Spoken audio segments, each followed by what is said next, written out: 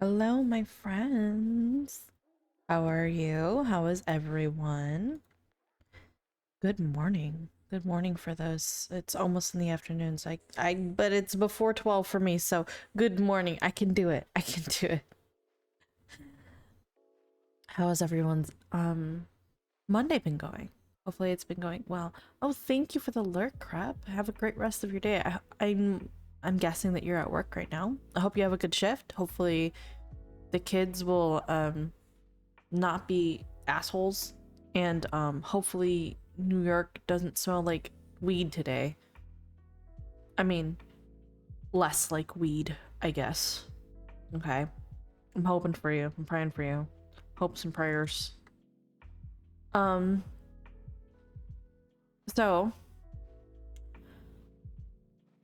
oh my gosh, I can't believe I'm doing this. So for those who are not aware, and for those who cannot read, I'll go ahead and um let you know what I'm up to. Today is day one of charity, right? So today I'm just gonna go ahead before I can't read. That checks out. That actually checks out. Salary, that checks out. Woke up with a headache. At least I survived at the moment. Awesome. Well, I'm sorry that you have a headache first off, but I'm glad that you survived. Um, First off, oh my god, I totally forgot. I'm so frazzled. I forgot to do my hellos, my welcomes. Thank you for coming in and being part of the welcome crew. Sile, Frito, Shadow, Ionix, Takaru, and Crap. Yeah. And Salary, I guess. No, and Salary. Let me go ahead and shout some of you guys out, starting with Salary, moving on up. Shami, who's my wonderful mod, who's also a streamer. Brie. Thank you for the $4.20, the 420, to the Urban Beekeeping Laboratory and Bee Sanctuary. They appreciate your contribution. I appreciate you as well. Thank you, Brie. And I know, don't know. I will actually have rewards and stuff for my thank you, Shammy. Thank you for the $10. Thank you for the $10 for UBL. I appreciate you, and I'm sure they appreciate you too, and the bees appreciate you especially. Thank you for donating to your brethren. Keep those bees buzzing. You know what? Where do we donate? There should be a donation button at the bottom of my my video, or the video, the player right below. Should be under like donate to charity or whatever. Donate to charity. Yes, yes, yes. And you know what I get to do? You know what I get to do? I get to shout out Frito. I cannot believe this. Frito is going to be debuting soon. So please look out for that. Let's fucking go. I cannot believe how many people are now streaming. It's so great. It's awesome. I love it. Is it only on PC? Can't find it on mobile. Oh, really? Oh, no. Takara, thank you for this $6.90 to support UBL. I'm sure they appreciate, and I appreciate you supporting your brethren, donating for your brethren. Hello, Rice Krispy Bones, how are you? It has been a bit, hasn't it? Hopefully you've been well in the process. It's like a virus. Yeah. My bad. Did I become patient zero? My bad. At least within our friend group, for sure. Thank you for the shout out. It's gonna be Queso. Queso. Chaos.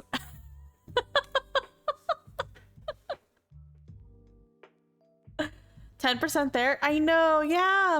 My goal is 200 right now, because I'm just not, I don't want to ask too much of the people, you know, like, but I'm hoping that 200 will be good enough, you know. Thank you for the lurk. Thank you. I'm eating Cheetos and trying to type. Well, that's your first queso.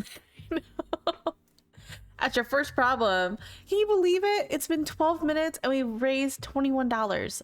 I'm so proud of us. I'm so proud of us. Is there another link somewhere? I don't. Let me try to find it for you. Hold on. Bum, bum, bum, bum, bum, bum. I'm gonna go to my Twitch to see if I can find it. Mute the site. Mute the site. I don't want to hear myself. Please. Please. Donate to charity. Unfortunately, I'm not really seeing it. Yeah, I'm not really seeing it. I could be. I could look a little bit further later, but for now, hold on. Let me see. Report live stream. Yes, report myself. That's exactly what I want to do. You can't see it on. You can put a bot command. I can't see it on. Yeah, I'm thinking of putting a bot command up, but I have to find the link first. You know, I gotta find the link first. My fundraisers. Can I? No, I cannot. Oh no. I might have to ask Jake.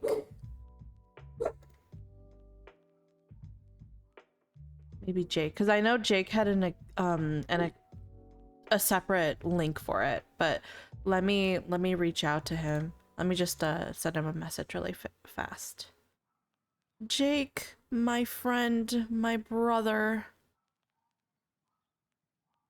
Jake, I can't find my RDMs. Hold on. Oh, it's because I got this. Jake, please, I need help. I'm doing charity stream. And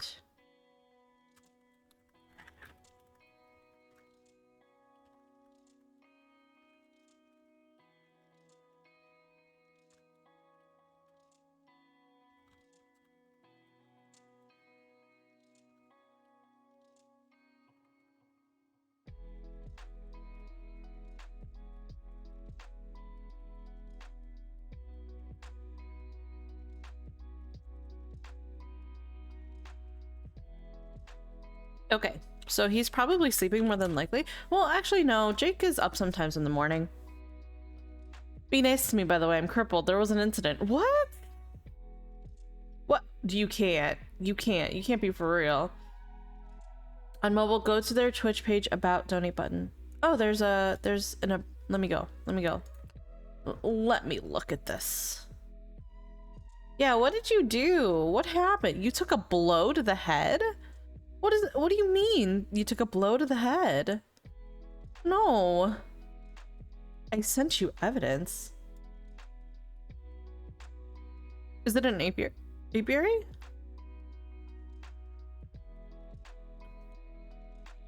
Oh no, you just sent it to me.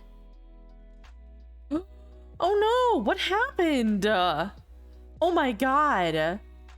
Salary is like bedridden. He's literally like at the hospital right now. What the hell? What the hell happened to you, Salary? Are you typing from your phone right now? Can you believe this? Did somebody come in the middle of the night and hit you on the head? What's going on?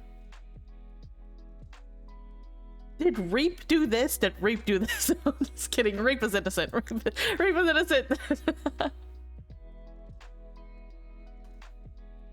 I'm staying strong.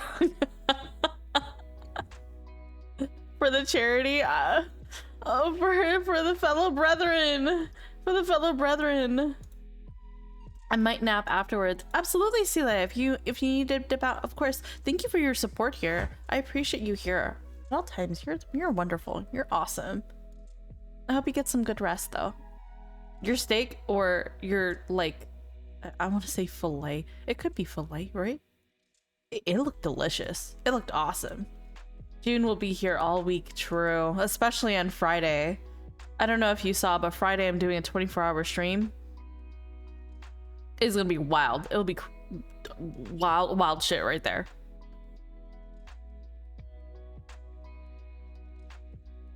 And for those who I'm just gonna clarify, Salary's fine. He's just got a little nick. He's got a little nick on his face. I hit my head getting into the car too fast. Salary, what? How did you get there when you were trying to get into your car?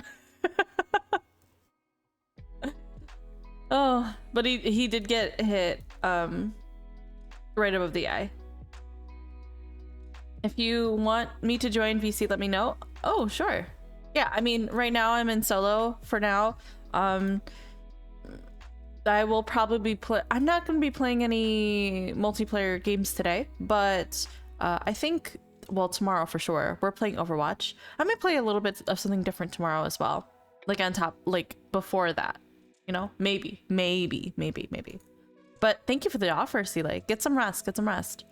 I don't know, I was upset about something. The world humbled me, I guess. Oh, yeah. You're upset about something? No, that fucking, it's true though. Every time I get, oh, you know what I should do? I should put this under special events. I totally forgot. There you go.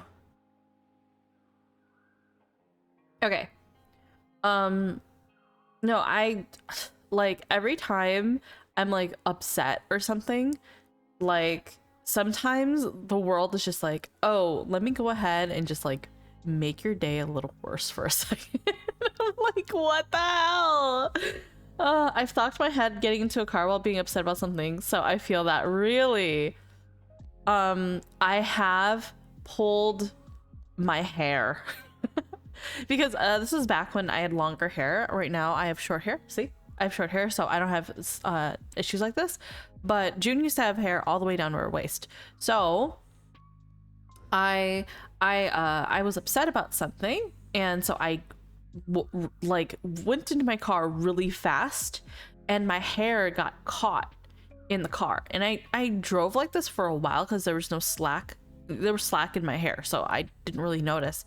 And then like I was trying to grab my bag to get out of the car, which is on the passenger seat, and I pulled my hair and it hurt so fucking bad. Oh my god. Yeah, ow, ow, ow. Yeah. I think it's because you're upset you take less care. I know, yeah. You're already in pain, so physical pain means nothing. But but it did hurt. It did hurt. Yeah, it was like a long, like a big chunk too. None of it came out. Well, maybe one or two strands, but like it did hurt like hell though. It did hurt like hell. I was like, ah, and the thing is that like you do it yourself, right? I did it to myself, but because I was upset, I went fast. So I was like, oh fuck, and then it hurt. I had to walk back into the pizza place after that with blood on my hands. I didn't piece it together in the moment, but they were horrified. Yeah, I can definitely see that. I can definitely see that. Salary was covered in blood, by the way. Just absolutely drenched in it. And like I know because Salary is just so used to RPG games and action games and games of that, he was just like, oh, this is just a scratch. And everybody else is like, oh my god, are you dying? Are you dying right now? Those poor workers. Yeah, life is not a Souls game. Okay, that's quitter talk right there. Life is definitely a Souls game. It is. Life is definitely a game of back and forth, failure, and trying to make things work. It did gush a good amount at first. Oh, really? Okay. Hi, Pixie. Oh my god, hold on. Wait. Pixie, Nixie. Please follow Pixie. They're so awesome. They play a lot of Fortnite, as you can see, but they also play some Final Fantasy 14, and we were playing recently together. We were doing some yokai farming, and it was great. Oh, hello, Pigeon. Let me go ahead and shout you out as well. Pigeon right now is doing a bunch of different games, including old school RuneScape and Minecraft, and she's really cool. You check her out if you are interested in those type of games. Yeah, she's cute and pretty and nice and good at games followed by true. The Pixie is super nice. Pixie is super nice and super fun.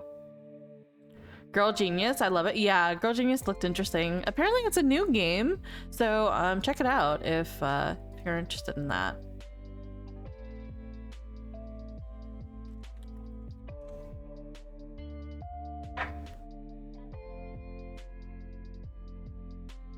Okay, it's a fun game. That's good. I'm glad. I'm glad it was it's a fun one. It kind of reminds me of there's another game. If anybody can remind me, it's a girl with a hat, like a top hat. It has to do with time. I forgot. I just don't remember her name. Remember the name for it. It's a girl with a purple hat and it's gold.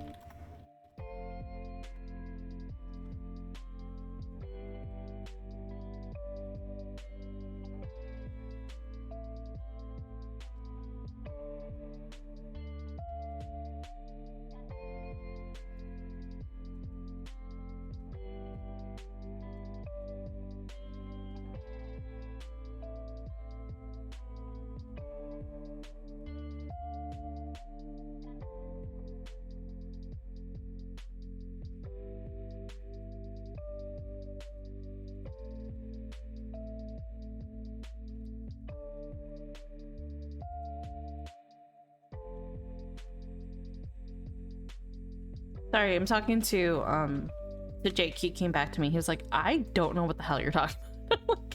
No. Y'all are oh no, Pixie's good too. Don't even worry about it. You're awesome. A Hat in Time, thank you. A Hat in Time, thank you, thank you. It has similar vibes, just based upon the design, graphically, the art style is similar. IMO. It has the same similar like cartoonish style IMO. But I loved it. I thought A Hat in Time was cool. I loved it. Thank you for knowing exactly what I was talking about though. Let's see. But I'm glad that you're having a good time with Final Fantasy, by the way, Pixie. Isaac, hello. Hello. Hi, Isaac. Let me go and shout you out. I know that I'm pretty sure. Do you? Yeah, I'm pretty sure you stream. I remember. Yes. I remember I did it last time. Thank you, of course. How's your day so far? We're just chilling for now. I'm trying to get people, or solve something. There's an issue with the donation button apparently. And my friend, Mr. Thick-Brained himself, otherwise known as Jake, he recently did a donation where he raised over $1,000. I'm so proud of him. Happy B-Day, I'm just chilling at work.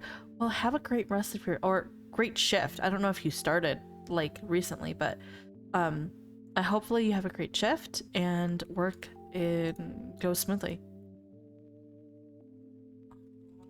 Okay, yeah.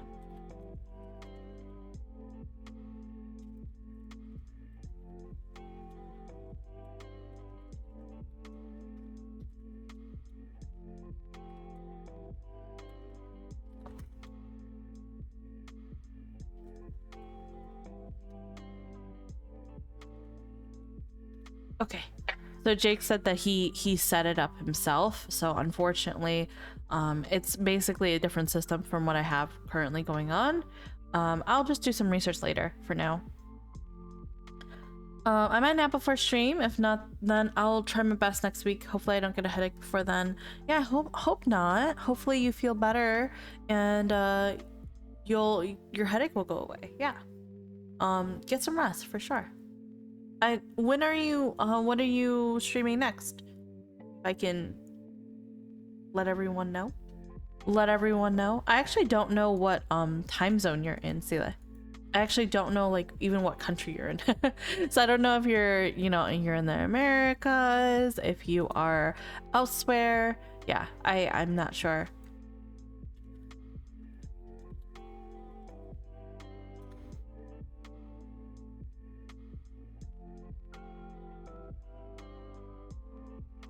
Okay.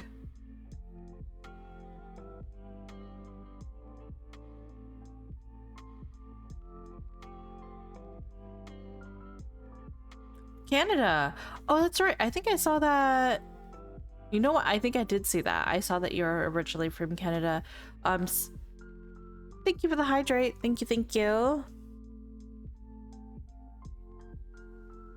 Thank you, Adzik, for the hydrate. Okay, so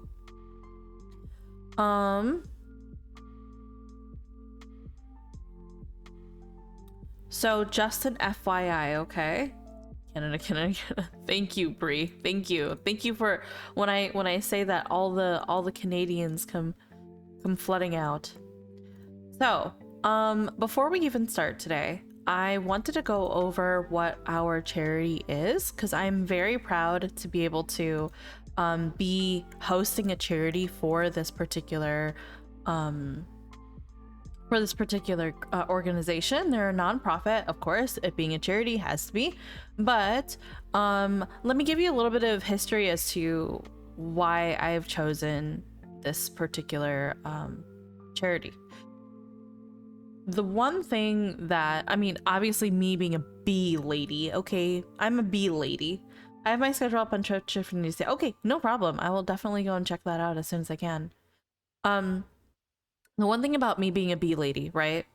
The reason why is because I've loved bees since a while. I didn't really love bees as much as I used to before when I was a kid.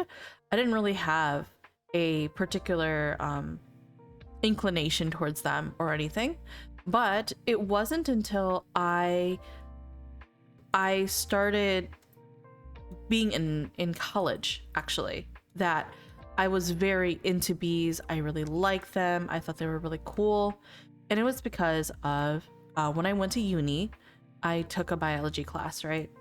And what was really cool was my professor was actually huge into plants and well, basically he was a not really an herbologist. I don't remember the name for it. Fuck. But he wanted to study plants extensively, and so he ended up let me move you over here actually. Yes, let's go. He ended up, yes, a bee lady. Yes, exactly.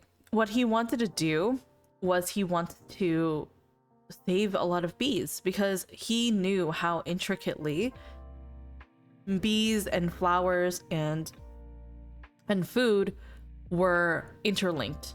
And the problem was that he was really into bees, but the problem was that there was a massive decline in bees in general, in bee population. And he saw this back in like, I don't know, like 2012 or so, 2013. And so he was trying to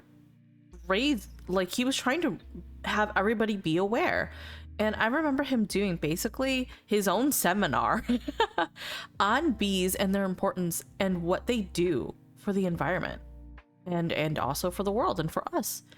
And I was intrigued. I was like, bees are amazing. And I also didn't know because, being a kid and stuff like that, I thought, oh, you know what? Bees, more than likely, they just, they just fly around. I didn't particularly know what they did, but he let me know, hey, bees are really important for the environment. They give us our food. They actually pollinate many of the foods that we eat, including corn, apples, potatoes, anything really with flowers, lots of berries, strawberries, blueberries, blackberries, all of those. There's so much food that is intertwined with the food that we eat, because you have to remember, you know, you could say, oh, well, you know, well, I want to eat meat. I don't really care about like fruits and vegetables though. But like, you realize that those animals eat things like grain and corn and other vegetables, right? And where do you think those vegetables and grasses and stuff, how do you think they survive? Pollination. And who pollinates? Bees. They're the best pollinators. So just an FYI, by the way, too, let me look for it. I think there's a specific scientific name for it. I saw it yesterday.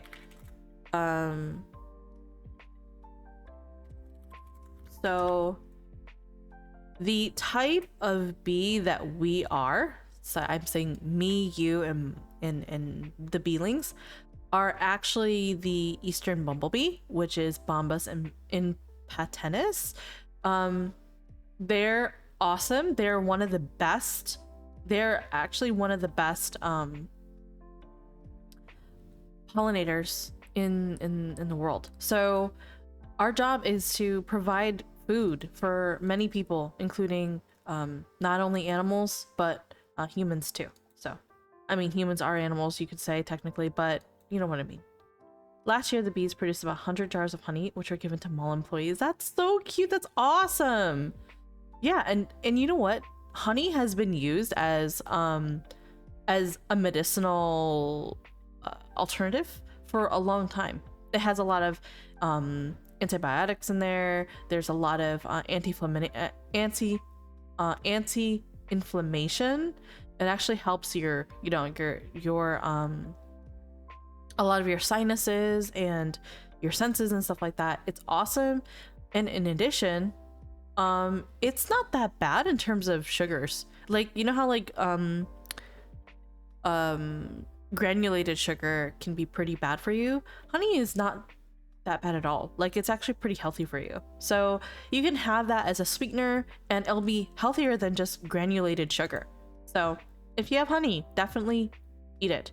I was thinking actually for Friday, as a reward, I'm like, have me have a teaspoon of honey if you donate $10 or more. That'd be so cute. I thought it was adorable. But that's awesome, Shami, that your work campus has beehives on site. Yeah, there are a lot. So back in like I was saying, in 2012, right, when this professor was telling me this, he was kind of freaked out because he like, imagine being a scientist and seeing this massive decline in bees, right? And then then you also know how much bees kind of affect others, right? Affect animals and humans, and how much they eat their food, right? And you see this massive decline in bees. Immediately you think, oh shit, this is the end of the world. But that's what he was very passionate about. He's like, please, we need to save bees, we need to save flowers and things like that, like, please. And he really inspired me that bees are wonderful things. Gonna nap now. See you whenever I get up. For sure, Sile. Thank you for stopping by. I'll see you in a little bit. Enjoy your nap. And so I was very inspired by bees in general, and I loved bees. But what the biggest thing was that professor actually set up a program, and I'm not gonna say what it is, because then you'll kind of like know where I am. Well, I don't want to fucking dox anyone. Dox me, more like that. That's true. Anyway, he set up a program where multiple people can sign up for this program. Okay, they can go around and try to look at, while they're going out to a park or wherever it is, record, or rather take a picture of the bee that you may see, whether it's a carpenter bee, whether it's a bumblebee, a honeybee, and send it to this basically this huge data lab, this site where they have bunches of data where they are trying to figure out the population in each area and try to see where places are kind of less bees and where places are more bees and why. So he did a lot of bee research, and I was very interested in working together and trying to find a charity, or finding him as a charity, just because I remember him, and it was an amazing time. He's an amazing professor and speaker, so I wanted to kind of donate to it.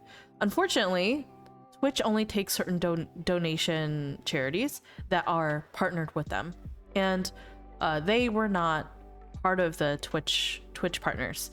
But Urban Bee Lab is, though. So Urban Bee Lab is a smaller nonprofit organization that is based upon getting research and getting information about bees all across the world to try to help with bee population and information. The one thing that people kind of lack is an education about bees and what they do for us, and so Urban Bee Lab actually works on that. So let me go ahead and show you what they do. They're here to, as I say, improve bee health.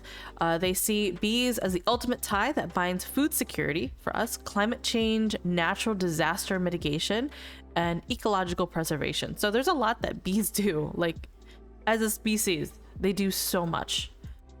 In partnership with the Best Bees Company, which I will tell you a little bit more about, UBL analyzes beehive data and reports results to Euclidate trends and advance our understanding of global pollinator health. We aim to conduct cutting-edge research to stabilize honeybee health and extend those approaches to other less studied species of pollinators to promote and preserve biodiversity at corporate, residential, and governmental sites and beyond. So what that basically means is they get data from, they do research data all around the world, and then they analyze that data.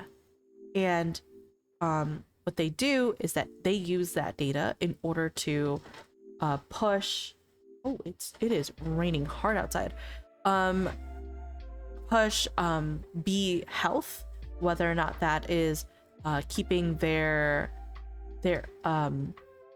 hives healthy and them healthy, knowing what to do to provide them, oops, I did not mean to do that, provide them the habitat they need. That is kind of part of it, and that is what Urban Bee Lab does. So they do research to improve the health. They create programs to promote bee health and have citizen scientists. So people like you and I, give them the tools to do something about their want to help bees.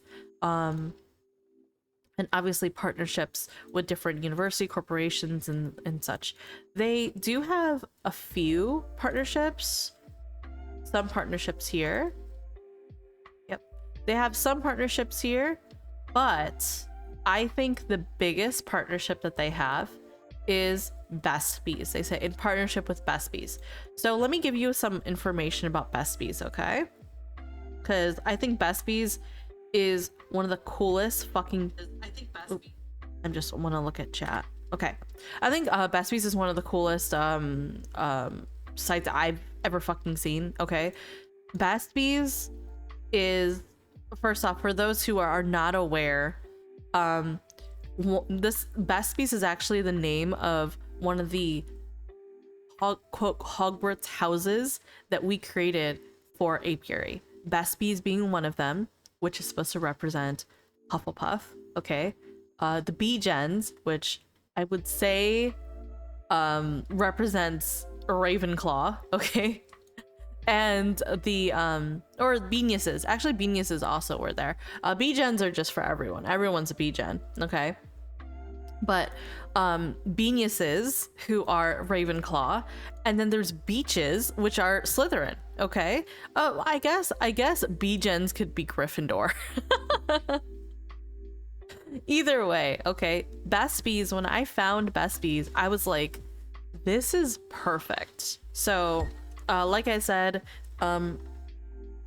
UBL, or Urban Bee Lab, partners with Best Bees, and they're really cool. Where they're well trusted by a lot of different companies here, like you see here, very familiar ones. They work on a bunch of research. They do a lot of like, for example, what Shami said. She says her work has beehives above the building. They work on working together with other companies to help research, but also to enrich people's lives in that area, increase the population of bees since they're so important. So yep, so one beehive is a data point. So they go they put down a beehive, and then beekeepers come in every month and they check how are bees doing, what's going on with these bees, etc. So they'll go ahead and collect this data, they'll analyze it and report it. So the collection and the analyzation, analyzation as well as the reporting is also done by UBL. So by donating to UBL, you are helping this process. You're assisting in the collection, you're assisting in the analysis, you're assisting in the tools that they need to do all of this stuff, doing the reporting. And it's really cool because their partners, okay, are really well known, like, companies. You're talking MIT, Harvard, National Geographic, NASA, Google Earth, all of these universities, Penn State, Simmons, Stanford. I mean, it's like all these universities are very well known to be like leading researchers and scientists. And even NASA is getting this. You want to talk about, living on Mars? They're like, NASA could be looking at bees. If you're thinking about, pollinators, they're thinking about, oh, let's put, plant growth on Mars. Well, let's see what we can do if we bring bees with them. And they need data. They need all of this. They need all of this collection, analysis, reporting. All of it will go to all these really well-known partners, all these companies who are working on their own different projects to kind of enrich Earth or our lives. I mean, I think space travel is awesome. So, like, if I can feel like I'm contributing to research that means that we can maybe go to Mars and live up there well and peaceful and whatever it is, I'll give money to UBL, to Urban Bee Lab, if it means that it'll go to NASA or go to Google Earth, or it'll go to National Geographic and looking at different species of bees and getting more information. So I think it would be really cool if you were to think of it that way. See where all your donations, all the funding that we're going to be creating or making for this week, where that will be filtered to. So you would need bees or some kind of pollinator to grow food elsewhere. Exactly. I mean, that's the reason why NASA would be interested in something like this, right? Like, I think it's cool thinking about it, right? Like, yeah, if you're planning on living on the moon or living on Mars, well, the plants don't, pollinate themselves. They need pollinators, and bees are one of the best pollinators on Earth, in the world right now. And they need to know, well, what kind of bees are we bringing? Are we bringing honeybees? Are we bringing carpenter bees? Are we bringing, like, what? Are we bringing hornets? Who knows? So things like that would be, I think, really fun to check out. If you want to, I'm gonna go ahead and, oh, I closed Urban Bee Lab. I didn't mean to.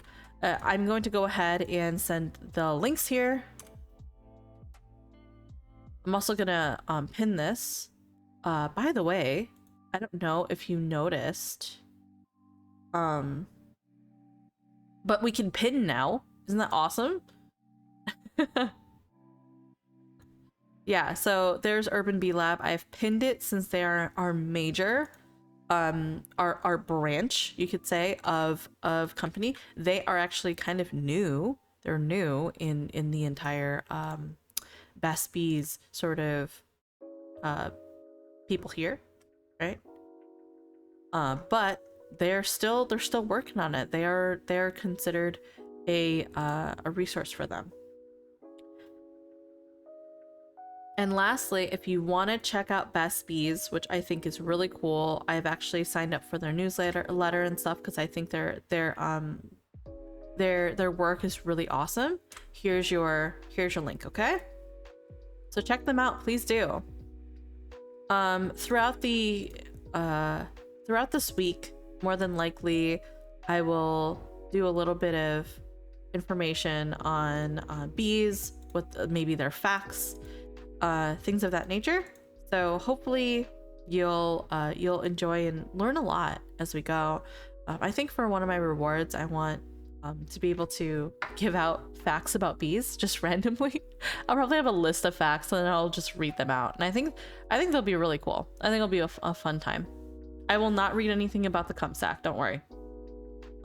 It's a charity, guys. You know what? I'll read it. Never mind.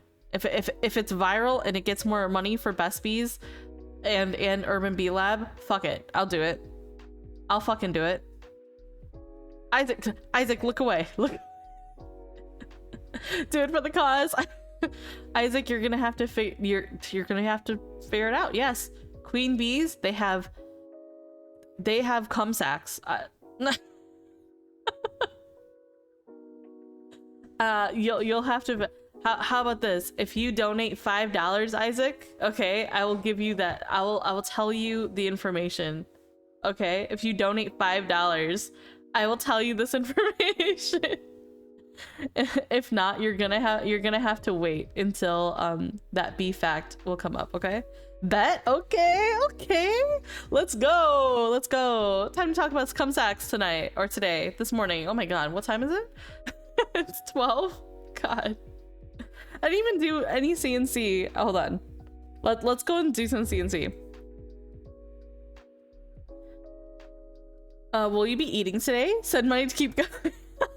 Stop. Listen, it's for a good cause, right? It's for a good cause.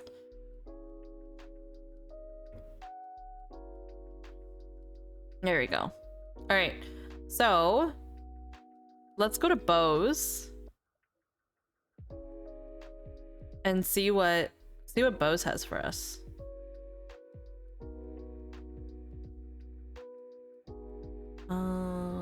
She doesn't have anything for Sinister. We can watch an old Sinister one. I haven't seen all the old Sinister, so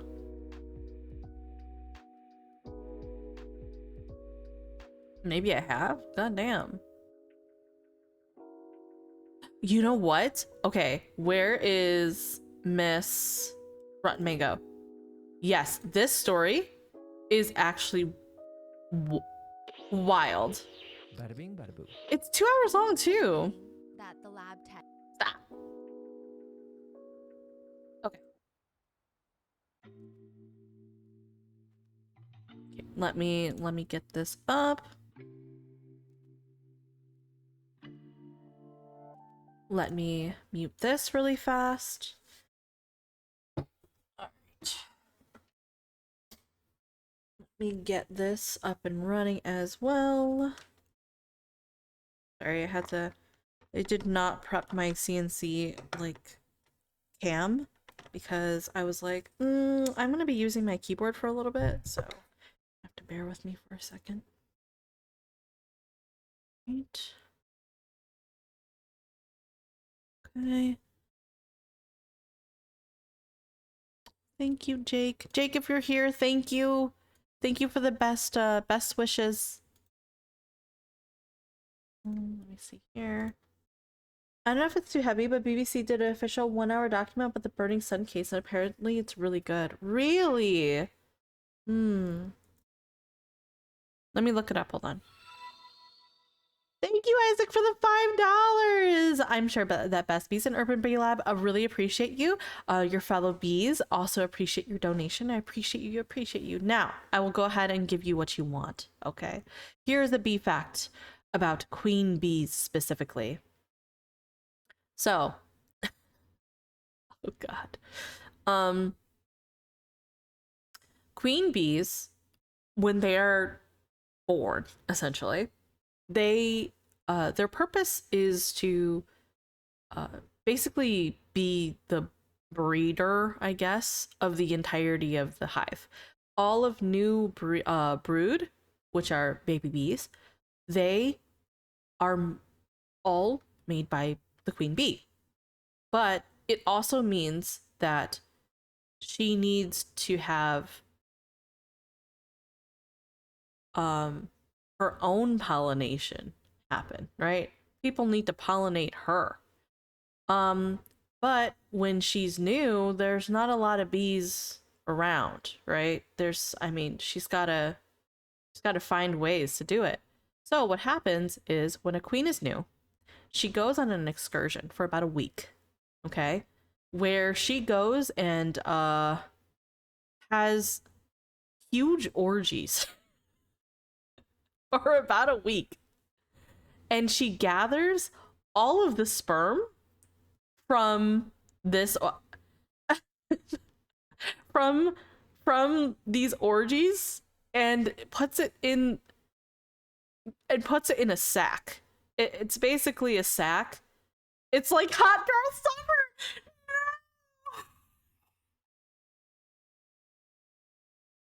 There's art about this. Yes, there is art. Ducky has shown or has given me wonderful art. I will unfortunately go ahead and show you. It might be in QB art. More than likely it'll be QB art. Let me grab it.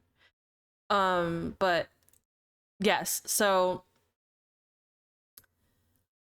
I was trying to avoid talking about the Tupperware and just make it about bee facts, but clearly Ducky is has got some other plans, okay? So what queen bees do is that they take this sack, this the sack that they carry around. It's only like it doesn't get used very often, okay? And they gather all the sperm that they get from all these orgies. They gather it and they bring it back home. Okay? They bring it back to the hive and they use the sperm for the next 2 to 3 years if possible. Up to 3 years. And then they do it again. Or else if not, a new queen bee is chosen and she's got to do it. But this is Ducky's wonderful artwork. I was giving this information to a bunch of my friends who were in voice chat, okay? I was giving this information to them, and what, bees are freaky? No, I think it's just the queen. No, nobody else is freaky. This is my fault. I'm sorry. It is actually Shammy's fault. Let me tell you. Okay, so I know Ducky literally jumped out of some bushes and she was like, "Hey guys, I'm here for the conversation." Jesus Christ. Hey Ducky. So I was telling everybody about this fact and I was like, yeah, so she gathers all this bee cum and she goes back and she uses it for the next 2 to 3 years. And Shammy says something very cursed. She says, "Oh, so she meal preps."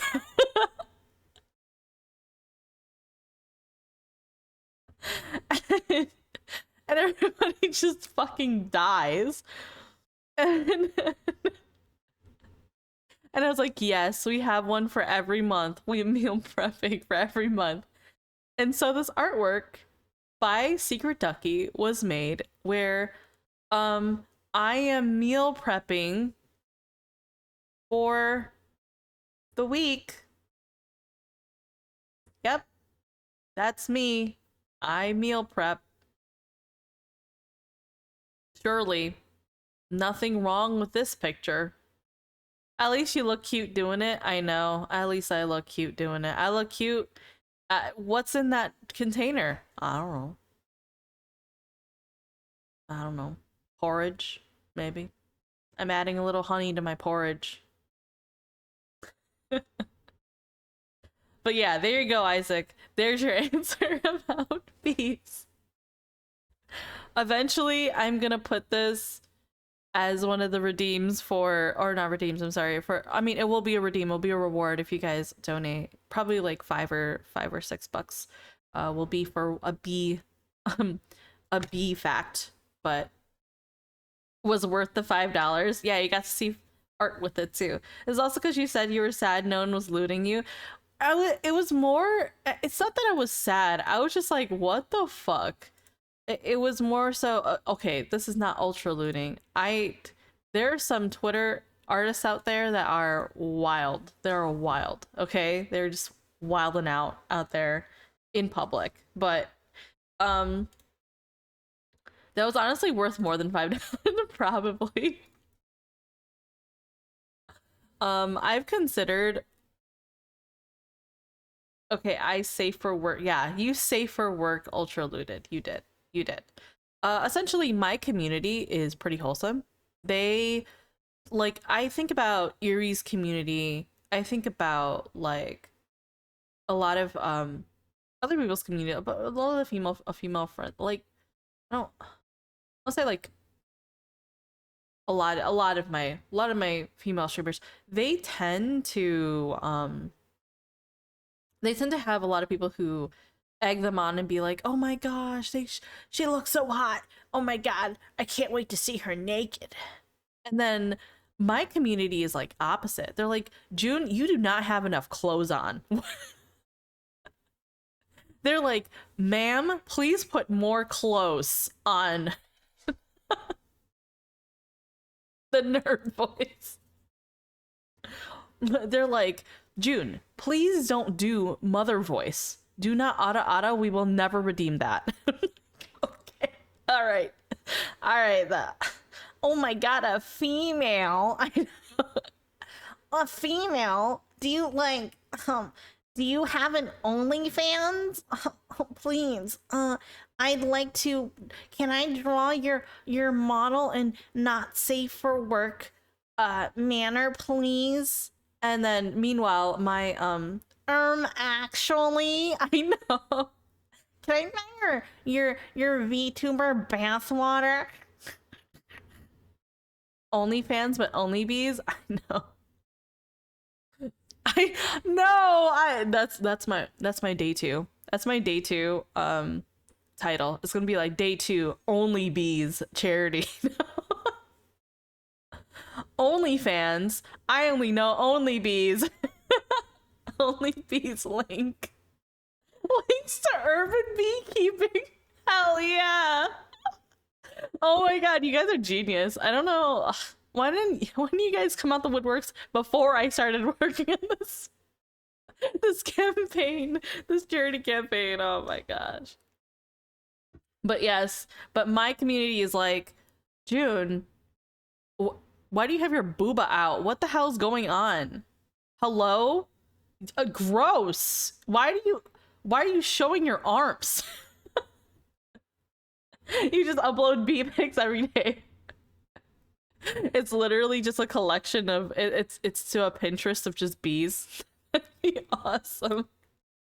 Bumblebees and different flowers. True, true. Their little butts. They're so cute. Oh my gosh. I saw a bumblebee yesterday at the nature preserve. I saw a lot of bees in general, but I didn't see a lot of bumblebees. I only saw one, and it was so cute. I love the way that they like hover. They're so adorable. Wholesome content. I know. I know. Only bees. That's so good. I have to remember. I have to remember. But yeah. Um yeah, so my community is just like not into not safe for work stuff for me. And it's just so funny. I found it so hilarious because like even okay, Nezu is a huge example of this, okay?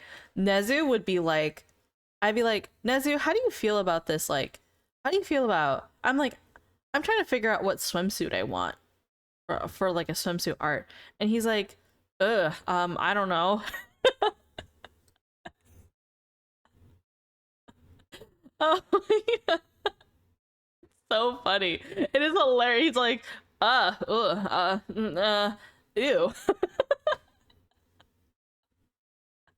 ew. I don't know.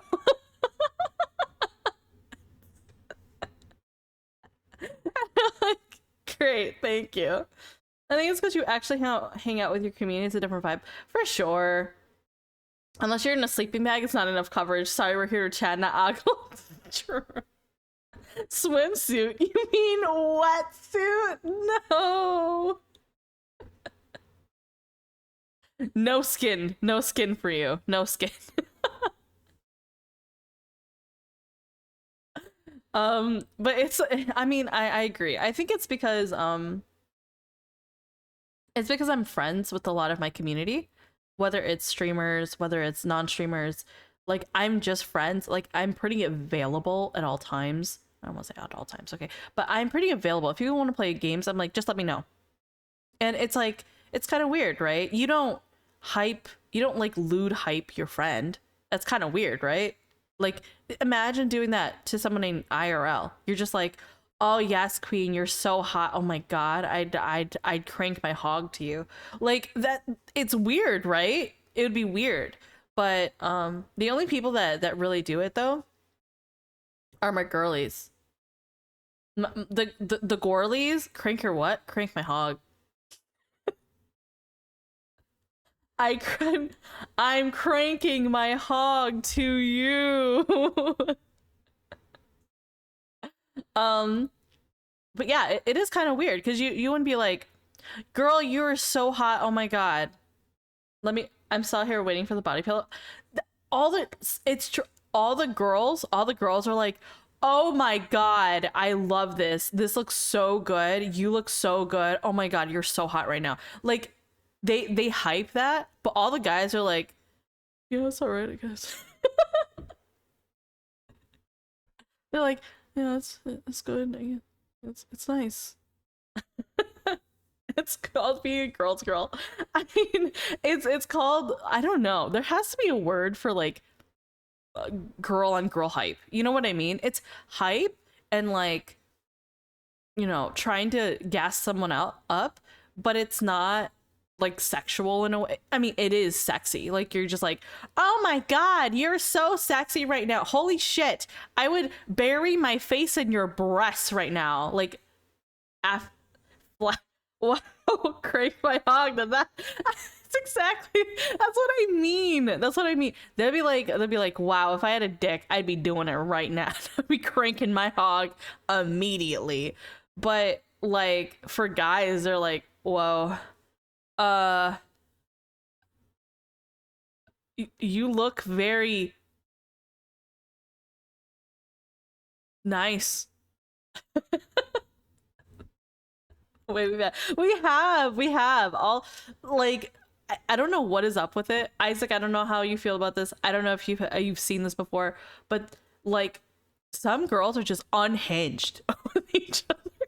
They're just like they're like, "Oh my god, I am so wet right now."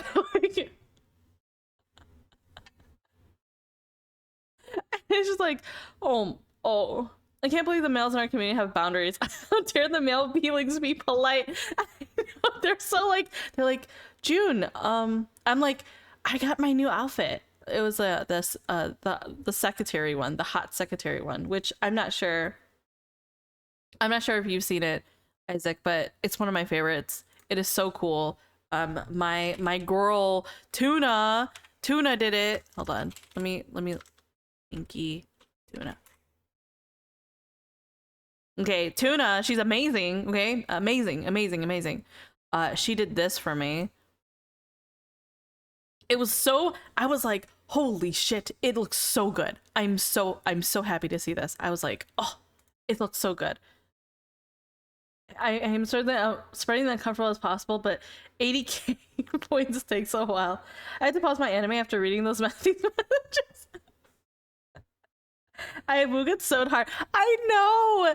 All the girls are like, holy shit, a Wooga. And all the I asked like Nezu and Shadow, I'm like, oh, did you see my new outfit? They're like, yeah. That was it. Nezu even was like, oh yeah, your new outfit? Where? Oh yeah, I saw it already.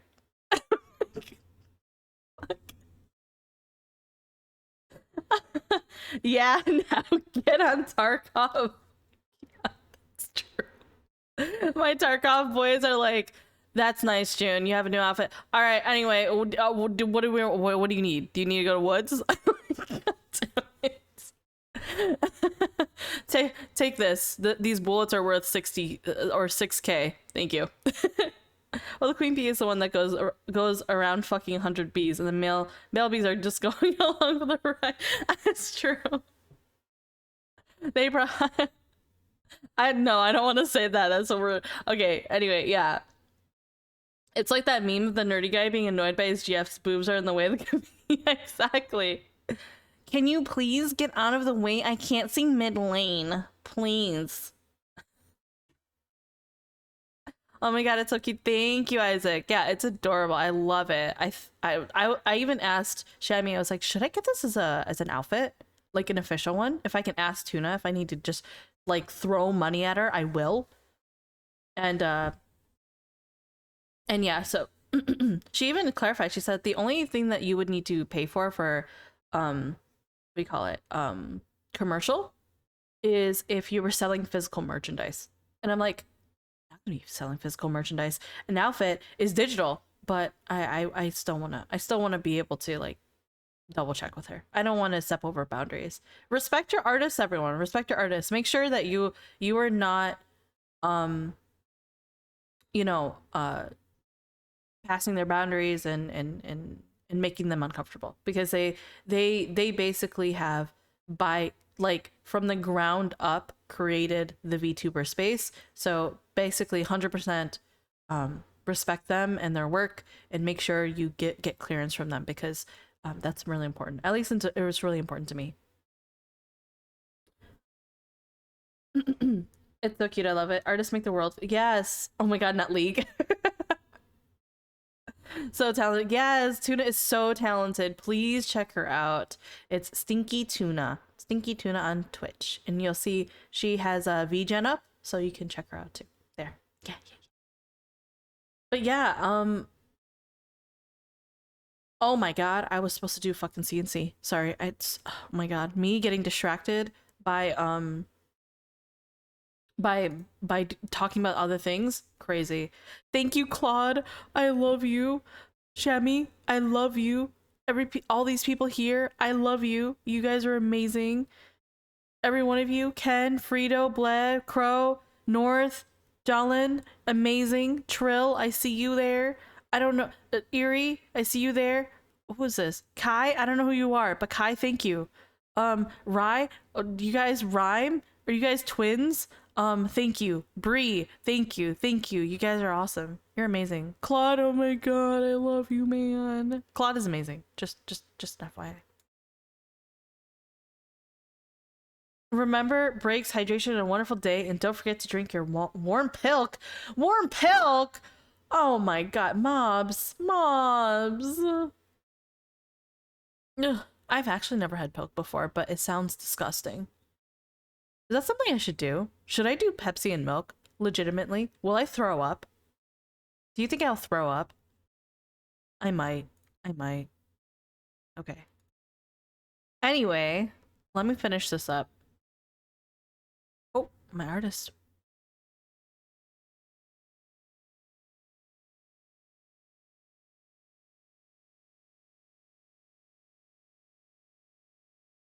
My artist reached out to me. She finally reached out to me. Woo! Or they.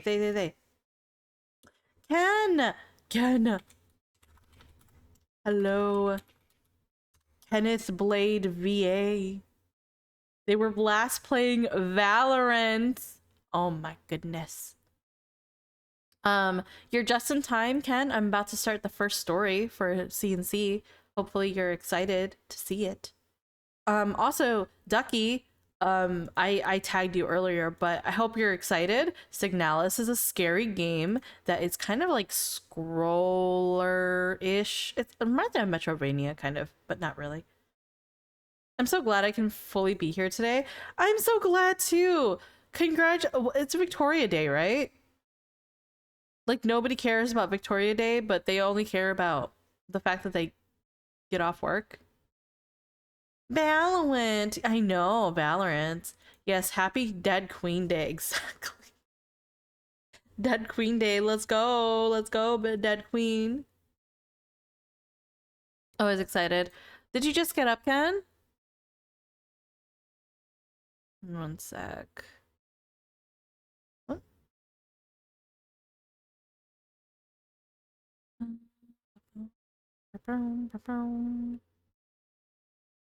Okay. And I want to make this small. There we go.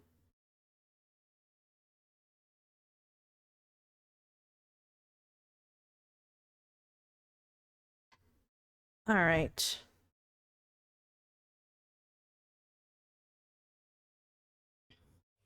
Get a paid day off. Thank you for the $25, Ken. Okay. Well, let me give you another B fact then. Okay? I don't have it up right now, but I don't know if you guys are aware that bees, common Ken W. Yes, thank you, Ken. Thank you for donating to UBL as well as Best Bees. They're awesome. You're awesome for donating to them. Why do I have this scuff here? I don't know why it's like a scuff. Sorry. We're already 25% on day one. I know, I'm so excited. Thank you guys. You guys are awesome. They appreciate your donation. Thank you for donating to your brethren and the health of your brethren, you know? And only bees, true. Thank you for, yes, if you want it, I have to set that up tonight. I'm gonna set up a page. It's just literally just a gallery of just, bees. Just only bees.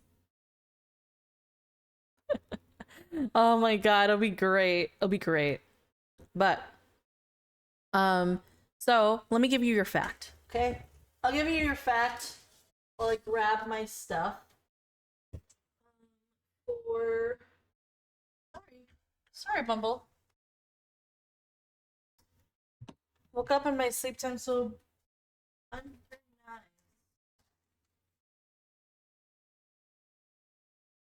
Okay. So let me go ahead and give you your B fact. So your B fact. Did you know that the only bees that do not die when they sting are ones that are related to hornets or something like some like of that manner? Carnivorous bees, they are fine with stinging multiple times. However,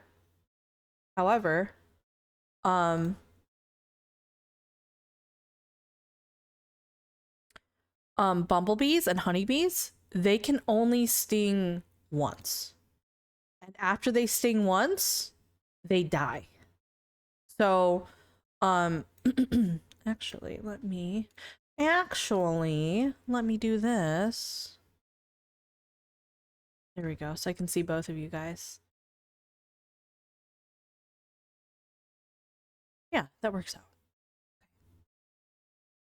They're fueled by hate. They're okay. So I will give that as another fact if somebody wants to donate another to $10. I'm perfectly fine with that.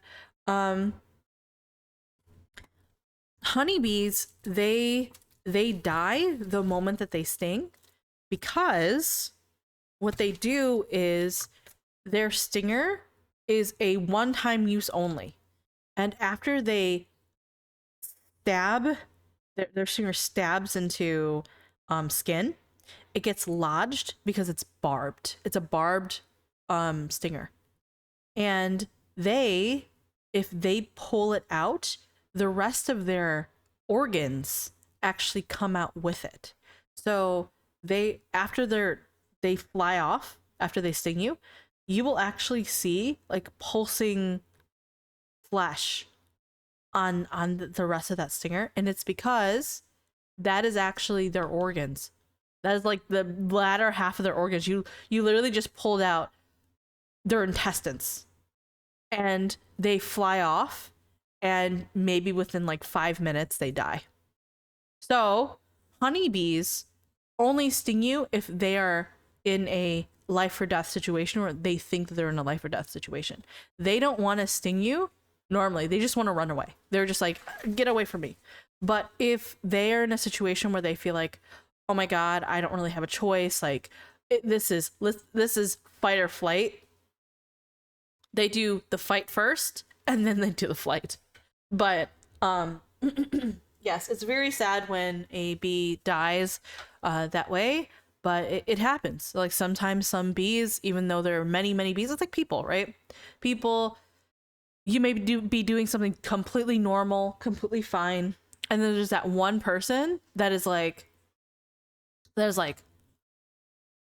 what do you mean by that? They're like, I don't believe you. Blah, blah. They're like aggressive, right? So, but then, you know, they also know that that it's a death sentence if they sting. So, you know, it's rough. So just know that a lot of bees, they just want to leave you alone. Much of the time, they don't want to die. Like they're not here to just die by stinging you. So don't be afraid. Don't be afraid. Just mind your business. You'll be okay. If you get stung, then ow, you know, that'll hurt a little bit, but you'll be fine. What's funny is I think because now that I think about it, I know that getting stung by a bee actually makes like your skin inflamed. It makes it like bumpy, things like that. What's funny is more than likely honey would help. Branya, hello, how are you? You just missed a bee fact, but thank you for coming by. How was your day so far? Hopefully it's been well. I've got 2 of these and 1 of my clay. And I think that's it. Okay. I am well. Awesome. Your day has been going well.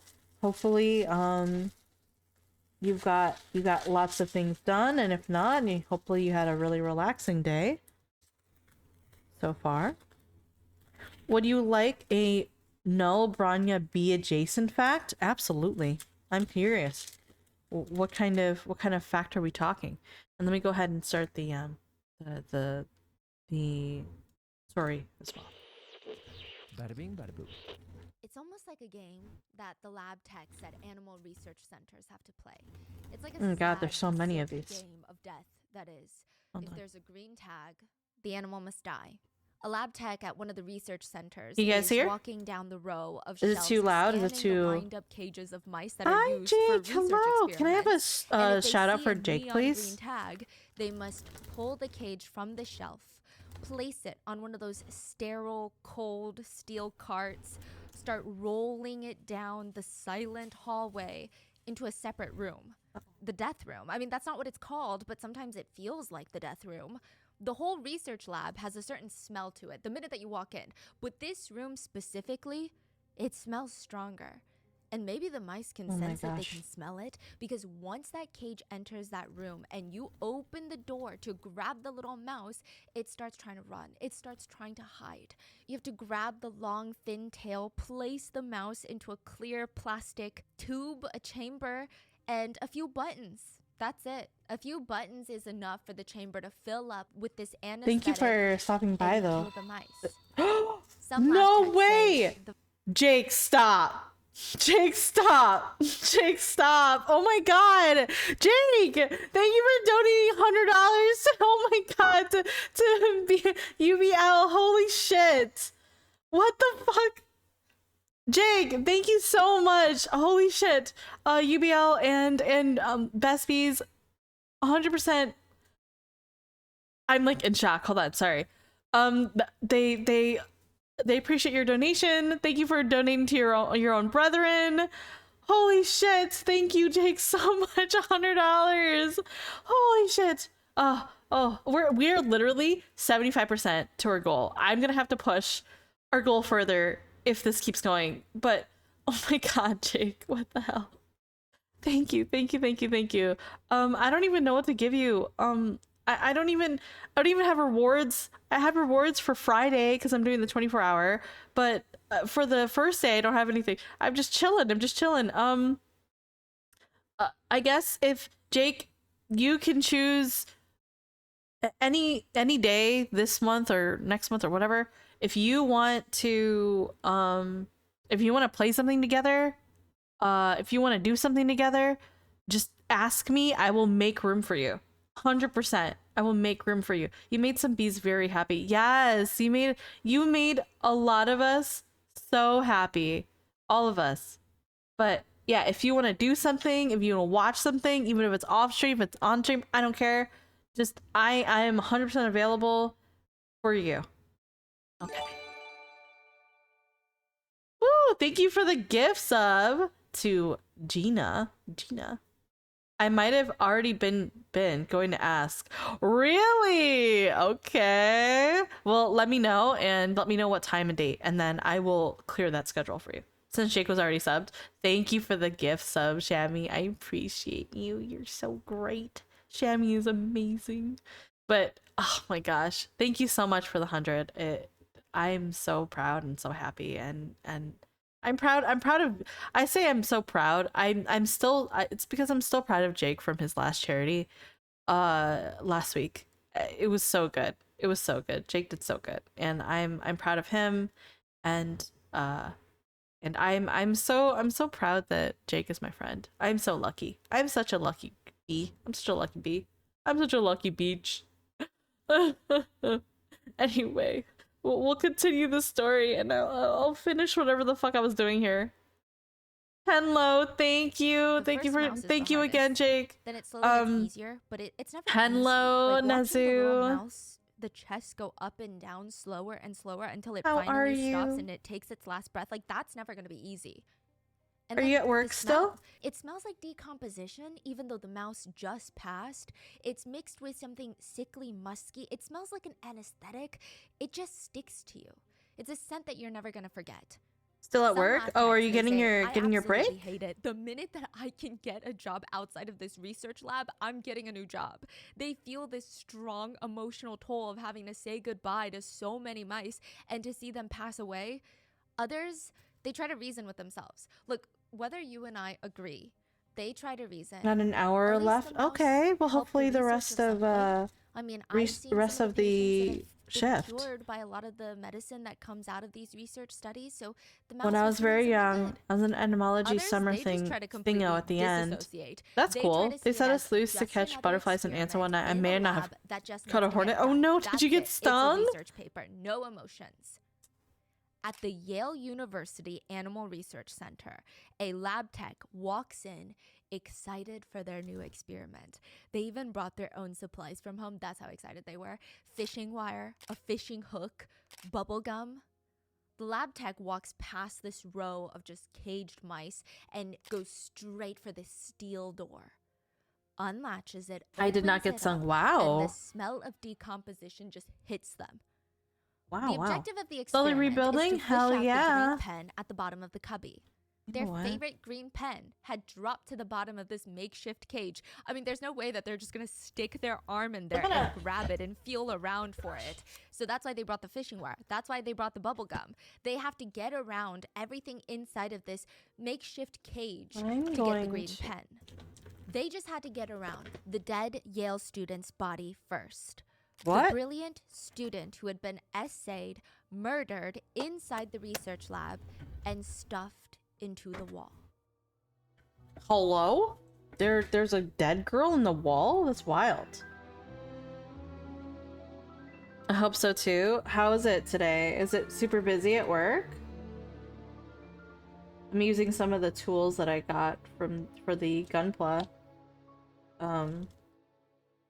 We would like to thank today's Building. sponsors who have made it possible for Rotten Mango to support the I Have a Dream Foundation.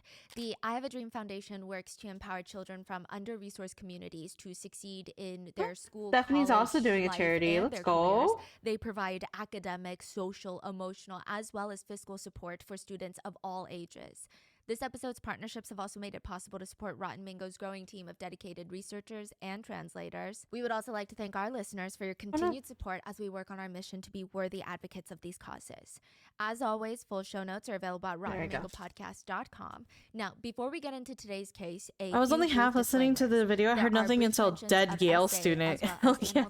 I saved the hornet from a spider web, so maybe it was sedated by said spider, but it was very calm and I put it in a pill bottle. When it relates specifically yeah, to that the would make testing on sense. It animals could for be the as development of could have been medicine sedated treating and diseases. I that do spider think might have that it's been a very waiting complex discussion to eat that it, requires and then a lot you of time stole its and dinner. nuance to be able to fully grasp. And I think that there's a lot of emotions and testimonies from both opposing sides that make it very difficult to really have a strong stance as of right now. So I think that this is beyond my scope. You gave of it a nice nap expertise. time. I will try my They best were to like, remain neutral. I would also like to mention any and all theories The in today's instructor was like, video "Oh are my popular God." medicine theories. They are not my own. Some statements and quotes have been condensed for time and clarity. And the last disclaimer, perhaps the most important, is we have changed the names or omitted full names of some of the people involved, as they've made it very clear that they do not want to be in the public eye. So with that being said, let's get started. 4,000. That's a lot of mice. If this were any other building, you would call it an infestation. On 10 Amistad Street in Connecticut, this is the norm. 4,000 mice is the norm. Like on a random street in Connecticut, there's this 4,000 random mice. red Ugh. brick building. It looks beyond plain. It looks like the world's most That boring is an building. infestation, It doesn't even actually. look remotely special. But inside it houses 4,000 mice. It's 5 stories tall above ground and 120,000 square feet. It looks But you very will normal know too. that just by looking at it, walking past it, that there are millions, if not potentially hundreds of millions of dollars of life-changing, world-altering research being funded and carried out inside those walls. There we go. Confidential research being done. Sorry, Miss inside Spider. with Yeah, different powerful it's one of those naps where you wake up and organizations around the world. yeah, you wake That's up all and you're done like inside that building. upside down on your It bed. houses Has 3 anybody department done that? programs. Has Yale anybody like Stem Cell woken Center, up? interdepartmental like, program in how vascular do I say biology it? and therapeutics, human and Um, translational immunology Falling program. out of bed A completely. cutting-edge research facility. That's what they call Should it. have fed some And other it's way. so Yeah. cutting edge, in Yeah, for fact, sure. that even the scent of the building is gonna cut straight into your nostrils. It's gonna go straight down into your throat like a burning sensation. Mm. When the FBI agents and the lead detectives on this case walk into the Yale Research Center, they're almost taken aback by the smell. It's this overpowering, sterile smell, like a hospital, where you know it's sterile, These but you are. have no doubt that it has to be. Like, it's I woke up clean, halfway to the but that floor. sterile scent I is almost have masking too. everything you know that's in there that's not sterile. Feces, vomit, fluids, blood, bodily things. It's nauseating. Virus, disease. Yes. And if you get a whiff for a little bit longer, you get this musky, stinging scent. It's the unmistakable, sour, unpleasant scent of animal urine, that ammonia. Ugh. That's because the Yark building, Yale Animal Research Center, it houses over 4,000 mice, hamsters, gerbils, cats, dogs, fish, and pigs. Jamie, In most of the you're research you rooms, you there are work just in rows a and medical rows of steel building. shelves, Are you all used to filled the with little smell, cages like filled the with sterile little smell? mice that all have a number attached to them and something crazy going on in their bodies. And the FBI agents, they didn't know it until they walked in. It's a But little did you comfy know nook. mice Oh smell my like goodness. steel Yeah, I have crackers? done that before. They kind of have a cardboard scent. Because the nesting material that the mice use, they like to They shred do, soft actually. materials to make cozy little beds, and a lot of times I it's used made to out have of old cereal gerbils, and they'd be boxes similar. or They were toilet paper similar. roll tubes. They Oh love my them. They gosh, love these my little cardboard gerbils homes. So it kind of smells love like all card of that decomposition, sterile ammonia, death, paper everything, towel but rolls, also empty old ones. chips. They love them. One of They the would lead tear detectives that said, shit when I tell up. you, I walked in there and I was What's this taken craft you're doing? aback It's like perler because beads, but thousands, sparklier. I It's mean, it called seems like thousands, diamond I couldn't have told painting. you. I didn't count them. The smell of thousands of I hate mice that in it all could these be. I research could rooms immediately in the smell at the cages, moment. I they know. smell. That's what I mean. So much so that when you I enter know. that I know building, the smell you as well. smell like mice. Ew. But the FBI agents, they're not here for the mice. They're here for Annie Lay, second-year grad student at Yale. She's missing. And the last place she was seen? Here, in this lab. She came in September 8th at around 10 a.m. to check up on her mice, and now she's missing. She comes But yeah, in at 10 a.m., this makes is her way called to the basement, diamond walks painting. into G13, that's her lab room. She put on a yellow coat, took out her brown leather notebook that she never goes anywhere without, and allegedly she starts writing And you down her take these things observations, called taking cones. meticulous This notes is on a her cone, research, every right? little micro change about And her each mice. of these She's noting it cones, down, it's like almost like she it's does like every painting, single day, right? So this is E, except and I go to then the she just E's vanishes. and put all the E's here. She's gone. Yeah. Literally, just gone. She's reported missing by a roommate who was worried that she didn't come home from the lab. You're like, okay, easy. I mean, the first step to finding her is get everyone out of the building. Put this place on lockdown. Turn the entire place upside down. Search every hole, cavity, orifice, like search everything. Not allowed. There are extremely valuable and important experiments, years and years of work that would be destroyed if researchers aren't allowed in and out every single day, if not every single hour. Oh, that's true. If they're maintaining things, then they cannot just go in. It's like cross stitch, but less stabbing yourself. Research, like there are strict guidelines. Yeah, on like how cross they're handled. stitch. I would What do you say mean yeah, not it's like allowed? cross Not stitch. allowed to search the building? Or? They can search the building, but it needs to remain I open. also do People cross need to be stitch. shuffling That in was and fun. out nonstop. They can't control this, No. The access. They can try, they can stand guard, but that's a lot of people. That's a lot of square footage, 120,000 square feet. But even then, I mean, the whole thing just doesn't Do make you any cross sense. stitch, How do you walk Rania? into a building Cross-stitch buds? as Yeah. important as a Yale University's research center? Yeah, it's awesome. I And love never walk cross stitching. There's no apparent signs of struggle, no witnesses seeing anything alarming, no motive for anyone to want to harm Annie Lay, no reason for her to walk out on her own. But the authorities, they still have to go down every possible potential situation. Leaving an Okay, experiment animal unattended is a recipe research disaster, lab, let alone all of them. maybe I know an animal rights entire There have been like incidents building of groups them. breaking into research labs and freeing animals as well as wild. destroying That'd property. be not okay. Previously, a group of activists broke into the University of Minnesota.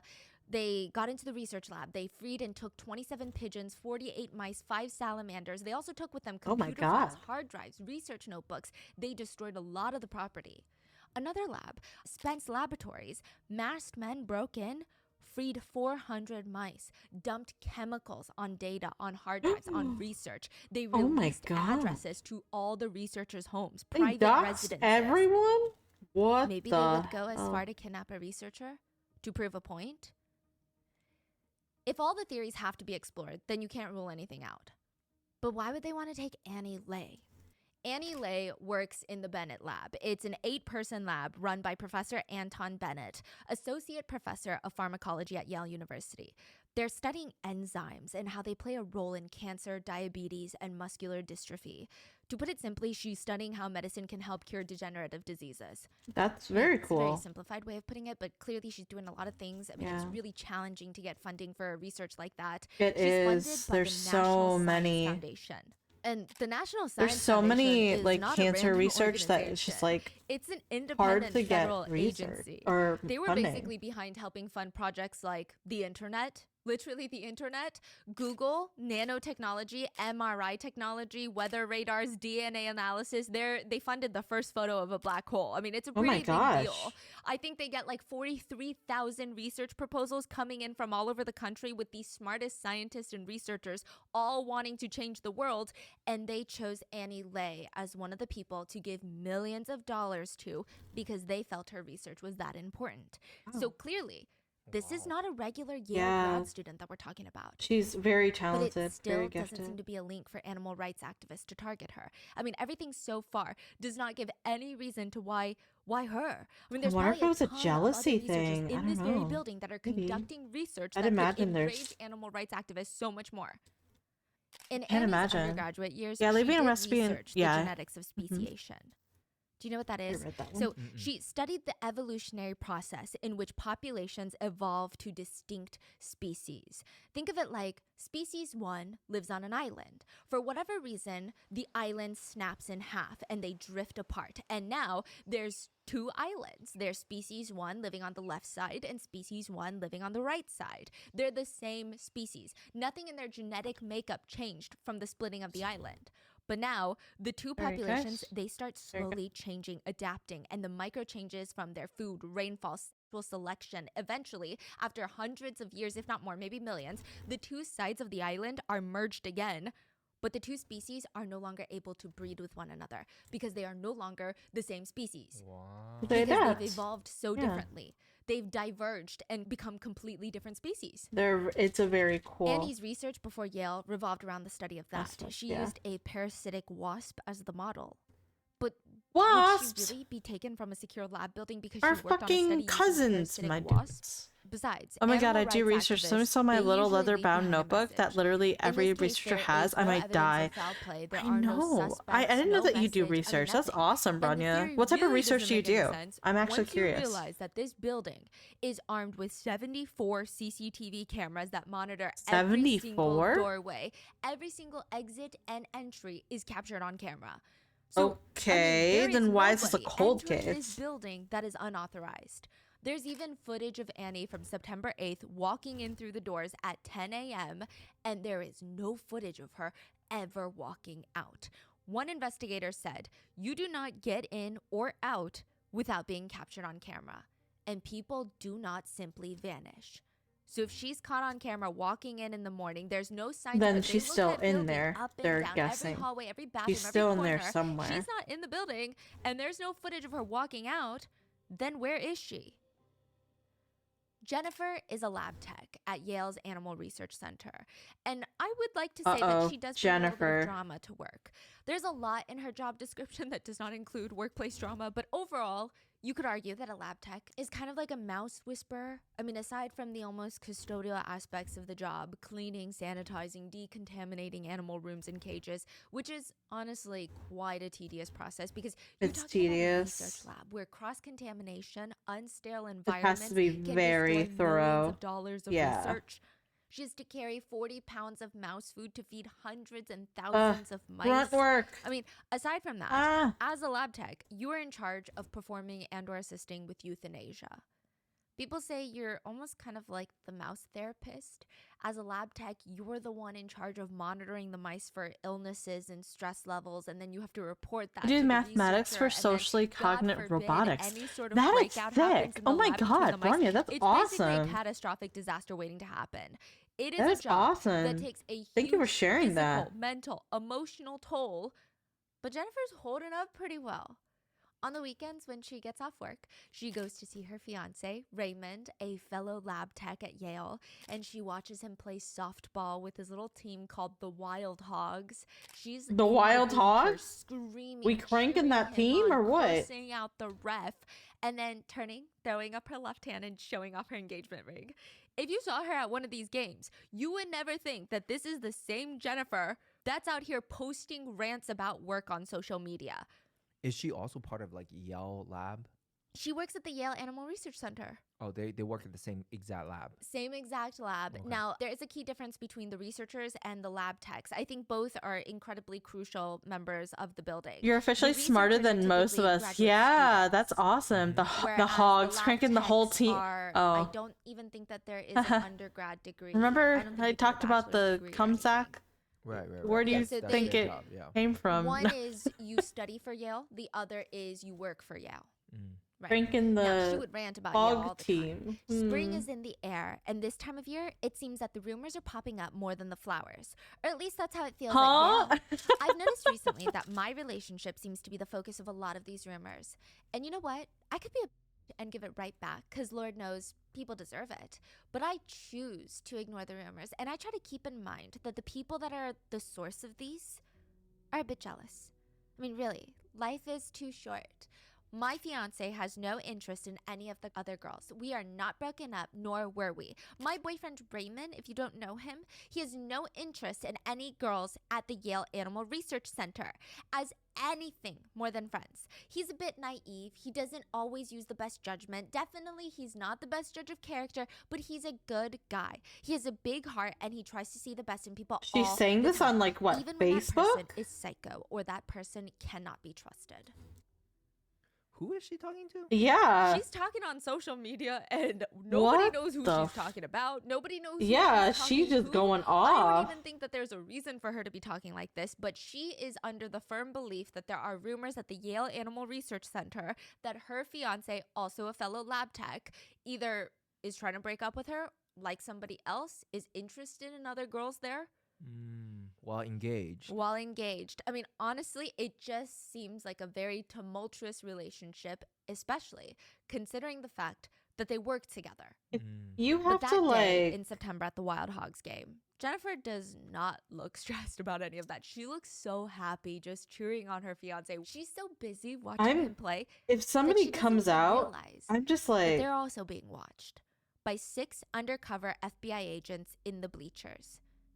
I Now, feel like, why okay. would FBI agents be You know what? surveilling lab techs? That's like, okay, that is the biggest copium. It's like people saying, I don't know how to describe it. It's like when people are like, no, my relationship is fine. We're just doing all the like you if your relationship is fine, you don't have to prove it. You don't have to be like go off, you know? Like you can just be like, yeah, why do you have a problem with like there's nothing going on in my relationship? Like why did to be honest though, I don't know how many people are like this but or know other people like this, but I am definitely not the type of person who spreads like what's going on in their life on social media. Like I remember back in the day there would be like Facebook posts from people in college and things like that, and they'd be like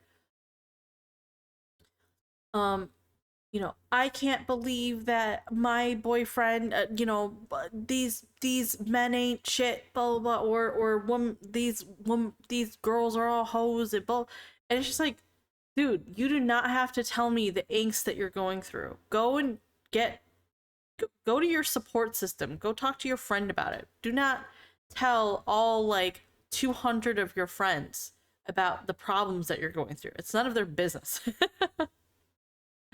Hello, and thank you for the gift sub. Yes, yes, yes. Shammy gave you a gift sub. Welcome, Gina. How are you?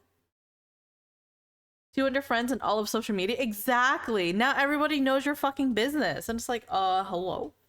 Hello. Thank Mr. Thickbrained. Thank Jake. Yes, Jake did a very large donation to our charity today. So thank you, thank you. People are really used to putting their whole business out there. Yeah, exactly. It's just wild. It is actually wild how they do that. How are you? I'm doing great. I'm doing great. I don't know if you can if you saw, but currently this is day one of a charity stream that I'm doing to Urban Bee Lab. Really quickly, they are a charity that focuses on bee research as well as rehabilitation of hives and education programs, as well as working together with other companies all around the world to make sure that bees all around the world are doing really well. So thank you for stopping by, guys. For everyone who has come in that's new, that doesn't know really much about the charity. There you go. Hi, Erie. Can I have a shout out to Erie, please? Thank you, thank you. Same. I was like at a LinkedIn seminar and they told us to make a Twitter. I legit said no. I have a Twitter for June, for this account, for QBJun. But prior to that, I did not use Twitter at all. I actually did not have many social media that I really used. I wasn't really active because I didn't really, I mean, if I was active, I would just lurk essentially. I would just like look at things, but I never like went out of my way to be like, hey, this is what's happening in my life. I cannot believe that somebody decided to blah blah blah. And yeah, it's wild. Yes, no, here is Manya. Yes. HSR, what is your diamond painting of? It is of a cup with a bunch of little guys coming out of it. It honestly does not look like I expected it to be, but the cup is coming out cute. I like it though. I like it. We'll see. It is reminded me kind of like a really pastel version of like coffee. So I really liked it. Listen, I haven't streamed in a bit and tomorrow will be more miHoYo, yeah. For sure. For sure, for sure. And then afterwards will be our new game that we were talking about for a while, for a little bit, Eerie. Where Eerie's husband is in, by the way. Oh, woo-wah. Yeah, exactly. Wuthering Waves, where we want to play. I'll be playing that on Friday because I know that both Eerie and Crow are playing like day of. So yeah. But yes, let's continue the story. For those who are not NA server June, I will be in NA. I'll be in NA. No worries. Be sure. I will. Is Eerie's husband romanceable? I fucking hope so. I mean, of course not. I wouldn't touch Eerie's husband. What do you mean? Oh no, which one is Husbando? Which is it the obvious one? Probably. It's the one that looks like Danhung. it looks like if Danhung grew up like 5 more years. Which is like a wooga, but respectfully, you know. I'm a basic person. I saw him and I was like, Eerie, this is down Eerie's fucking alley. This is down her alley. Okay, so just an FYI for those who just joined, the title says it all. Yale student is found inside the wall of a multi-million-dollar research lab on campus. She went in and they could not find her. FBI agents could not find her. She did not come out. There are 70, I think they said 75 CCTV cameras in there, and she did not leave the lab at all. So we're trying to figure out where she is. We're talking about 2 lab techs who are being surveyed currently. So I'm a fan of dragons, green, and hot men. Well, a cocktail, truly. Do they really care about workplace drama like that? 750 hours. He does look like a CCTV full footage. course meal. That's how many hours that they had to go through, the authorities. Because there was, of course, the possibility, because Annie is super petite, she's about 4'11", 90 pounds, maybe she walked out the building. 4'11"? And the cameras didn't catch it clearly. She was hidden amongst the shadows. You just had to look a little bit closer, and then you would see it. Oh, there she is in her green shirt, brown skirt, and she's walking out the building. But that's not a possibility. Not anymore. Not after they combed through 750 hours of footage. I mean, this was basically a sealed box that you cannot get out of without someone seeing you. And they were now 1,000% certain that she did not leave the building unless. Have you heard of the story of Petra Pazitska? No. 24-year-old woman, same age as Annie, studying computer science, and she had just finished writing her university thesis on computer languages. So very, very intelligent woman. Okay. She vanishes. Missing persons report turns into a murder inquiry. Nothing. Case goes cold. Few years later, a serial killer admits to killing Petra and claims that Petra was one of his victims. Petra, no! Petra is found 33 years later. Very much alive. She never spoke about why she chose to walk out one day of her life and leave forever. She left with no identity. She was only working cash-paying jobs that paid under the table for 33 years, and she did not get caught. Wow. Like Gone Girl type of? Gone Girl. Wow. I mean, she didn't stage blood and try to set someone up for it, but she just walked out of her life and never came back. I wonder what makes people do that. I'm sure the thought did cross the investigators' minds. Like, instead of like, is gonna fake their disappearance and get away with it, it's gonna be a genius Yale graduate student. Gotta have that beef though. Oh no, not the beef. So to give you a rundown of her day, Annie leaves her apartment in the morning, goes to her office, which is across the street from the research lab. She finishes up some work, does some emails, leaves her phone, wallet, shoes. So she has like lab shoes that she changes into, and I had her office planner, shoes, all so I in totally her get it. office, leaves that building, walks to the Animal Research Center lab, and starts going to work and then vanishes. Wait, so she went to work without her phone? Yes. Is that normal for her? Some people argue it is because once you enter the basement where her lab is located in the research There's center, no there's no cell reception. service. Yeah, They almost say that it's makes moot point sense. bringing in your phone. There's no point. Yeah. Okay. It almost seems so obvious that she had every intention of coming back. There's no forced entry in her office. Nothing points to a struggle. She left her phone and wallet. Some people wonder, are you sure she left her phone because there's no service? You wouldn't want to use it on your 2-minute walk to the lab?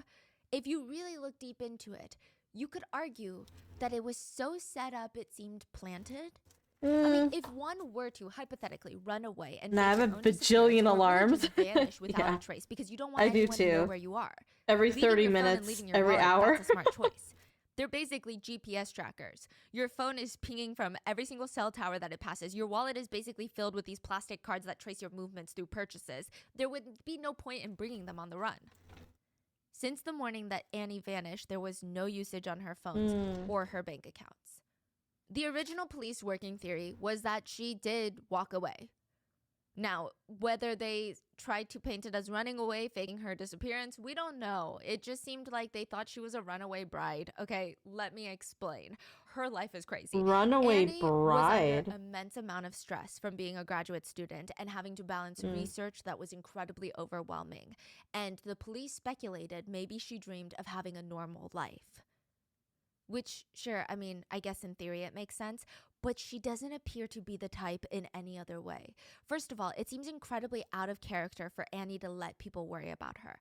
Her friend said, Annie actually had this thing about women and ensuring women's safety across the campus. Yeah, I mean, Oh. she even wrote an article for the Yale Medical School's I was Bee like, magazine, she that which is picked like me? a Oh student no, but publication. she's the She wrote opposite. about crime and safety in New Haven, Connecticut. She always recommended everybody walk back to their dorms at night with a buddy, and it just, I don't know, it wouldn't make sense. No, it Additionally, wouldn't. she doesn't seem like She's the all type about to let the stress safety. of work impact her life. I mean, to the point of running away and doing something that drastic, faking your own disappearance, that's a lot. Now, a slightly more obnoxious element to this theory is that Annie disappeared on Tuesday.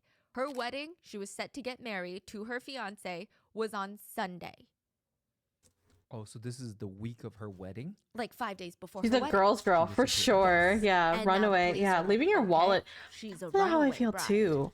I That is always bring actually my a wallet very pretty much strong theory that the police had everywhere. initially, and the press just No ran matter with what. it, went on a full marathon with this theory, which I personally find to be a little bit offensive and ridiculous. It is I mean, kind some of of Annie's offensive. friends were getting people showing up at their doors, reporters, and right when they would open their front door, reporters would be bombarding them. Did she run away? Was there trouble in paradise between the two? She didn't That want to is marry him, rude. did she? That Was is she getting really cold feet? rude. She must have. It's a runaway bride. I wonder, like, how Yeah, many because then you're people talking and actually assuming about disappear somebody before the else's wedding? relationship Like, is it without one of actually those, like, one knowing. in a Know million what I and people mean? just keep reporting on it versus, oh, I there's think actually that's a big kinda rude. percentage people will run NGL. away right before their wedding. There Instead have of been some like pretty high-profile using cases. all One of them taking place that, in Georgia. She vanished like 5 days before her wedding. There was a whole nationwide especially like search. using She all of was that set to get married, information, or ends up rather, in New using Mexico, I that believe. time, Yes. because And the it was a first, runaway what was it, Yeah. like the first week or something? Sorry, I'm gonna go back. I wasn't listening. That like you're assuming things about their relationship, number one, but like on top of that, you have to understand that like the first 48, like the first week of anybody missing is the most important, like it's the most important stuff like to do, to look. You have to check it out as soon as you can, because all the evidence of that will just move, you know what I mean? Oh, do I look upset? I do. Okay. If I was ditching my current life, I would withdraw everything. Yeah, of course. I feel like that's the case. Thank you for the 5 stream streak. Woohoo! Thank you, Ari. I feel like wallet and phone are the most important things. I agree. I mean, I guess keys. I mean, keys, there's always spares. You know what I mean? So, Reporting on it versus, oh, there's actually a big percentage people will run away right before their wedding. There have been some pretty high-profile cases. One of them taking place in Georgia. She vanished like 5 days before her wedding. There was a whole nationwide search. She was set to get married, ends up in New Mexico, I believe. New Yes. And it was a Mexico. runaway bride. Yeah, Jennifer Wilbanks. The case of Jennifer Wilbanks. It was really messy. I mean, everyone went crazy. People were suspecting her fiance. Like, people were pointing their fingers at everyone and anyone. Turns out, she said that she was just overwhelmed with the wedding. Then Did we just talk say about this? it. Okay, Mhm. okay, Yeah. right, okay. So, in terms of Annie's Just case, say though, that you're the only thing that they overwhelmed. had Like, was you don't have to worry Jennifer everyone like Wilbanks that, I does seem guess. to have a history of, I don't know. I don't want to say Oops. mental health conditions, but perhaps she struggled with her mental health. In terms of Annie Lay, there was nothing to even point in that direction. The only thing that they could maybe say is the night before her disappearance, September 7th, Annie called her best friend, Jennifer, and asked her, "Do you think I'm too young to get married?" Annie said that, "I don't know, I'm just overwhelmed with balancing schoolwork, research, labs, Wait, and the wedding planning. I mean, it's just a lot." Annie said that she was concerned that they were rushing into it and maybe because they're 24, they're too young, which sounds alarming. But Jennifer said, "Oh no, it's so clear that Annie was just stressed with everything going on in her life. She's not actually rethinking her marriage to Jonathan, her fiance." Jennifer was reassuring her, "No, you're making the right choice." Yeah, she just And needs deep down, reassurance. I Some know people, you know it. yeah, It was some a people moment of know. stress. It wasn't cold feet. Annie had already started signing her future married name to things. She liked the way it looked. She was really excited. But nobody that knew Annie could get behind this theory that she was a runaway She bride. definitely gone girls Or herself. that she even Yeah, faked her disappearance, honestly. yeah, for Professor sure. Anton Bennett, her research advisor, said that Annie was happy with her life. She was happy with herself, happy with her dreams. I mean, that's why she was always smiling.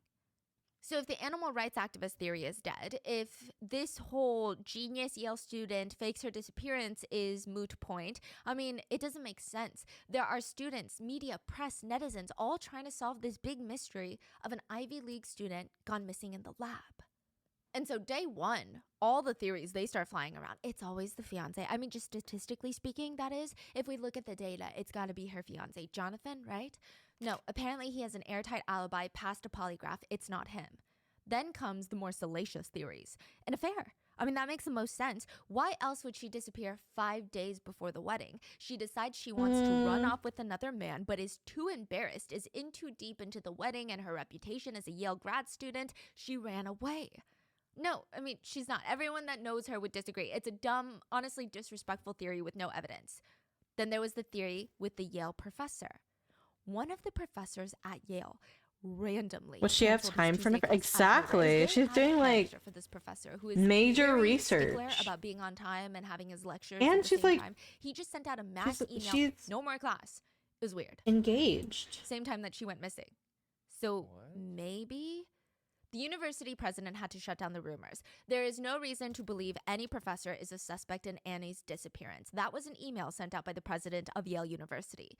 So, I mean, the whole thing is mind-boggling for everyone. As a but researcher, I don't especially for have these time Ivy for League one students, relationship. because Annie's I agree. disappearance The defies only logic. the Even only the vice thing I can president of imagine Yale is stated like that if Annie's vanishing you is the most perplexing mystery.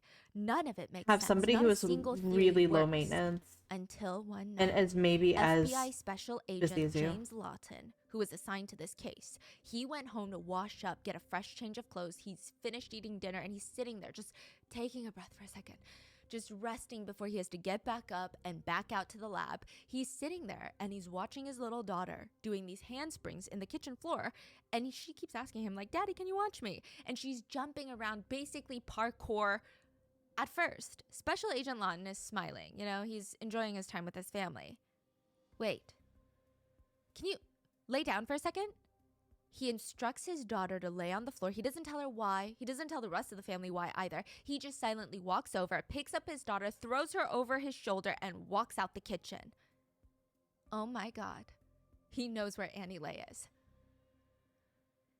It was a smell that the investigators knew all too well, or at least some of them knew it. Is the type of smell that really sticks to your skin. You get home, you take 5 showers. Dead body. It smells like the scent is embedded into your pores. Like Don't you worry, grabbed I a almost typed perfume my bottle of this horrid scent and you sprayed it up your Oh my nostril. God. Anything you try to smell smells like that. A hint of that.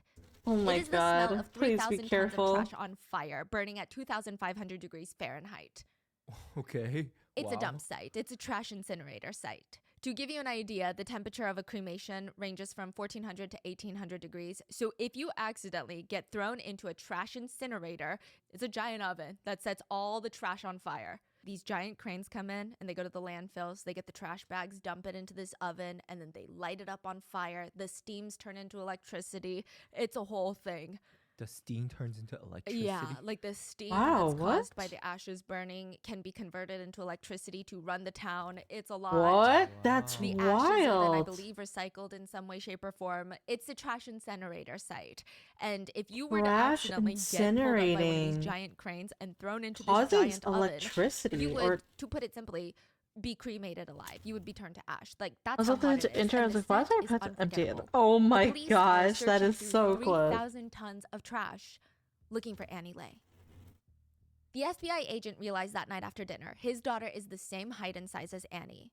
4'11", 90 pounds. Someone could have dragged her out. She's that petite. But yes, they checked the footage. Nobody was forcibly dragging anybody out of the building. It would have been caught on camera. Yeah, but Then somebody they was thought carrying someone could have something? carried her out. But Yeah. there was nobody leaving the lab with any suspicious looking suitcase or box that was enough to fit someone of that size. Yeah, but what about like So maybe, trash just bags? maybe, the only thing that had been going out of this building at this time, Trash chute. the trash. The trash, 90-pound trash bags from a research lab, that is not the most alarming thing. And if that's the case, her body was going to get incinerated, so they need to keep searching. There are 5 different They're streams on, of like, trash that a come out of the Yale time- Animal Research Lab. Regular Everything waste, is a water wheel. Anything animal that gives waste, heat can animal be used carcasses, to generate bodies, electricity. That's so recyclables, interesting. and biohazardous Thank you. material. All of them would have to be searched through by agents in big yellow hazmat suits. The theory being, if they can't follow the person, the detective said, we follow the trash. Some of the agents stayed up overnight searching through the trash incinerator piles using the giant tractors, cranes. They got canine dogs. They're pulling out everything they have to try and find Annie. But while they're Are searching, they looking they for a keep dead popping their body heads at up and this they're point? like, it still doesn't make sense because this is the Animal Research Center. This isn't some random small research lab run by a single passionate researcher. This is a Yale building. Even if she was thrown out by the trash, you still need ID and clearance to access this building. It's not a Then- random building. Then your This isn't productive. If we perpetrators think that are someone limited harmed then. Annie, we gotta look in the building.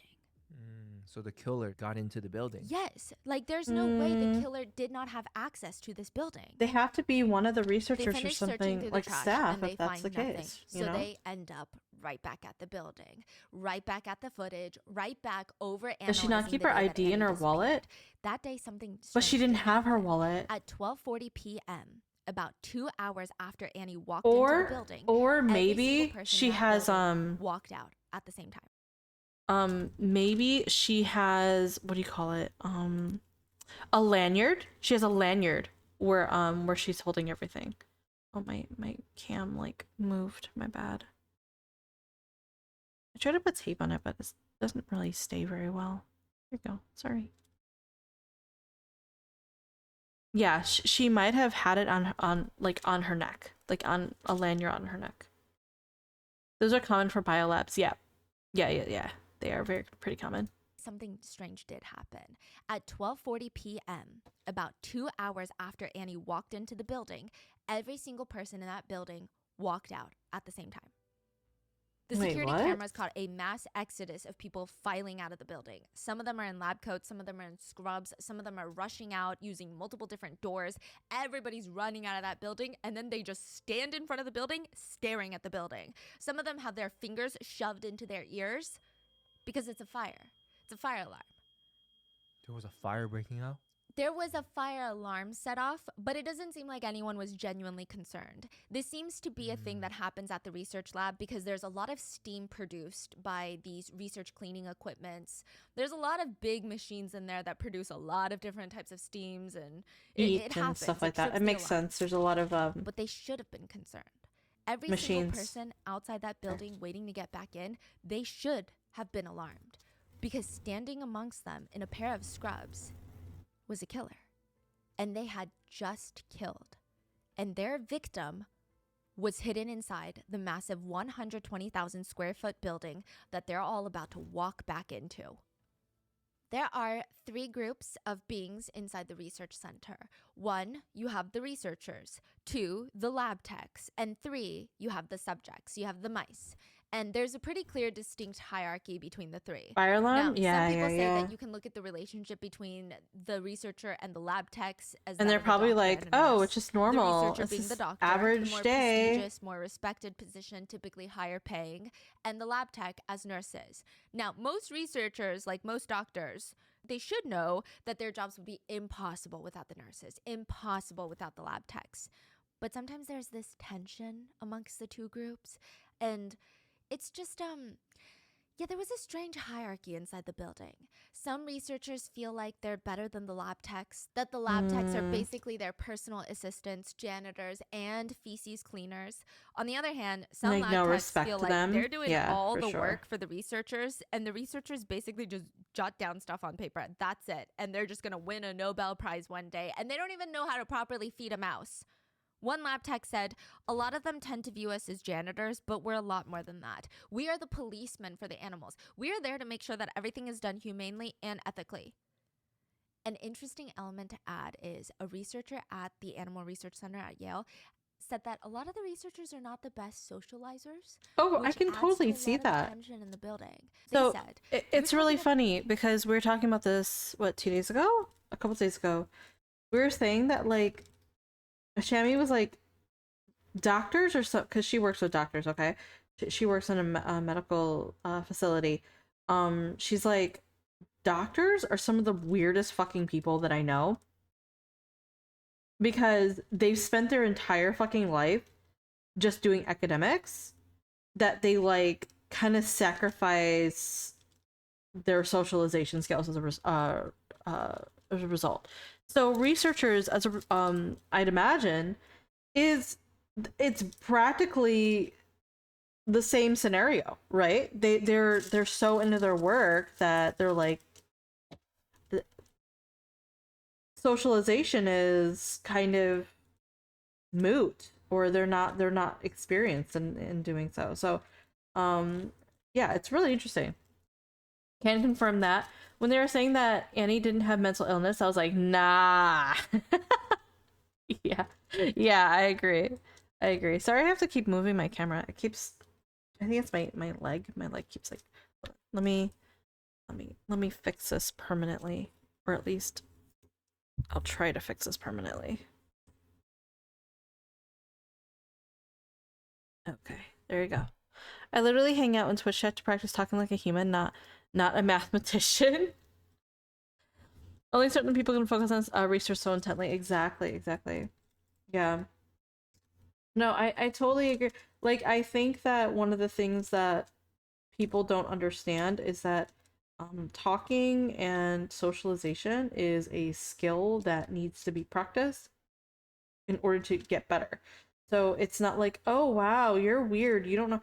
It's just like, yeah, because that person may not have had a lot of experience speaking to others, and the reason why is because they were doing other shit. Like they had other priorities, you know.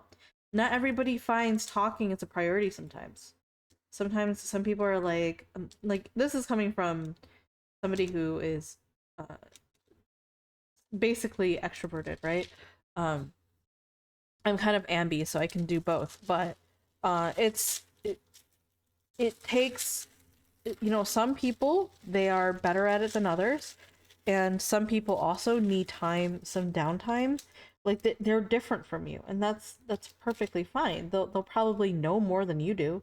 Like fuck, they'll probably be into a subject more than you are. They'll know something like the back of their fucking hand while you're too busy gossiping about whatever the fuck you're talking about, fucking the Kardashians or whatever the fuck. But like, that's not weird. They're just more knowledgeable. Leave them alone. But yeah, that's just how I feel. But at the same time, I do think that people who are less sociable, they need to, in order to get better at it, they need to step out of their comfort zone for a second, and you know, talk with others. Um, Start with people who are you're comfortable with, you know, people who are slow speaking, people who are really comfortable to be around. Go with that. I think that's really a good place to start. Um, Let me see. all my time spent reading math notation. And you want me to talk to a person? Math theorem name got modded. Get me drunk or tired. It's all homologies and jokes about the Harry Ball theorem. What? I don't know what that means, but I'm sure that's hilarious. I'm sure it's funny. Alright, I'm trying to get to this one over here. There we go. Anyway, we'll continue talking about researchers not having social skills. There we go. About highly educated but incredibly awkward people working with a bunch of less educated people with a shitty job who have to serve the needs of the first group, and it's all about a fight of who's in charge. Wow. They stated, it's an interesting mix. There's definitely an undertone of dissatisfaction. Low level, low skilled, and low paid workers attending their jobs alongside high level, highly skilled, sky's the limit potential folks. Wow. To give you an idea, at the time, an animal lab tech at Yale made anywhere between $25,000 to $52,000 a year. The researchers, on the other hand, they receive on average more than $500,000 in tuition fellowships, healthcare benefits. I mean, their whole studies are fully funded as grad students. I don't want to say they're paid to be there because it's not necessarily a job, but they're paid to study and get this prestigious degree from Yale. That's just while they're studying, so you can imagine their earning potential the minute that they graduate. One researcher straight up said, they're in our world, and we're in our world.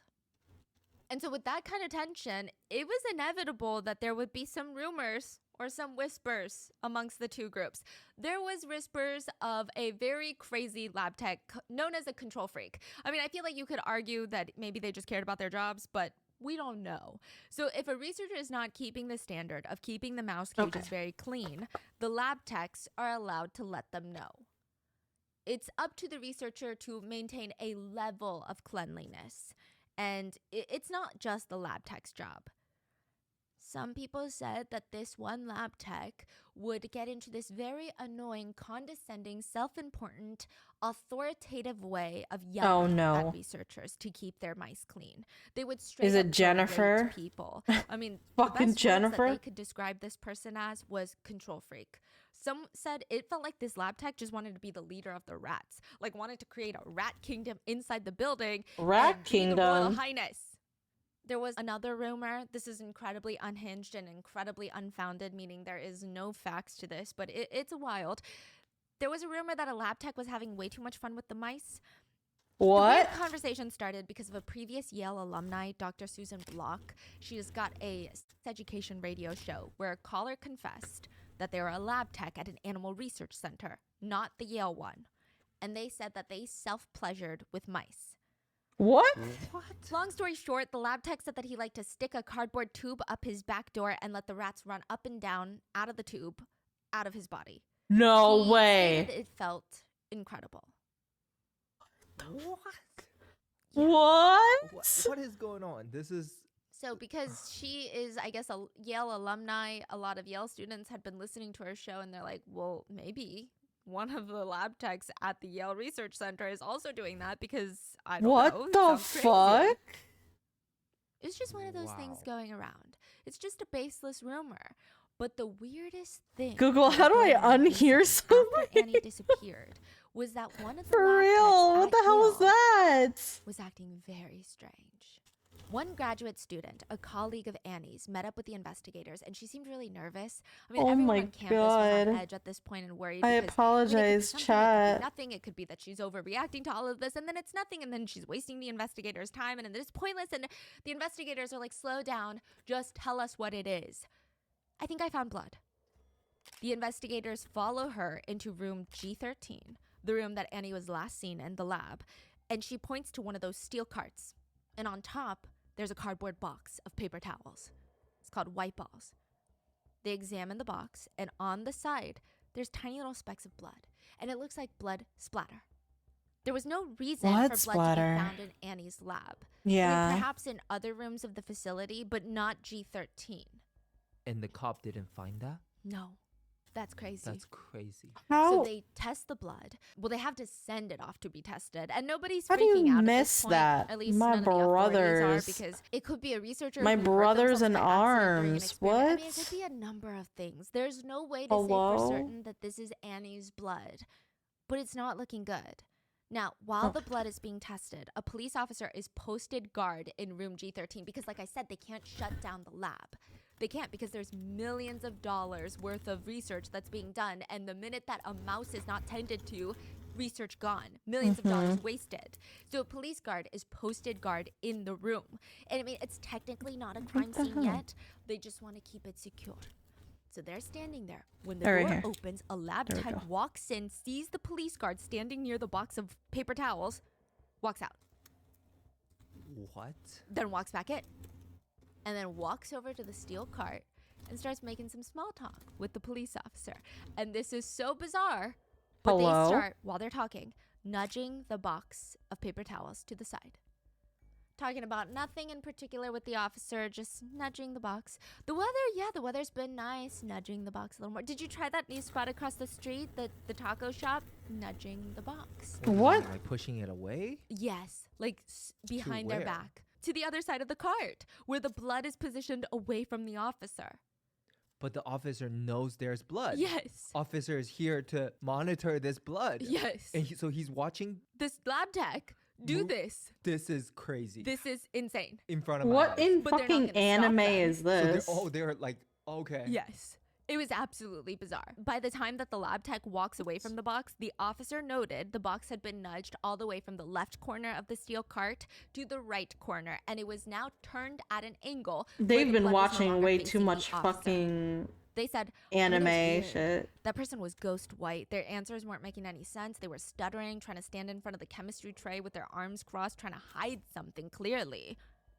The officer tells the lab tech to leave the room because, what are you doing, right? But the lab tech is like, yeah, I'll be back. Comes back with a bottle of cleaning solution. Oh, and a it's cleaning too yeah, pad, it's too and late. starts cleaning the floor drain because all the lab rooms have like floor grates and drains. What? Cleaning the floor drain in room G13 in front of the police officer. And he's letting them do this? Because it's part of their job description. Technically, they have to clean all the floor drains.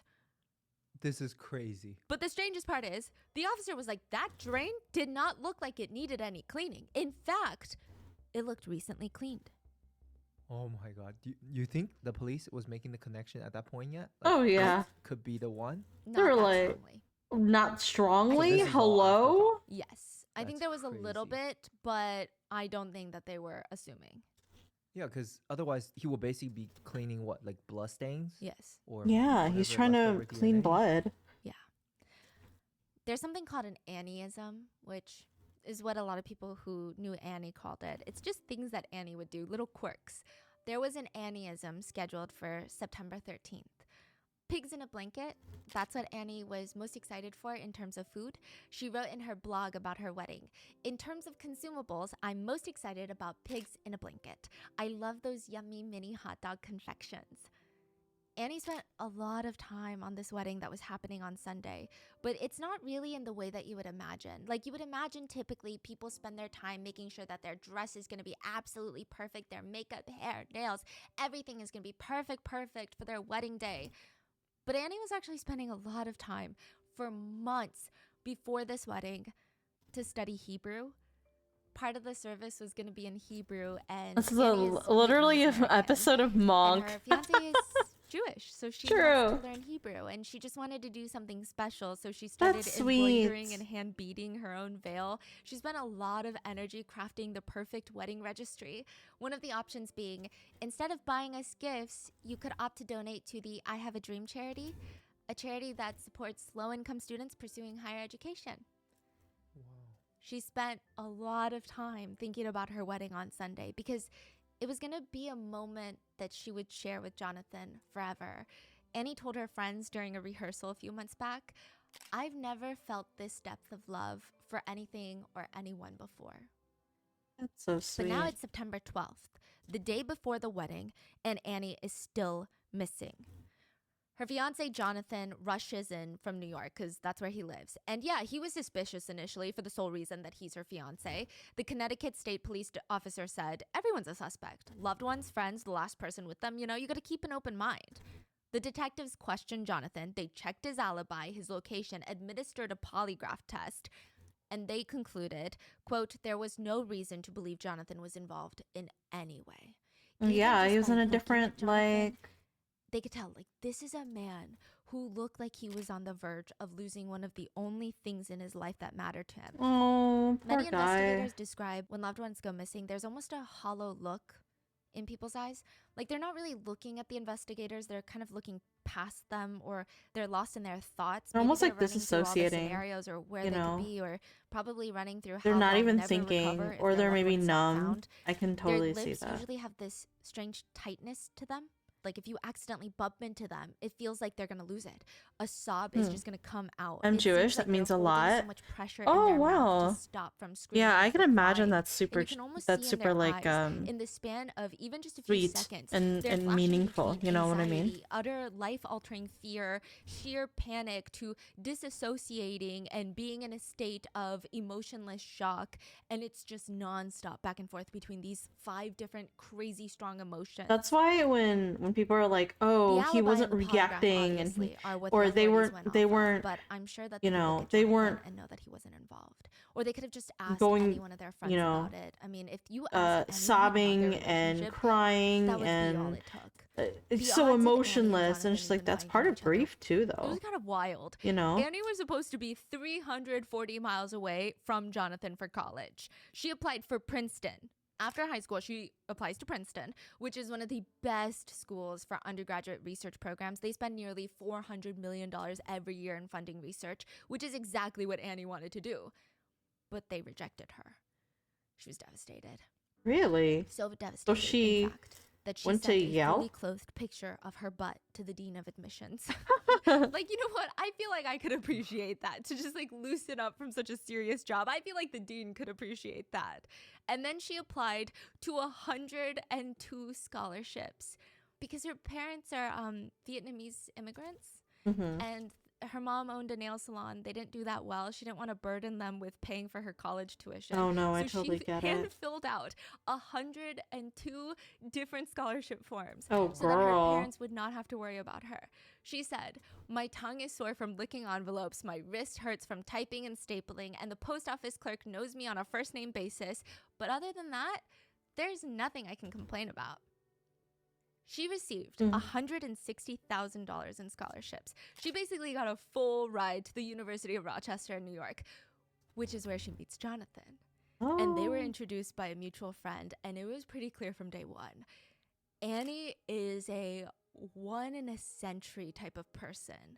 And it's not because she's smart. I mean, everybody at the University of Rochester, everybody at Yale, all these places, they're smart. John and his friend would walk into Annie's dorm, and she would be studying, shopping for 5-inch heels, stilettos, talking to her friends, all simultaneously. And then at the end of the night, because she's 4'11", she would get on her tippy toes and kiss everybody on the foreheads goodnight. I mean, she was just so fascinating to be around. She had these things, like I said, seems called sweet. Annie-isms. Okay, so let me give you an example.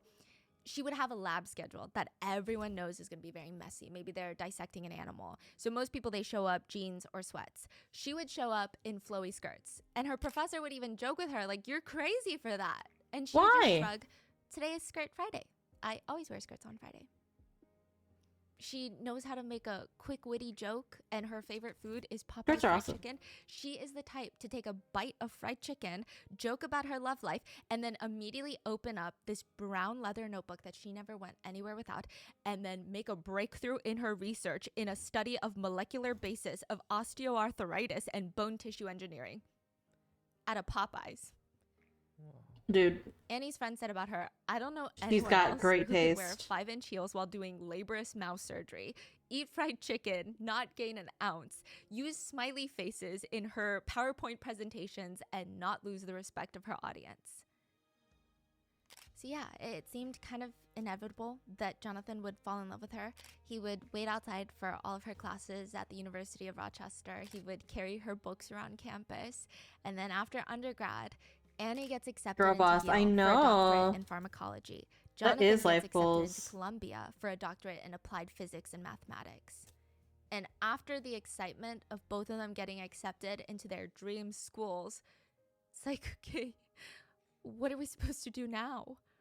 Because that's almost a 2-hour drive away from each other, and they're going to be busy with, it's not even 2 hours, and they Yeah. have all this free time. That's a long distance relationship. Jonathan encouraged her. He's like, I LDRs are never so wanna hard, feel like your career for honestly. a second. We're going to make it work. So they both sat there and they promised each other that they were going to talk as often as they can. They're going to see each other as often as possible. They even agreed. And this is just now. Soon they're going to be together forever. That's the plan. That was the plan when Jonathan got down on his one knee and proposed in the park. It was like the perfect day. It was such a low-key proposal, but it was perfect. They had eaten chocolate for dinner. And they actually spoke on the phone every single night. Even if it was just to like put each other on the background while they're studying, they'd be on the phone. And their favorite though was to hop on Skype and watch baseball games together. And the friends would tell the authorities the day before the wedding. I just remember telling Annie, you really did good, you know? You did good, girl. You found someone. You found someone who really appreciates you. They're long distance, but they weren't really long distance. They were in constant communication until Tuesday, September 8th. That's still long distance, Jonathan bro. What do you never mean? got a call back from Annie. They had this whole date scheduled for 7 p.m., a Skype date where they would just video call each other, and she missed it. And now it's the day before the wedding. There's all these registry presents arriving at their house, and they don't know what to do. The day before Annie's wedding, the 12th, the detectives find something that would shift the entire focus of the case. Oops. They walked into G22. So this is a storage room just a few steps away from G13. So G13, G22. And the plan was just to G22. conduct another sweep of the entire floor for anything that seems out of place because the whole blood on the cardboard box. And the detective said, here's what we're going to do. We're going to turn off all the lights in every single room. We're all going to get down real low on the ground, and we're going to use our flashlights on the floor. We're going to look for anything. The officers all drop on the floor. They start looking under. I was because gonna every say, single room wouldn't in this they building look does for have all blood? those But then I was steel like, shelving units. It's not even just up against the walls. They're there's like animals aisles here. of There might be shelves. blood.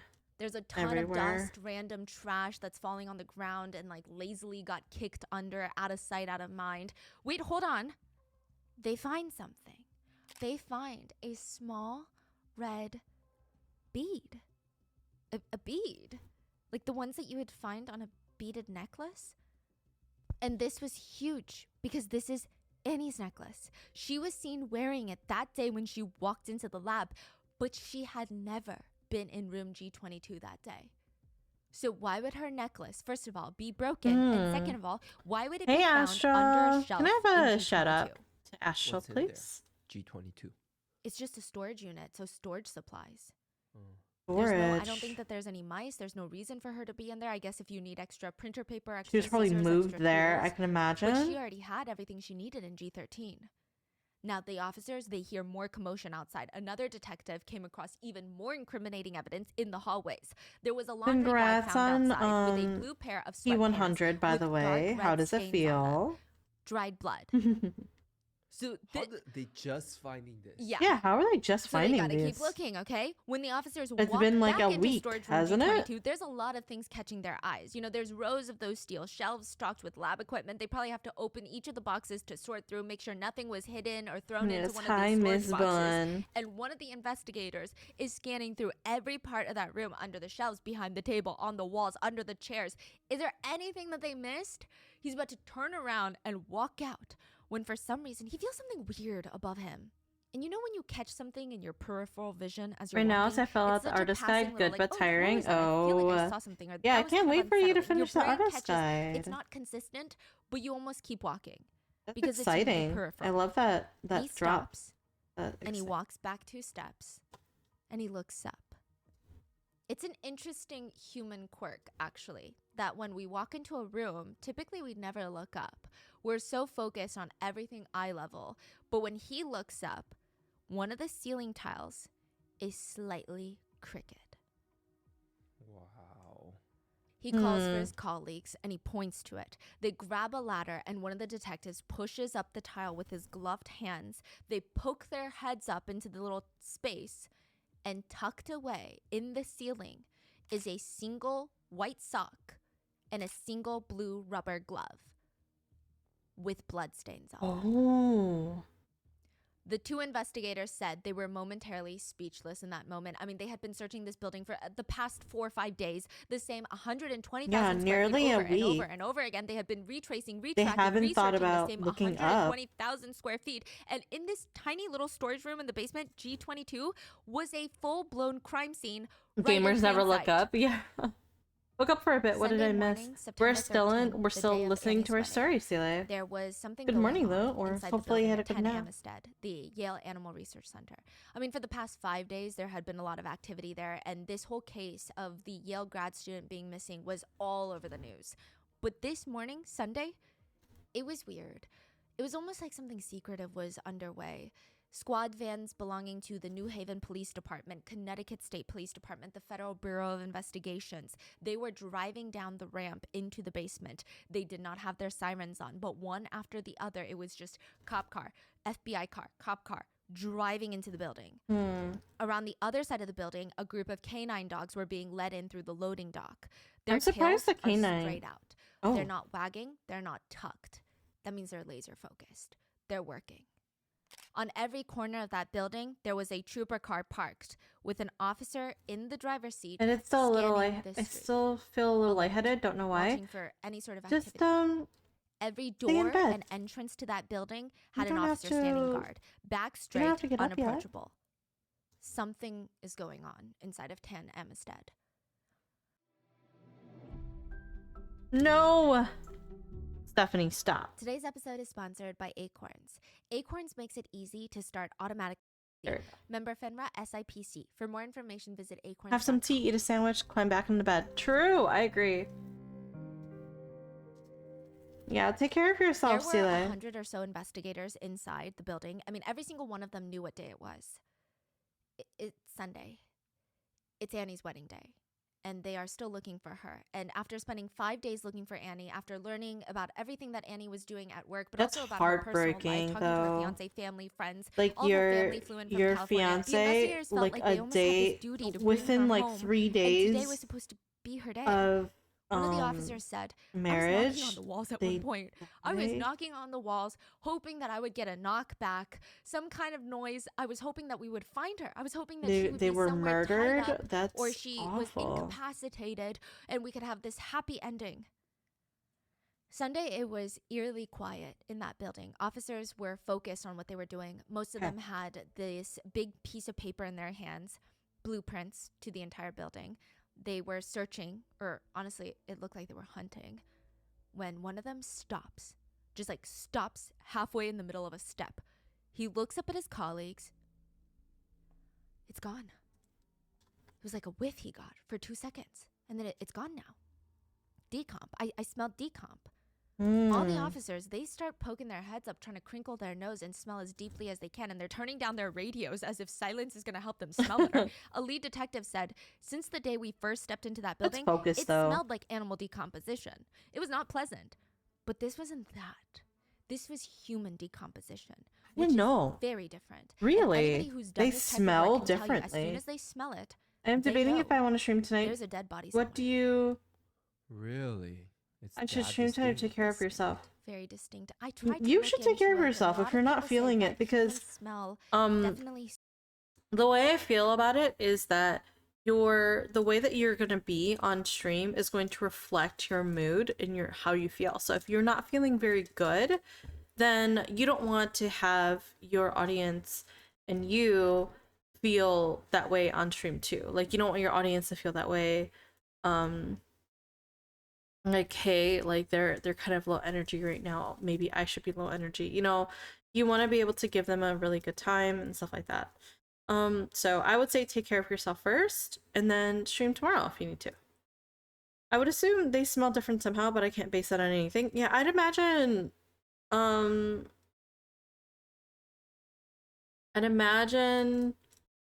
that it's probably like fluids. like we probably expel a lot of fluids that may smell different or whatever it is. So I don't know. It could be that.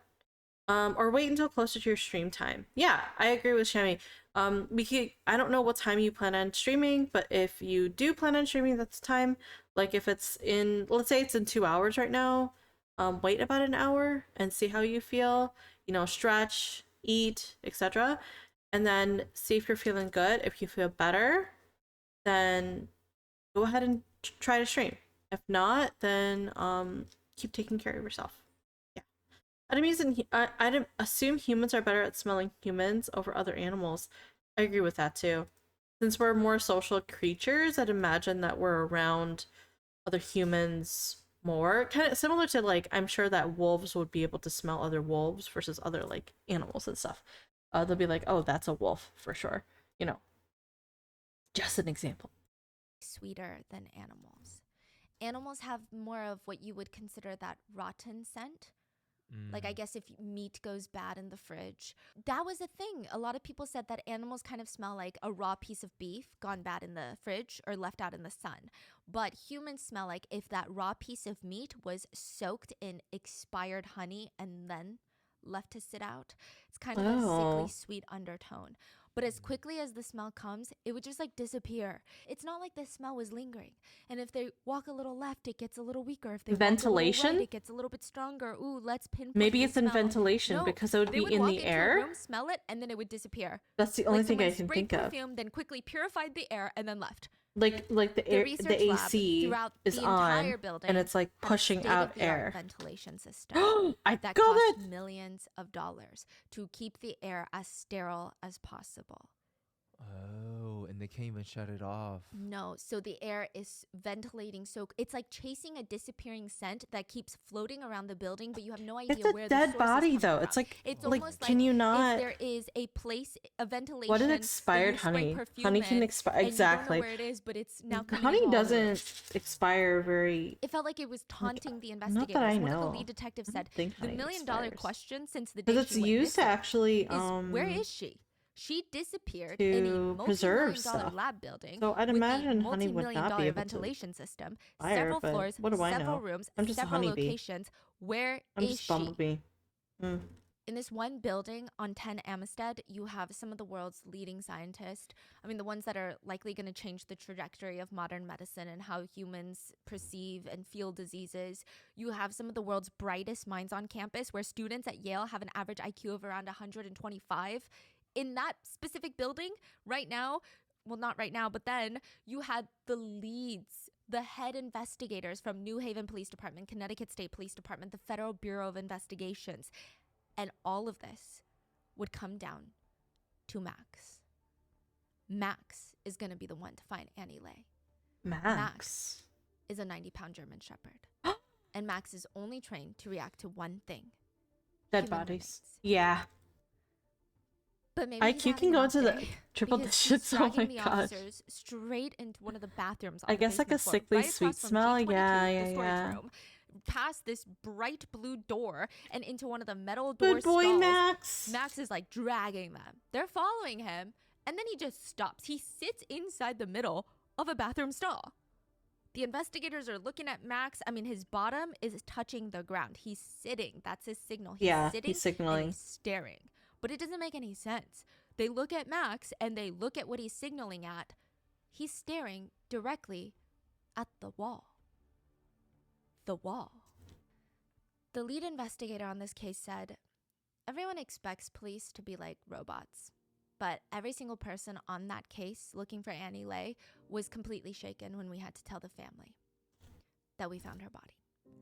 When we told her fiance that there wasn't going to be a wedding and that she was dead and that she had been killed, we were shaken.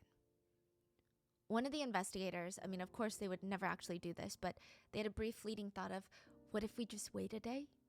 Because today was supposed to be their wedding day.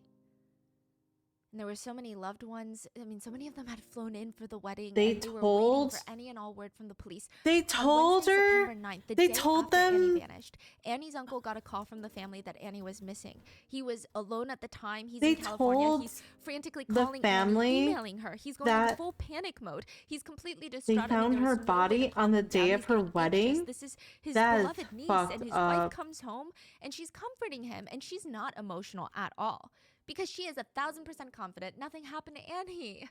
What do you mean? She was so committed that she packed their bags it would have for been them worse to with their wait. wedding outfits. Yeah. And they flew to New York. It's And just she was so like, we're going to have a good time at the awful. wedding. Don't stress, honey. Wow. They fly into Connecticut, and 2 days later, on the day of the wedding, with their wedding outfits still packed in their suitcase, they were all told of the news. Annie Leigh's family and her fiancé Jonathan were alerted that her body was found in the basement wall of the research lab. How did it get in the wall? Instead of walking What down the the hell? aisle to his new wife, Jonathan would be walking down the aisle to her casket. I will say that Jonathan is very quiet in this entire case. And even afterwards, I know that in maybe other cases, people would have been like, oh my gosh, why is he so quiet? But People it's experience so clear grief. he's so devastated. I mean, we don't know differently. his exact reaction, the You know, exact time you that he was told can't, Annie's body was found. But every like- time that he is seen out at the funerals mainly, he's basically the embodiment of grief. He looks like a ghost. I mean, just completely pale, like he's going to disintegrate into thin air, like he's going to evaporate. He can barely talk. He just alternates between crying and then staring at the ground, zoning out, maybe trying to disassociate. He honestly looks like a completely broken man. His little sister, Lauren, cried, "This isn't easy for us because it wasn't the plan." She said that she was so happy for Annie to be her sister, and they were already doing sister things. They were already going shopping and gossiping and doing these things together. And now she's just gone. And Lauren is saying that, yeah, I mean, there is so much grief for her, but also we have so many long days ahead. And I pray that my brother can recover from Annie's loss. Annie didn't deserve this. Again, we don't know exactly Highly how doubt he had Annie's anything to family do with this. reacted to the news of I her know. body being found either. Yeah, But he's one of her just- little brothers has described the whole family as going into shock. Annie had a lot of younger cousins who were all there for the He's wedding, just, and like, a lot of them were grieving at a differently very than unfortunate some age. others. So they were you know? old enough where they could fully comprehend that she was dead and killed, but they were not old enough to know how to cope with such a high level of intense grief and shock. I mean, not that I think anyone ever learns how to be even as an adult, but it was such a tricky age. Like most of them are like 13, 16. Oh It's- yeah, like how do you do So that they for all like had flown in teenagers for Annie's like wedding, and now that? they're all sitting there quiet and confused. And sometimes they would just look over at one of the youngest cousins, and he would just be sitting there quietly playing with the stuffed teddy bear. And he's too old to play with stuffed teddy bears, but this one was really special because Annie had given it to him for being her ring bearer. He was supposed to bring the rings up Oh no. that day for the wedding. But there was going to be no wedding, and all he had left of Annie was this teddy bear. Jonathan would be seen wearing a wedding band on his left finger that it seemed he did not want to take off. In one of the stalls of the basement bathrooms, there is this white square on the white wall.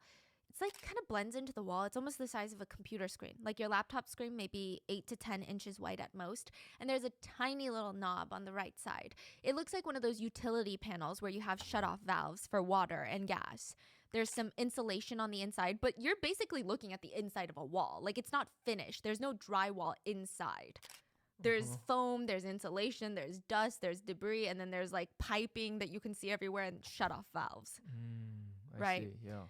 It's basically a hole into the wall. The space inside is not that big. Imagine a few shoe boxes stacked on top of each other, maybe 3 shoe boxes stacked on They top. shoved her through this tiny. utility box? The officers carefully That's unlatch wild. and open the door. And What in the between hell? the water pipes, the yellow insulation foam, was the body of a brilliant Yale graduate student. I tried to find a better word to describe what the officers found, but most of the investigators use this word because I don't think that there's really a better way to describe it. Annie Leigh had been shoved like Yeah. stuffed into the tiny little space. That's the only on the thing I could table. think of, like being body shoved was in. Upside down. It appeared as if someone was maybe even trying to kick her body in, like using all brute force to force Jesus. her body into this small space. Disrespectful. There What the were hell? pipes and cables inside the wall that her body was contorted around. I mean, it was very clear whoever did this obviously had no regard for her dignity and her Yeah, body. she did They not give a pushed her fuck. body into this small, tiny space with only one thing in mind: hiding her body.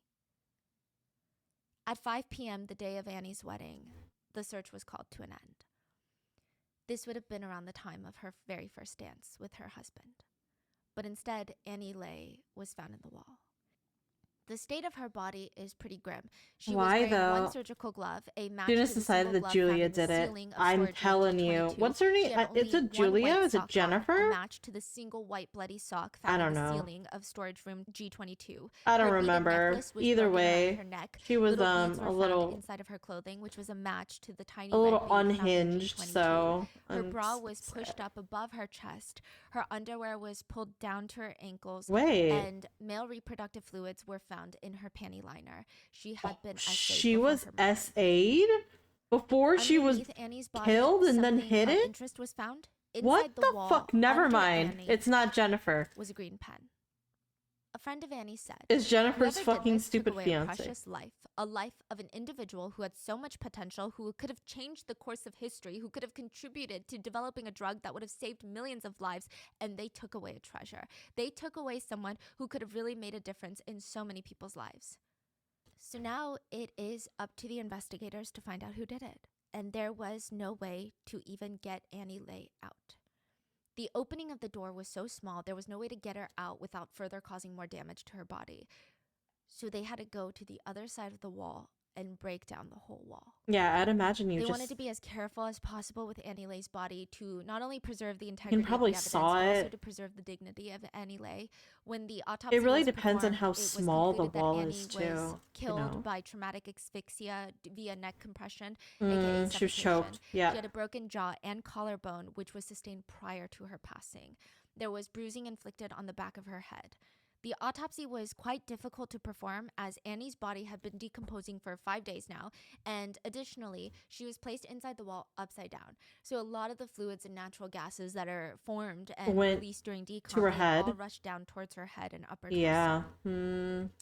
They were able, however, to pull 3 DNA profiles, one that belonged to Annie and 2 male DNA profiles. The first step was to run both profiles through the CODIS database, and only one of them was a hit. I mean, it had to be someone that she knew, right? One student speculated, another student, someone who knew her schedule and knew where she was, someone that she wouldn't have been afraid of when she was in the lab. That's who did this. One of the 2 male DNA profiles come back as a match to a man named Chris Robinson. He was in the CODIS database for a drug felony charge 8 years ago, and on the database, his address is listed and it's near the research lab. But the problem is, it's not him. Can dead men kill? Yeah, he's dead. But what if he has Chris a brother Robinson was or a shot and cousin? murdered 2 years before Annie was found in the Cousin, basement wall. brother. What? This is a dead man. Someone related. Because they can have not dead. similar He was DNA. never a student at Yale. He never worked as a lab tech. He had no relations to Annie prior to his death. And he's dead. So how did his DNA get on Annie? They had to verify. The police went through a lot. They had to verify that he's actually dead. He's actually dead.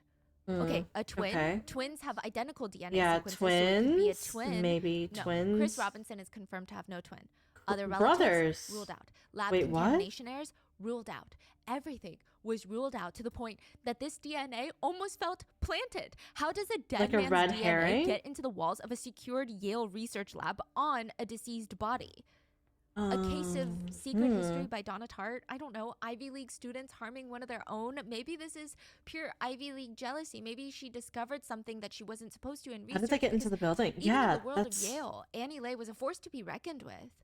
Because this feels like a setup. I mean, how It does almost a dead man's does. DNA end up on her body? Do you know how to spell the word genius?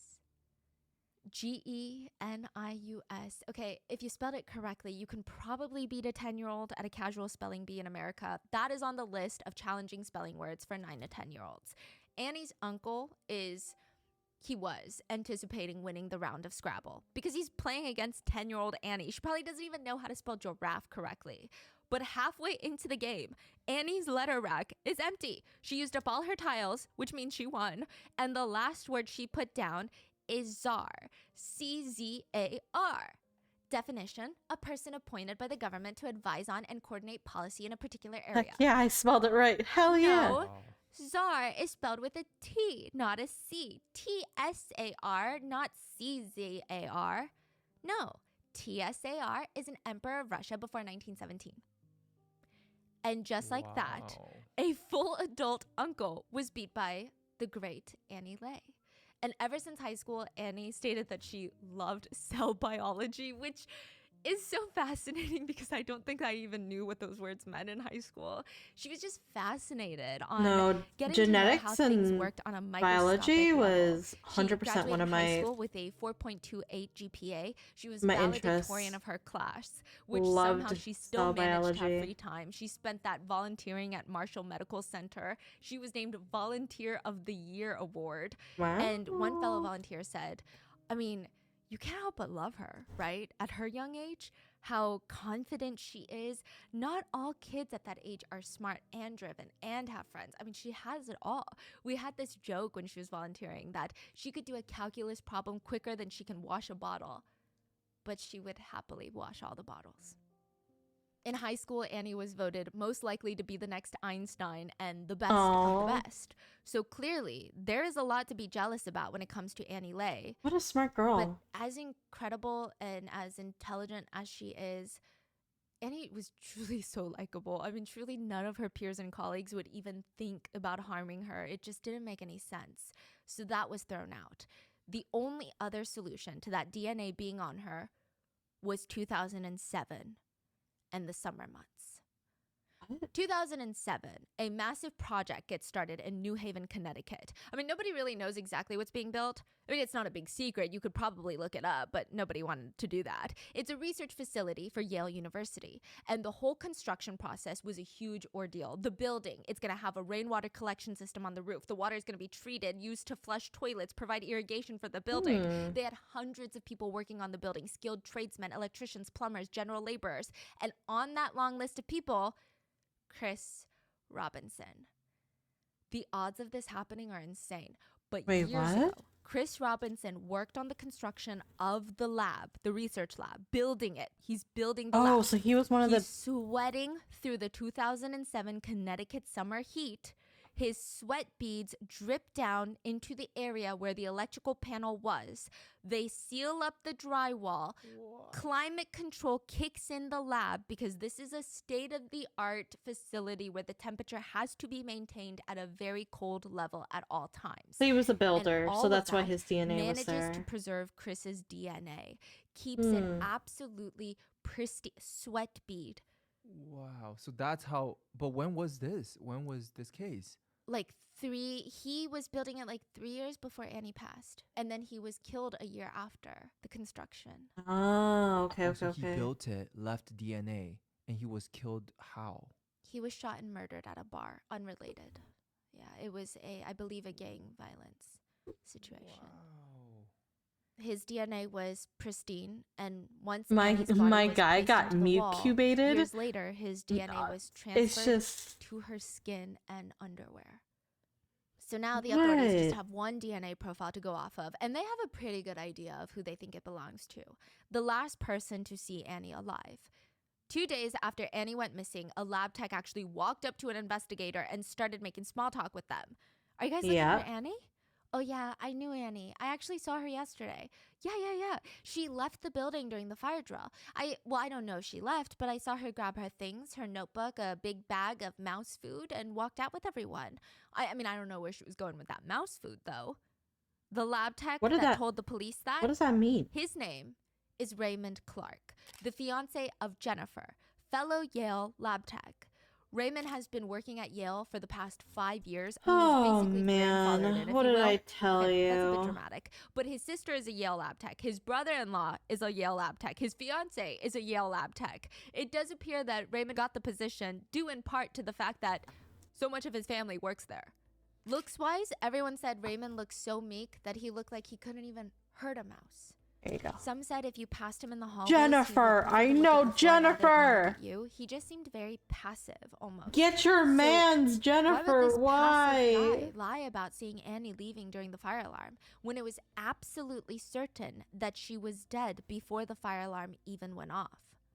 Investigators also Get your noticed scratches on mans. Raymond's face, left bicep. He had fresh bruises under his eyes, on his defensive chest, arm, wounds. ear. There was this huge red mark on his shoulder that looked like a burn rash. There was a bruise the size of an oyster 100%. on his upper left arm.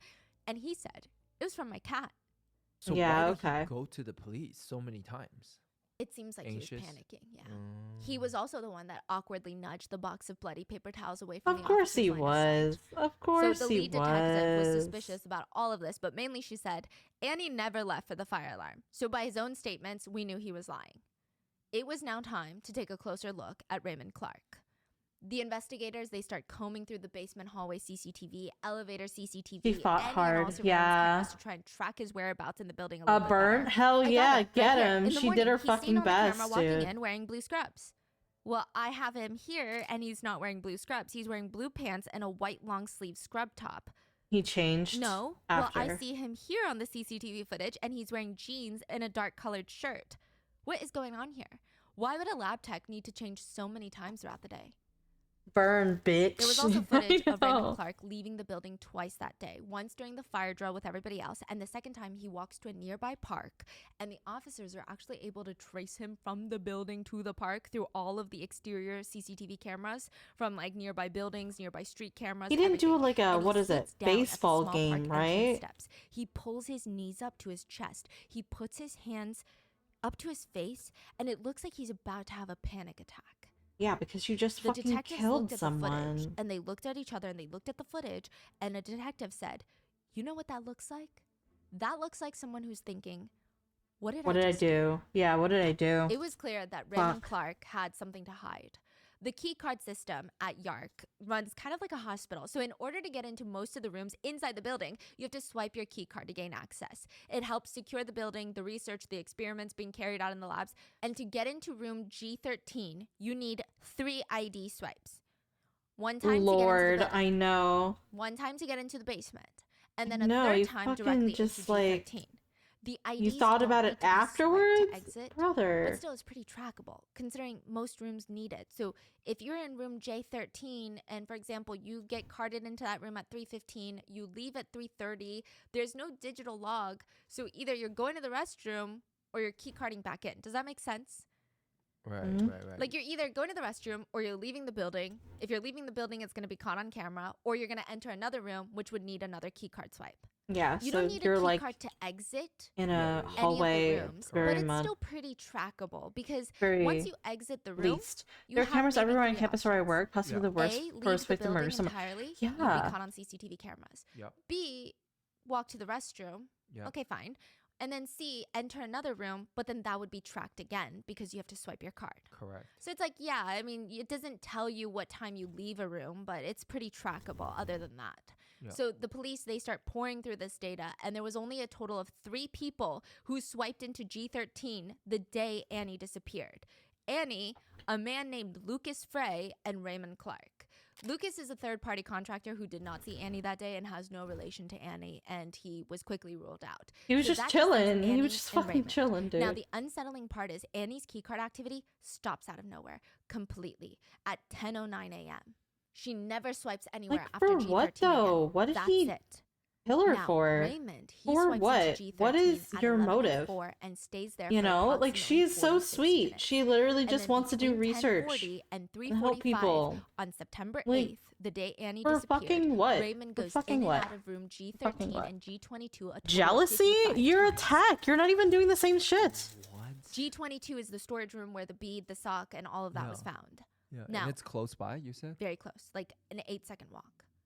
Wow. at least 10 times an hour for 5 hours. He's going in and out of these 2 rooms. To give you an idea, that is not normally how he works. From August 27th to September 8th, in the span of almost 2 weeks, 12 days to be exact, Raymond had used his card to enter G13 11 times total in the span of 2 weeks. But the day of Annie's death, he's in and out of those 2 rooms 55 times. He's in and out of 55 G13 times? more in 1 hour Brother, in come one on. day, the day she disappears, than he was during the at entire how previous 2 weeks. And remember G22, where the small necklace and all this these is. things were found? Annie never It's swiped so into that room. And pinpoint, additionally, like- nobody else but Raymond did that entire day. Awesome. Which, fine, maybe you can Fucking try and love come them. up with some weird, bizarre story about how his key card was stolen, but how do you explain away DNA? Raymond Yeah, Clark's DNA your and his DNA bodily is on fluids were it. found on That's Annie's panty kinda- liner. But additionally, a stain matching his DNA was also found on the lab wall, a semen stain. It was also found on a blue pair of scrub pants found in the laundry bag that was a match to him. Jennifer, a yellow get lab your coat that he fucking was seen wearing man. That was later discovered to have blood on it, which was Annie's blood. my And my Raymond's DNA was fiance, found on the our green pen relationship inside is the basement perfectly wall underneath Annie's fine. body. And the DNA Oh my evidence god, is super there's solid in this nothing case, happening But sometimes forensic evidence at the does research not translate well in a center. trial. Maybe more impactful There's nothing to a jury happening. would be this. Raymond had a thing Girl, for shut the green fuck up. pens. He wrote everything in green ink. That was like his trademark at work. And when you Get walk your into man the in a building, jail cell. you I walk into know. the Put lab, him you have to away. sign in. Put him away. Even if the cameras see you, even if you swipe your ID card, you gotta sign in with Yeah, your electronic initials and tweezers the are the time. best. That These are day, he actually for checked into work, Gunpla. He wrote his initials RC in green ink, but when he signs out for the day, it's written in black ink. But how did the pen even end in there? Just by accident? I think so. It might have been in like maybe the pocket of his scrub. Oh. Thursday, September 17th, FBI agents surround a motel That's building. obvious. They storm up to room 214 and arrest Raymond Clark. He was There on were, the I guess, run? people who had seen the commotion, and they were waiting to see what was going on, and they knew what Raymond was being arrested for. This was news everywhere nationwide. People burst into applause. At one point, someone They recorded him burst being pushed into a cop car and applause? said, "Hey, big man, enjoy jail." Damn. Natalie was Annie's roommate. He was surrounded by people like us. Bye, bitch. Enjoy jail. Stupid asshole. Hope your girlfriend still loves you while you're a convict, while you're fucking a criminal. That initially reported her missing, and she Wow. said, Raymond Great. Clark is a monster. He killed my roommate. He left her in a wall. How am I supposed to feel? I feel sick. I don't care what happens to him at this point, as long as he can no longer hurt anyone else. And at first, people thought that's what was going to happen. At first, Raymond Clark was facing Don't- 120 years. What? prison. You better not. But he later entered into a plea deal for just 44 years. That's it. A plea How old is deal. he? He will get out when he's 70. Jonathan remained pretty private throughout the entire case, which I think, again, everyone totally gets, but his family did put out a statement during the trial. They stated, "For a wedding that was not to be, our lives have been a whirlwind from the moment we first knew that Annie was missing. We share in the grief of the family of Annie Lay and are collectively doing our best to deal with our tragic loss. Annie will be in our hearts forever." Now, it is pretty evident that the murder was not premeditated. And I don't want to make it seem like a lesser crime, because murder is murder. And I'm sure we can all agree, I don't think it matters if someone thought about doing it an hour in advance or 5 minutes in advance or 2 months in advance. There was no way, clearly, that Raymond Clark thought that he was going to get away with Annie's murder. So there is a theory for what happened the day of Annie's murder. And this is the crazy thing is, Raymond refuses to tell anyone the reason he killed Annie. Still to this Still, day? to this day. Refuses. I think wanna it's know. sadistic. Yeah, he probably can't come up with anything. Yeah. And so I say theory because, again, I mean, it's not a theory whether or not he killed her, but a theory in the sense Side that eye. we don't know if these are the Bombastic exact side eye. steps and Exactly. the motives of why the events took place. But they did take place. And I and feel he bad for did Jennifer. I commit hope she them. broke up with it. So I know. I the feel theory bad for her. goes, after Annie entered the lab, G13, I mean, she seemed Raymond a little followed her in. like That morning, wild Annie and had crazy, sent out a but mass like email to all the researchers and staff at the building, letting them know that she didn't if anyone deserve was gonna that. look for her, she was gone this weekend for her wedding, and she was going to be out of office for a few days after that for her honeymoon to Greece. People, including many of the police, theorized that Raymond had very strong emotions regarding that email. He likely wanted to Wait, why? confront Annie about getting married because he had a secret obsession with her that she likely had no clue about. he is currently engaged, Yes. Yeah, what the and fuck? Annie is engaged. Yes. It doesn't seem like, I don't know if he loves his fiance, considering he and his fiance seem to have a very bizarre relationship. Her Facebook rants of like, no, we're still together. He doesn't like any Yeah, of this. it's so defensive. That's weird. Yeah, Yeah. sounds like there's way more going on. That's, Yes, like, there were very some people who insecure. were theorizing that Annie and Raymond were having an affair. Absolutely not true. What? Yeah, not true at all. They knew of each other professionally, and that's it. The only electronic evidence that they could find of interactions between the two were an email of Raymond telling Annie, clean the mouse cages better. That's it. Raymond telling Annie? Yeah. There was Oh, a... so he's the one that was telling He's- researchers to clean He's the stuff. control freak. Wow. Now, there was not a rumor, but there were a lot of sources going around saying that Raymond had texted Annie that morning to come in and have a meeting about the mouse cages, but the lead detective on the case said that they could not find evidence of that text message anywhere. Mm. So really, it seemed like they really only had one email, not even from that day, And it's except from her. this email that she sent out to everybody. Just men having Now, audacity it stated again. that Raymond, I the theory know. is, Raymond realizes that she's getting She's a married little that crazy. weekend, Nobody confronts her deserves in the lab, exactly. and She seems a nicely but little firmly a rejects little him, and crazy, with but that even if she is a he little beats her, crazy, causing that doesn't blood splatter mean that was found to have been cleaned up at the scene. she should be with someone essays like her, that. attempts to murder her. He then likely takes a steel cart, transports her body to storage room G22 because it's a lesser trafficked room. So G13, she's got 8 other researchers that are working on the same project as her, as well as her research advisor, that are in and out at all days of the hour. Now, he moves her to G22, where he likely discovers that she's not dead and beats her a little more and asphyxiates her because there was blood spatter found in that God. room as well later. Now, Poor Annie. it's Oh likely my he potentially God. tried to hide her body in the ceiling, but that did not work. Now, this is where the theory kind of splits off. Some netizens believe that Raymond had pulled the fire alarm for a number of reasons. He's the one that caused the fire alarm. Some believe that he was hiding the body right after the fire alarm, so nobody could see him in the chaos of things. Some believe he did it to give Annie an out of the building. Maybe he thought the fire alarm would be an easy way to overwhelm the CCTV footage and people would just assume she left with the fire alarm. Yeah.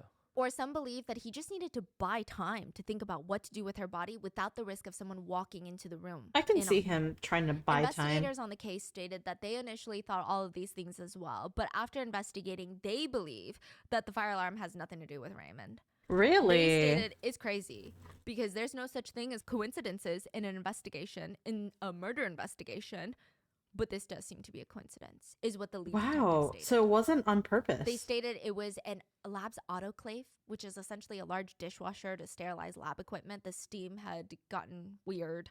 Someone let out the steam too quickly and it set off the fire alarm. But he also, in a way, very quickly identified that the time of Yes. her murder because she didn't walk out, right? Mhm. So this happened right after the murder. Like 30 minutes after. Wow. So She suffered, yeah. So regardless of the fire alarm, the two differing sides of the theory Men, come am back I together, and it's believed that after the fire alarm, Men, Raymond am I transports her body to the right? restroom and hides her in the basement wall. It's always Now, a that's kind of what man. investigators believe Am I happened, but right, it still doesn't really girls? answer why, I God. guess.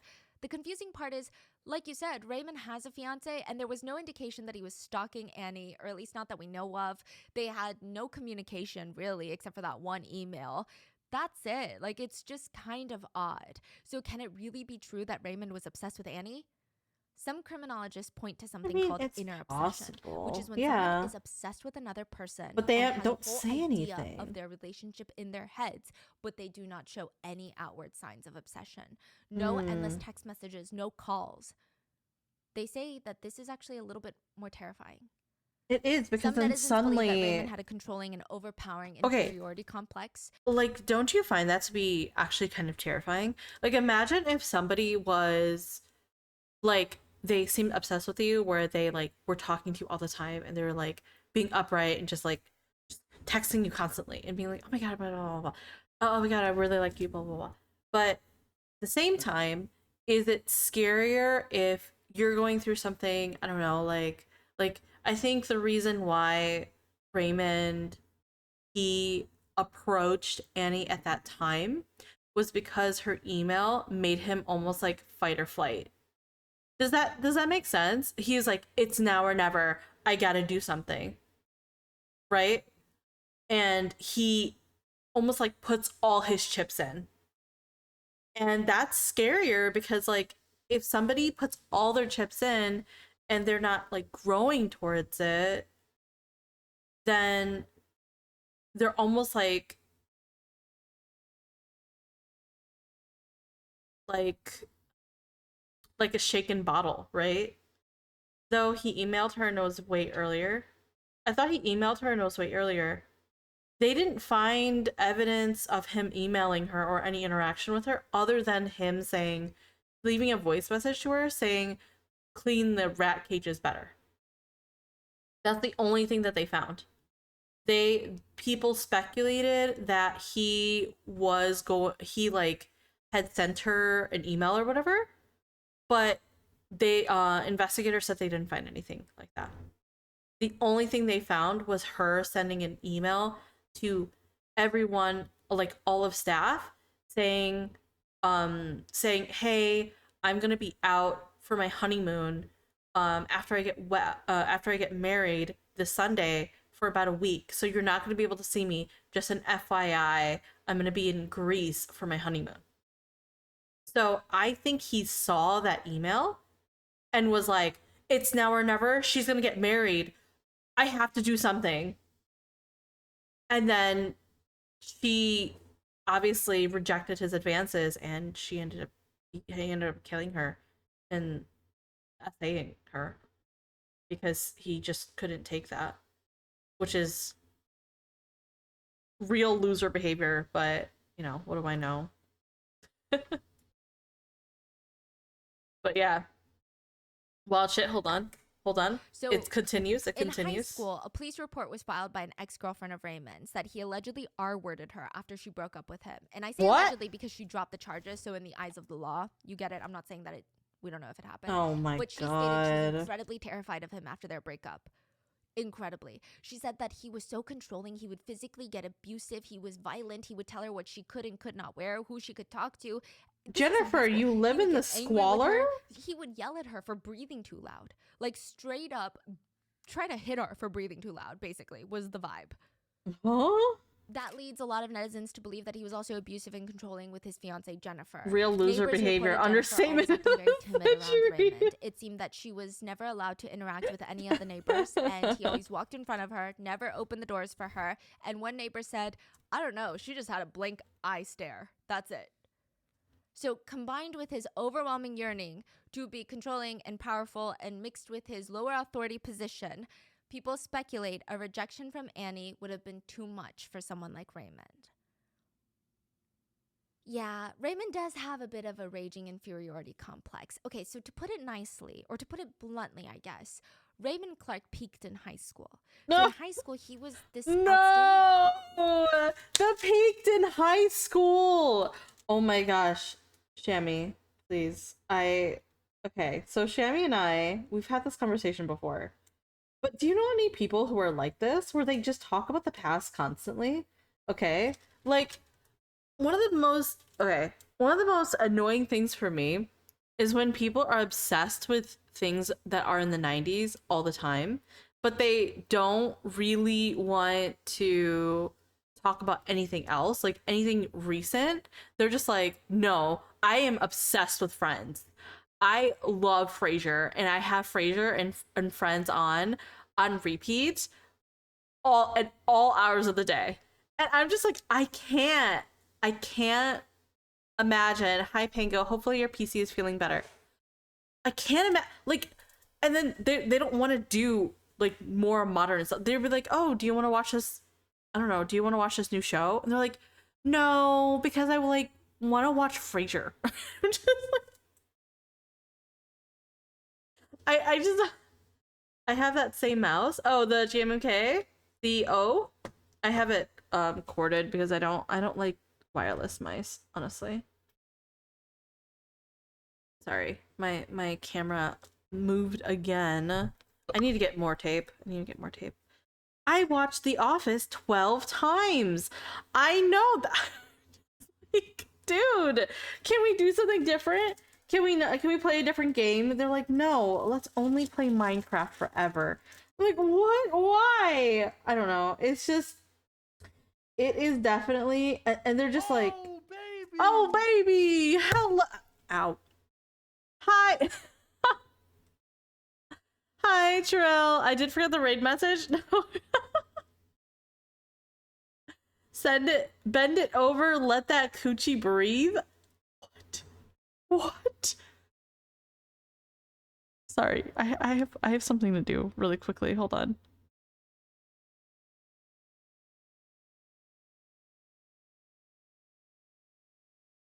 Okay, hold on. Thank you for the whole. I'm busy. 1 second. I've gotta. Hold on. I gotta put this in quote book real fast. Okay. Okay. Oh, we're all good. What? Degens, the lot of you. Bad timing for that one. Oh my god. Okay, there you go. That air those coochies, everyone. All right, I don't know what's going on in Trill's streams, but welcome, welcome everyone. Thank you for this for the raid, Trill. I appreciate you. Thank you, thank you, thank you. Hopefully you had a wonderful stream. Tell me all about it. I know that you were playing Little Kitty Big City. How did it go? And number two, make sure to go ahead and get some rest, get something to drink, get something to eat. Make sure you're taking care of yourself. You did a great job today. For those who are not familiar with who I am, okay, I for all raiders, my name is QBJun. You may call me QB, you may call me Jun. It's up to you. It's totally up to you. I take both. And I am a variety streamer, so I do different things like this, like you see. Oh my goodness. Thank you for the 25. Oh my gosh. Okay, then I'll give you, I guess I'll give you a B fact. I'll give you another B fact. I don't really have, since your donations are so Liddy, thank you. Yes, yes, yes. Oh, I was gonna ask, why does a narrator sound familiar? B facts. Okay, so I actually gave a few B facts already, but I'll give you another one. So, this one is more about our cousins, okay? The hornets. Hornets. So most people hate hornets. They are huge assholes. They're like, I hate them so much. They can sting forever, okay?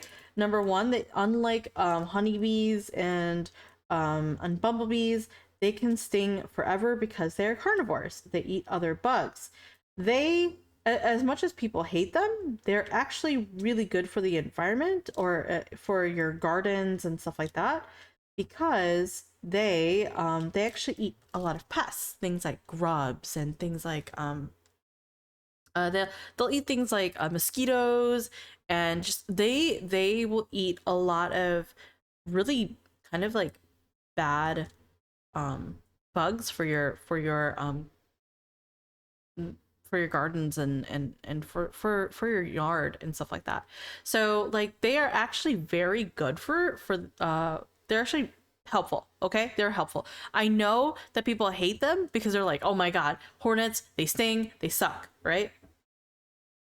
They're like mantises and garden snakes. Exactly. They're like mantises and garden snakes, even though they're not pollinators like that because they have smooth bodies. They're not furry. That's one of the reasons why we're furry, is because we want to grab as much pollen as possible for honeybees and bumblebees. Hornets are smooth. They don't pollinate, or at least they pollinate less. They still have a purpose. So thank you for $10. Oh my god, we're so close to 200. Thank you, thank you, thank you.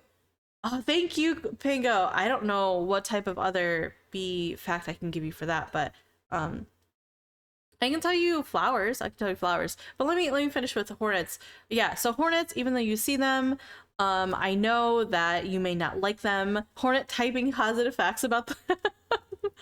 They are really good. They're actually good. They're similar to spiders. You know how spiders, they say don't kill spiders, are good.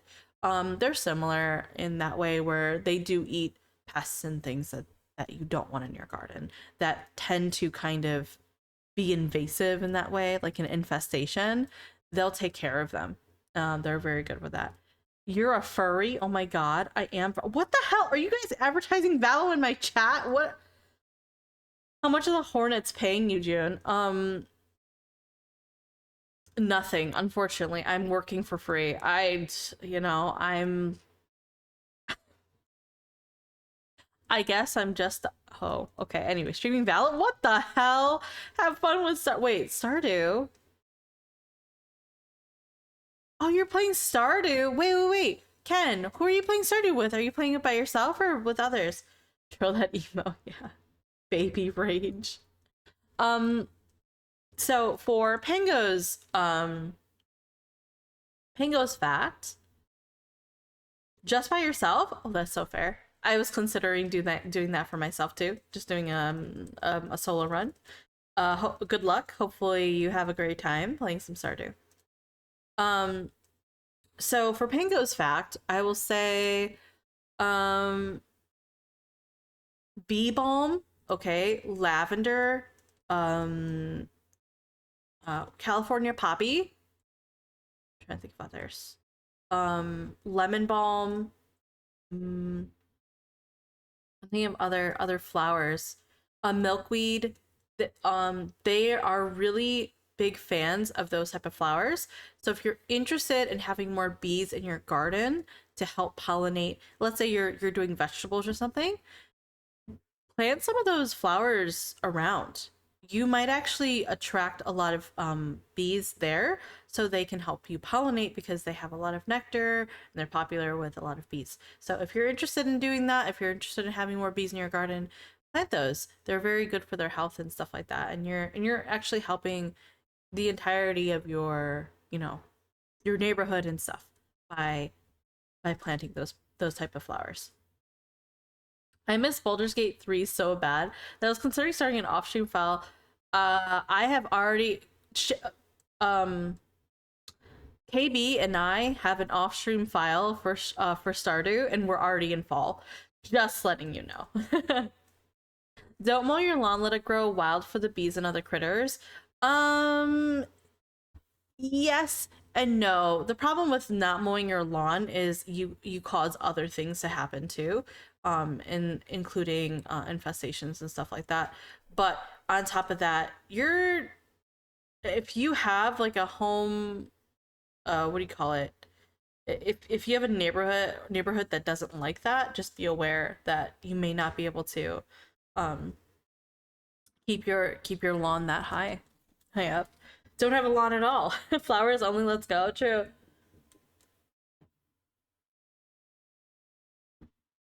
Exactly, ticks. Yeah, you might invite things like ticks as well. High grass like that, ticks love to to perch up on high pieces of grass, and then whenever animals or humans pass by them, they latch on and then they drink your blood and stuff like that. And and the problem with that is like ticks also spread things like Lyme disease. So it's a little scary. But yeah, for those who, sorry, I'd never finished the rest of my intro. For those who are not familiar with who I am a variety streamer. I am currently doing a diamond painting. So I do crafting, obviously, but I also and we're listening to a true crime story up here, up here, up here, up here. We're listening to a true crime story at the same time while you guys are watching me do this. So it's a fun little activity, I think. Be a fun time. Actually, can I make this bigger? I wonder if I can make this bigger for you guys. Just so you can see better. Can I? No. Hold on. Let me see if I can zoom with this.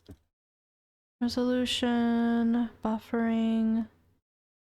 I don't think I can. Maybe for next time, because it's a little far away for you guys. If I'm able to zoom in a little, I think you'd be able to see it. But yeah, I also do a lot of video gaming. So after this, I'm planning on playing this game called Signalis. It's a horror game actually. So you guys might enjoy that. And yeah, so I do a lot of things. Our community are called the beelings.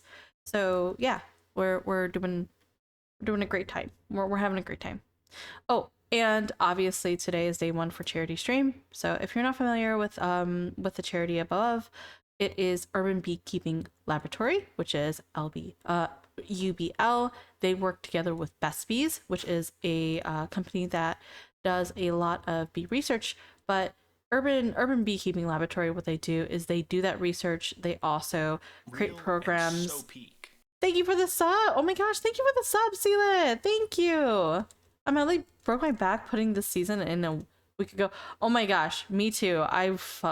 Like my garden was awful. Well, I had to deal with it. I just was not having a good time out there. But yeah, they do a lot of bee research to help the livelihood and health of bees, promoting their population via other companies and things like that. And as well, they put out programs so people can be educated about bees and keep their populations up. Because I don't know if you guys knew, I'm pretty sure, but a few years ago there was a scare where they were thinking that bees would be going extinct, when bees, honestly, they help a lot of food and stuff like that for us. So yeah, just an FYI, if you'd like to donate to UBL, who helps fund these, you'll be helping to fund these research programs and analysis and stuff like that, then feel free to donate. Okay, no pressure if you don't have the funds to, but if you do, then we would all appreciate it. Thank you. Reprisal, hello. Welcome. You're towards the end of the story now, but yes, this is love you, QBJun. Thank you. I love you too. You're awesome. I am gonna go ahead and continue the story.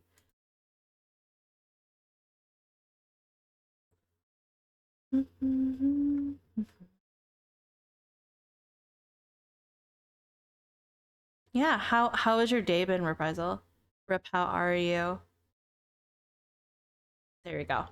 This guy. Star athlete, his classmates said that this guy was competitive. I mean, he was quietly competitive. You would never know how much he liked to win until Quietly you got to know him. And then competitive? at that point, it was like he's got this obsession with winning that is almost terrifying. It was weird. And in high school, because he was the star athlete, he got a lot of respect. But later in life, as a lab tech, working at a research facility with some of the most prestigious students in the world, there does seem to be signs of an inferiority complex seeping out. Raymond does take his job at Yale very seriously. Honestly, maybe too seriously, in terms of he would try to power trip for no reason at work. But you know when someone says something doesn't bother them, and you know it bothers them? Like, they're like, I don't care if someone says my nose is flat. I mean, it is flat, but haha, it's so funny. I talk about how it's flat all the time. Oh my gosh. If you need me to VA in any game, let me know. Of course, It seems like of course. that's how Thank you. Raymond was with work. He would joke about Thank how you. he doesn't care. Never seen that all Sir of his Diamond old high Painting, so I school came in friends excited. call him a Really? shit cleaner up or Hopefully you're some enjoying it. housekeeper, because he makes good money. Good I just enough realized your money section to says afford a red babysitting. I can't believe you Mustang can't that say those haters can't babysitting. afford. Oh my So, gosh, you're so right. whatever. You're smarter than I am. Again, Sorry. It's the kind of reaction that makes you Yeah, think he's bothered. you're bothered by super people calling you a bothered. cage cleaner, which I agree is mean, but it's interesting. So netizens believe with You his can be inferiority upset complex, with that, but his not have an controlling inferiority behavior, complex. perhaps he Like, felt very I don't know. angry with Annie's rejection. There is a little bit more But okay, I we mean, could his keep going into the DNA is layers still of this. there. There's a You very know, like complicated at the end layer of to the this day, theory, he which is did that kill all her. of this So combined made Raymond feel begrudgingly inferior to all the researchers in a way that invoked violent hatred. Probably that's why he's so rude to them. But because Annie is an Asian woman, perhaps he felt like, well, at least she's still beneath me because her status as a researcher is high, but her status as a submissive Asian woman is at least lower than oh me. yeah, So this the evens submissive out. Asian Now, the woman. I speculation here can't wait being that he to. believes Asian women to be submissive and inferior. So when she allegedly rejects his advances, he personally feels it as an even stronger attack All on of a his sudden, you love identity. Is a speculation.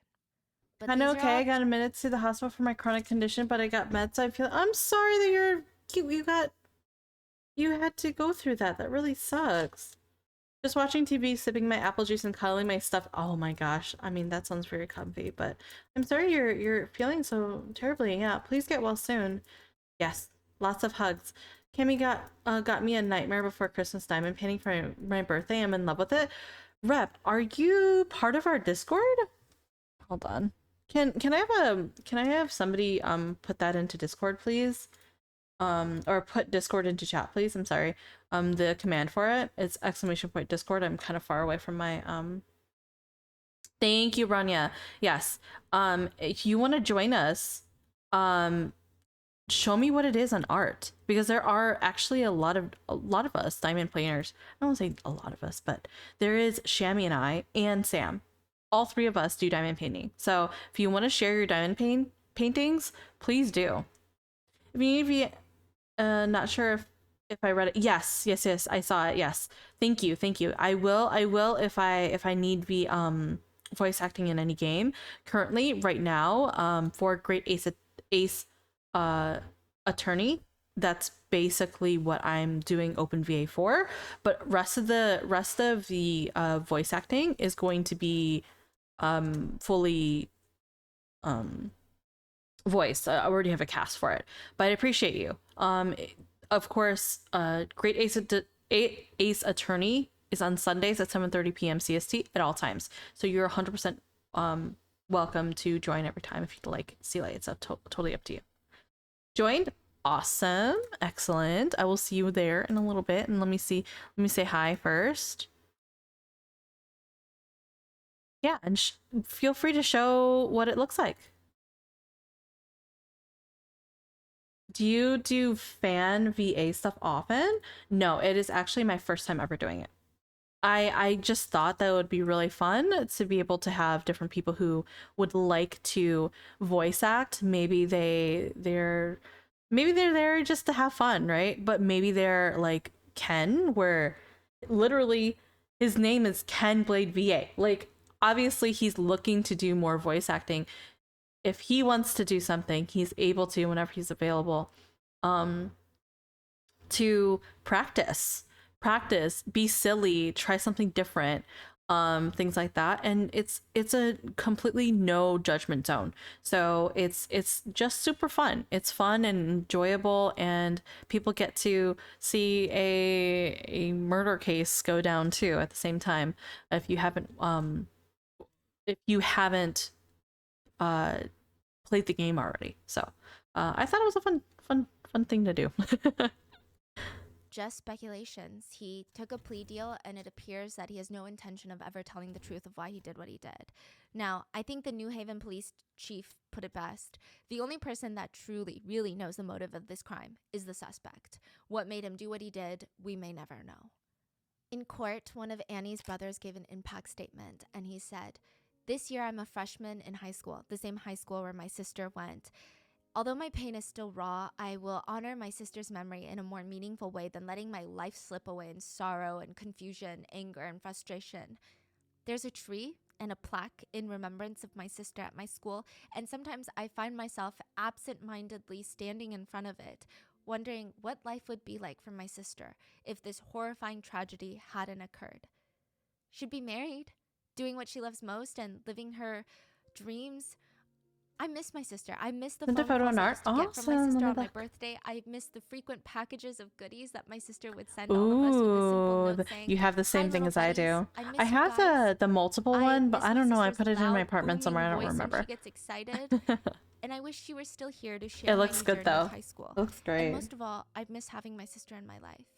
I believe to fully reach acceptance and to find peace for myself again, I would have to forgive Raymond Clark for his sinister actions, even though I still cannot believe that someone could kill a person and not be fairly punished for the crime that he committed. I'm not very clear on how the proposed sentence is, and I don't know much about the sentencing process, but I do believe that no He's matter a how freshman long in high Raymond Clark school, is to you be in know? prison, the pain, the destruction, the Poor turmoil guy. that he has inflicted upon me and my entire family will never go away. There will never be closure for me because my sister is gone. Annie's dad couldn't even read his own statement. He had spent so long preparing his own statement. He went over every single word, trying to see if it made as much sense in English, to see if it held the same amount of emotion and power as it did in Vietnamese as it did in English, because that's his primary language. He spent so long, but when he got up on that stand, like nothing would come out. Raymond also had a few words for the court, in which he stated, "I take full responsibility for my actions. I alone am responsible for the death of Annie Lay." Which, like, who else would be? He continues, Yeah. "I'm truly sorry I took Annie away from her friends, her family, Yeah, I and did most it. of all, her fiance. Thanks. I've always tried to do Fucker. the right thing and stay out of trouble. What an but I asshole. failed. No I one took a lie, cares, Raymond. and I continued to lie Bye. about it." Yeah. While Annie's friends, family, and fiance sat and waited. "I never really wanted to harm anyone or cause emotional pain to anyone. All I wanted was to be a good son, a good brother, and a good fiance." Well, you It's failed. the I'm most sorry. empty thing I've ever. What do you mean stay Yeah. out of trouble and I failed? Yeah. What are you talking about? This is not like What do got you in a fist mean? fight. Nobody Yeah. forced you talking to about sexually being assault her Like, and the then way kill he her. talks about it is like, I made You a had a mistake. chance too. I tried. Like, I tried really remember hard. remember that he literally said, remember the series of events, right? He sexually assaulted her. He hit her with a blunt object. He put her on the cart, right? The metal cart to go to the storage room. While he was at the storage room, she woke up and struggled, right? He could have let her go. He could have been like, "Hey, I'm so sorry. Let me I mean, like, I'm so sorry. Let me get you better. Let me help you."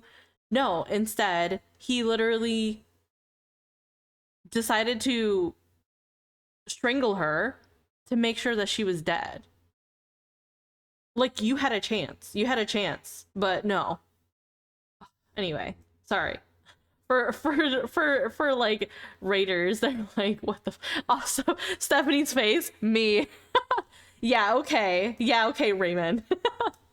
I have leftovers from the bento box I ordered last night. It's bussin'. Ooh, that sounds delicious. I have a few drawings. I did not the greatest. Did not do the greatest, but I at least try. Yeah, for sure. There are definitely artists in the community, like Ducky being one of them, Bree being one of them, and they're all of varying degrees of skill. So don't feel like, oh no, I'm in a I'm in a community of amazing artists. I'm alone. No. And besides, I actually talked to Ducky about starting up drawing again. So I might also be a novice drawer along with you, Sile. So don't feel alone in that. I have this is not a advertisement, okay? I'm just letting you know. I actually found a Wacom tablet that I really liked. Right now, I'm kind of like, I don't know if I want to get it right now because I actually got laid off from work this month. So I don't know about funds, but I am looking at one. I have been looking at one for a while. So no, yes, it is on my throne, but this is not an advertisement to go and put money into it, okay? I'm just letting you know my aspirations and what I'm looking to do eventually. Okay? That's all I want to do. I'm just letting people know. No, Shammy, stop it. Don't use that face. Don't use my face against me. But yeah, I want to also join everybody in art. I know I feel like I haven't done it a really long time, but I want to try. I want to be able to try and show everyone, because currently the way that I do art is on a Samsung Note 2, a Samsung Galaxy Note 2. So that was made in like, I think 2012. It was made in 2012. So it's been a really, really long time since it was made. And sometimes the application that, like, it's so old that the application, my drawing application, when I'm in the middle of drawing, it just literally closes. It like closes itself, because it can't handle all the RAM, all the data. So I'm hoping I'll be able to draw on stream when I feel more confident. So, but I want to at least practice with everybody. I know that there are really cool like websites and stuff where you can draw together, and I think that would be really fun to do together as a community, even off stream, and just hang out and stuff. So, let me read what Rep had said. In terms of my condition, my stomach closes, so I can't eat or drink anything. Oh no, that's awful. Oh no. Ugh. Oh, hopefully that you'll feel better soon. My goodness. This guy sounds like I'm the victim. What do you mean? I know. He's like, "Ugh, I'm such a victim to my impulses. My bad. God, I tried really hard not to give in to my impulses, but it's just this one time, you know? Jeez." I was just like, oh my God. I've been drawing Shammy and Trill a bunch recently. Yes, I know. I saw like Gartic or something. Yes, like Gartic. There is I don't remember. Sorry, I keep clicking that out. I don't remember what it was. I don't remember there's a website where you can literally just draw with your friends on the same canvas. It's a very large canvas and you can all draw at the same time. And it's really cool. I think that's awesome. So I have this surplus education Chromebook with the built-in welcome tablet, and I have one to send it to the artist who would actually use it. Branya, then find an artist who would be good enough to do that. I have an X Pen tablet, but I'm trying to get PC parts to get an actual computer instead of my rinky-dinky laptop. Oh, that's so fair. My PC is not the greatest either right now, so maybe one day. I do I do plan on moving my PC and cleaning it out soon because it's been about 6 months since I moved it and stuff. So I don't know any artists. I'm sure you can look around. I'm sure you can look around. I'm looking to upgrade from my iPad to an X Pen tablet. Do you like yours? I know mathematicians. I know, but like you're in a lot of communities, Branya. You could probably look around for people who are actually You know who wants to do that? Erie. Erie actually wants to also get into drawing too. So I know that you come from Erie's community. Definitely consider sending it to Erie because I'm sure she'd be up for it. But anyway, yes. Thank you guys for listening to me rant about how I want to draw, but kind of can't right now. But either way, okay, let's continue. Let's finish up with this guy. Not like you got in a fist fight. Yeah. What are you talking about? Staying out of trouble. Like the way he talks about it is like, I made a mistake. I tried really hard, but it didn't work and I made a mistake. Everybody makes mistakes. That's Raymond Clark II, Raymond's dad, went up to say a few words, which I will say, ultimately, I think it hurt his son, because in it he states, first and foremost, I would like to extend my family's deepest sympathies to the Lay family. The grief and tears we shed are equal for your family as well as ours. What? No. Get out. Wow. The events of September 2009 devastated 2 families and shocked a nation. No parent can imagine or prepare for losing their daughter to violence or to having their son commit such a horrible crime. I love it a lot. Mine is on 15. He's here looking for sympathy right now. Yeah. This guy here is. He's like, I am a victim. I hate when I accidentally essay and kill someone. Ooh, woo. I know. You kill one woman and suddenly you're a murderer. I cannot protect my son and am powerless to undo this nightmare. But I stand here today with unconditional love for my son. Stop. It is with deep sorrow that I stand here today, but I do want to tell my son that his family, his fiancée Jennifer, and his friends love him. She's still and are proud that he is engaged to him. Wait. The father is saying they love him and they're proud of him? For taking responsibility for murdering someone. What the fuck? And like netizens have stated, this is why Raymond ended up the way that he is, because he has parents like this. What do you mean you're proud of your son? I don't even.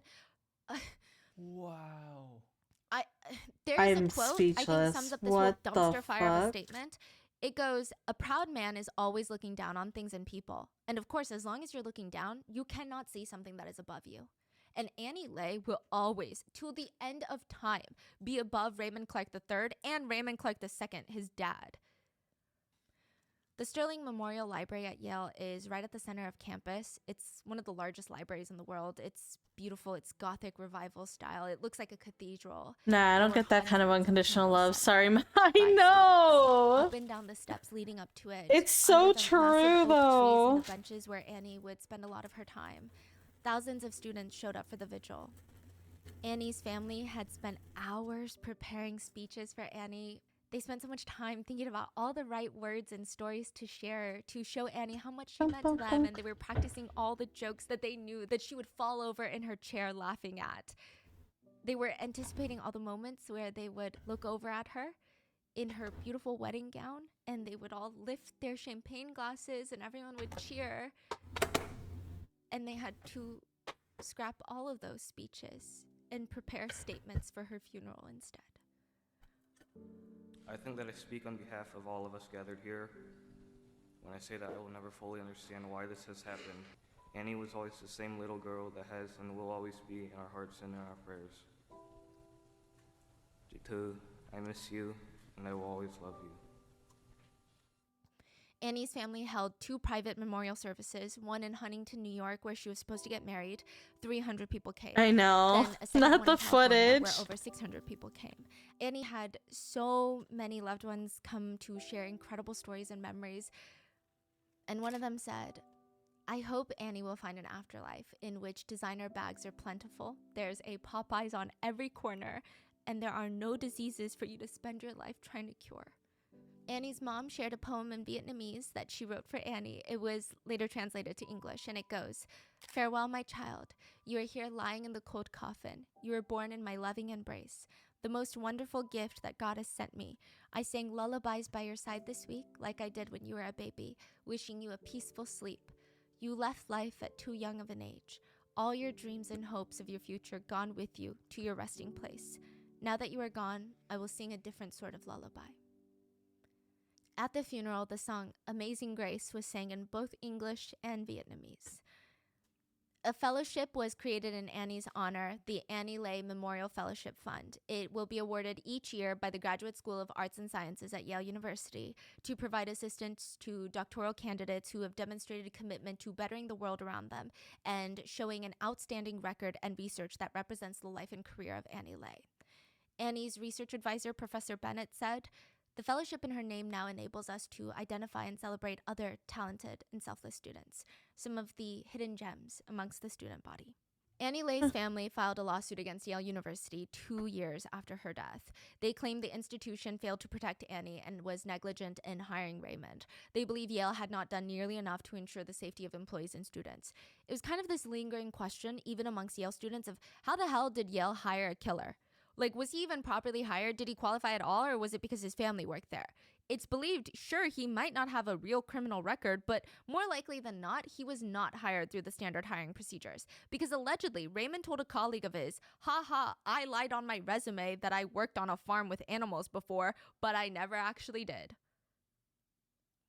Now, I don't know if that's true because Yale states that they conduct criminal background checks as well as verifying all educational and employment credentials. So it was kind of up for debate. Later, the Yale president Nepotism, responded. I know. His All supervisor murders, reports all that murders nothing are in his obviously history awful. at But this, work at I the employment know. at the university gave an indication that his involvement in such a crime might be possible.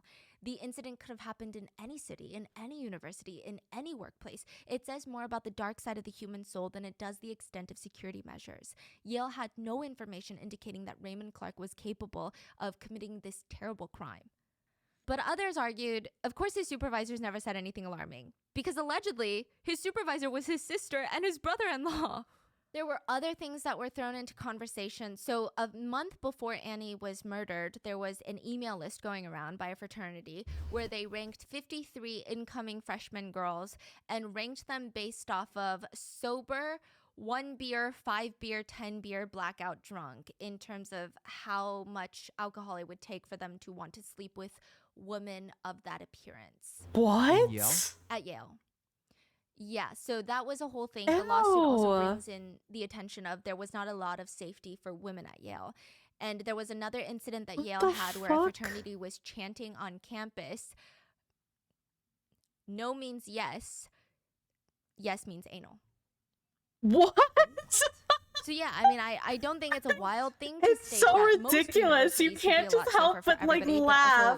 You specifically for women. can't help but An laugh. anonymous It's so, internet user it posted on a feels forum not and they real. wrote, It doesn't "I'm even feel disturbed. real. The OP stated that they're a Yale graduate student that works at the research lab, the animal research lab, and they were shocked to see that after the trial, Raymond's extended family are still working as if nothing happened. Sister, brother-in-law, fiance, who's still his fiance. They stated one day they saw Jennifer, No. Raymond's fiance, quote, walking through the workplace, laughing loudly without a care in the world. Around the similar time, I could see a person close to Annie sitting in a daze, looking like she might burst into tears.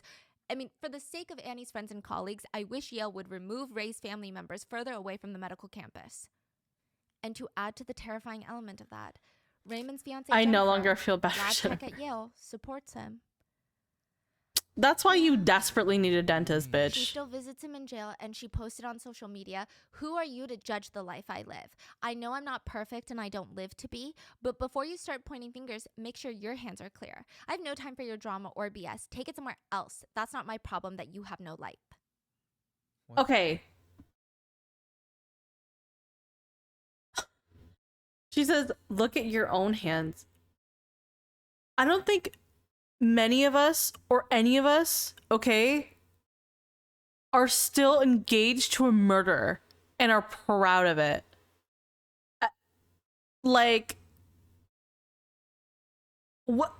like, how much worse can you get? I don't know.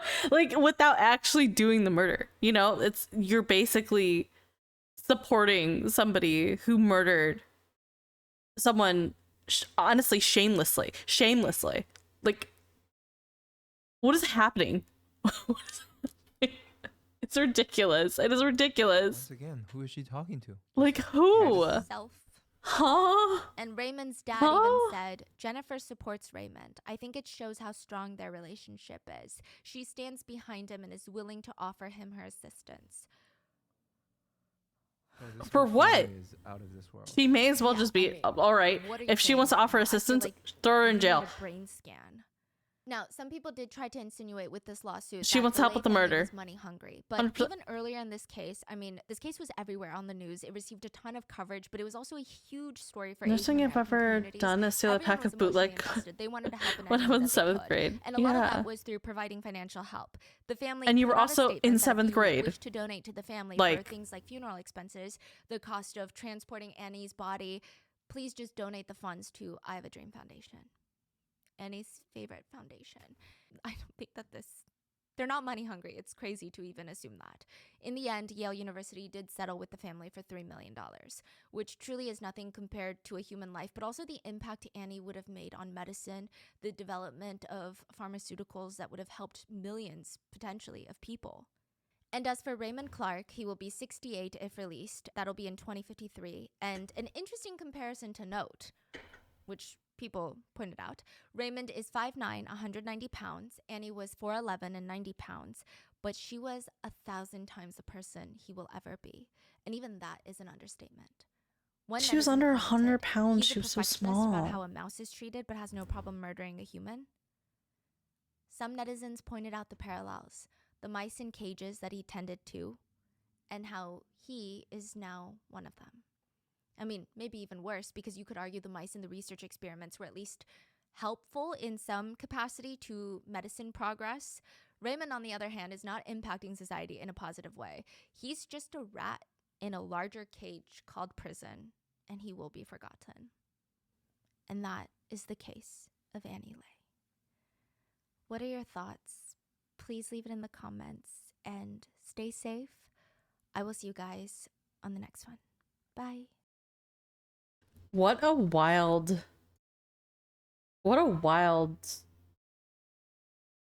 episode. Wow.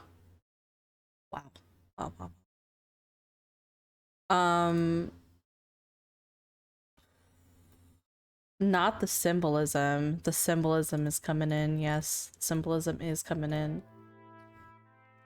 I pulled a Pequaza. What's in the wish.com? Oh my god. What's in your Temu? But okay, what a crazy episode. I put away all of my diamond painting stuff because I do want to keep a little bit for later on this week. I'm going to be doing a little bit more CNC on Thursday as well. So you know, tune in for that if you'd like to see more and listen to more stories and watch the diamond painting come together. I'll also be playing Fallout during that time too, so woo. All right, so I am actually gonna take a BRB. I'm gonna do a be right back really quick, and the reason why is because I am freaking starving. It is 3:30. I skipped my lunch and I'm so hungry, so I'm gonna go and get something to eat. Probably won't take too long, maybe half an hour, maybe 20 minutes, half an hour, and then afterwards we are gonna be playing some Signalis. So if you're in for some horror games, in for a horror game and seeing me play it, by request of Miss Ducky, then yeah, please stick around. I'm probably gonna pop out because I don't like horror, but have a lovely stream. Thank you, Branya. Thank you for you guys for sticking around. Branya, you literally just heard an entire story about how a girl just got horrifically got murdered and stuffed into a wall. And you're like, I don't like horror. No, it's so fair though. That's so fair. Like, there are some people I feel like who can listen to so much like true crime and horror and things like that, and they're like, ooh, okay, but then they play like Soma and they're just terrified, which is so fair. Meanwhile, me eating lunch like, fuck you, Raymond. No, fuck you, Raymond. Fuck you. Rotten hell and jail. Damn it. If I didn't want to leave because I would have given you nightmares without a conclusion. I know. At least that we came to a good conclusion in which we did get some justice, where he did get. Though, to be honest, I don't know. He was given 40 years. That means he's gonna get out when he's in like his almost 70. Let me know. I'm gonna put up a poll for a little bit. You guys let me know if you think that was just, if you think he needed more time. And in the process, I'm gonna make some food. I'm gonna make some pot stickers. I think that would be good. I still have some pot stickers. So anyway, I'm gonna go BRB really quick. I'll talk to you guys in a little bit, okay? I'll put this up. Fuck no. Okay. Let me put the poll up first. Poll. Did Raymond... Wait, no. Did... Hold on.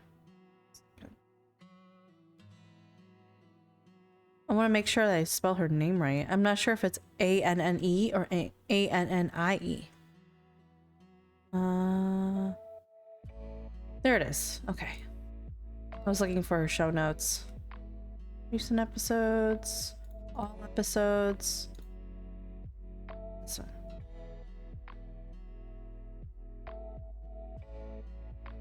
It's A-N-N-I-E. Okay. Did Annie get justice? Raymond isn't in there for long. Wait, no. Not long enough? No. Or yes. Long enough. There you go. Raymond's sentence. Okay, so I'm gonna put this on for about 5 minutes while I'm gone. You guys can go ahead and vote if you'd like. There you go. And of course, as you know, my charity is still up, so if you want to donate, I will definitely be able to see when you do, and I'll give you probably a beef fact, okay? In the process. Okay, I'll be back. Bye guys. Bye guys for now.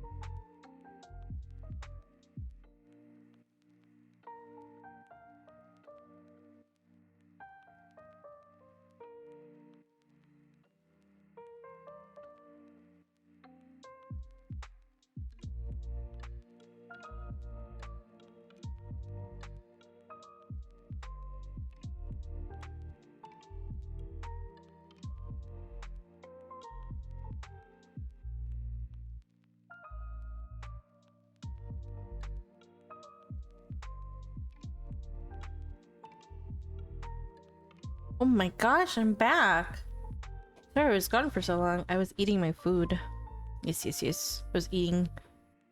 I made pot stickers. And they're very spicy. They were definitely spicy. I put sriracha. Welcome back. Thank you. Thank you. I'm going to nap again. Stupid headache. Oh no, I'm sorry. Yeah, get some rest. Hopefully, I mean, Celia probably said that a while ago, but regardless, I hope they feel better. They feel better soon. So pot stickers sound good. Yeah, they're very, very yummy. They were so good. What did everyone do? What was everyone doing during the break? What did you get up to?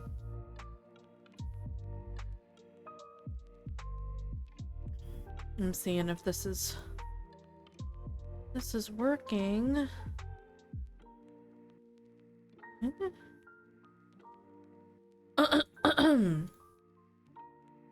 Full screen now? Fine. Just full screen though. I managed to get some more water. Let me display. Full screened.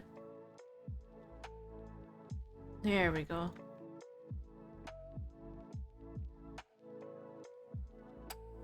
Much better.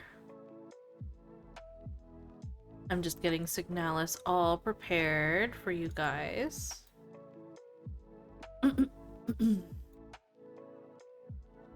Read a spicy scene in red, white, and royal blue. It's a cute book. Nice. I still haven't touched the sports book that we're supposed to read, and I'm so glad that Peter gave the seal of approval, because that means, oh man, this might actually be really good. I've never had Frito be like, you know, like a book and it be actually garbage, so I've got high hopes. Clean up cardboard pieces from the floor from the dogs tearing apart those drink trays you get from coffee and fast food places. Oh, I know what you're talking about. Oh, you doggies. Oh, Bailey. Oh, Teddy. Getting in all types of things. But yeah, I hope the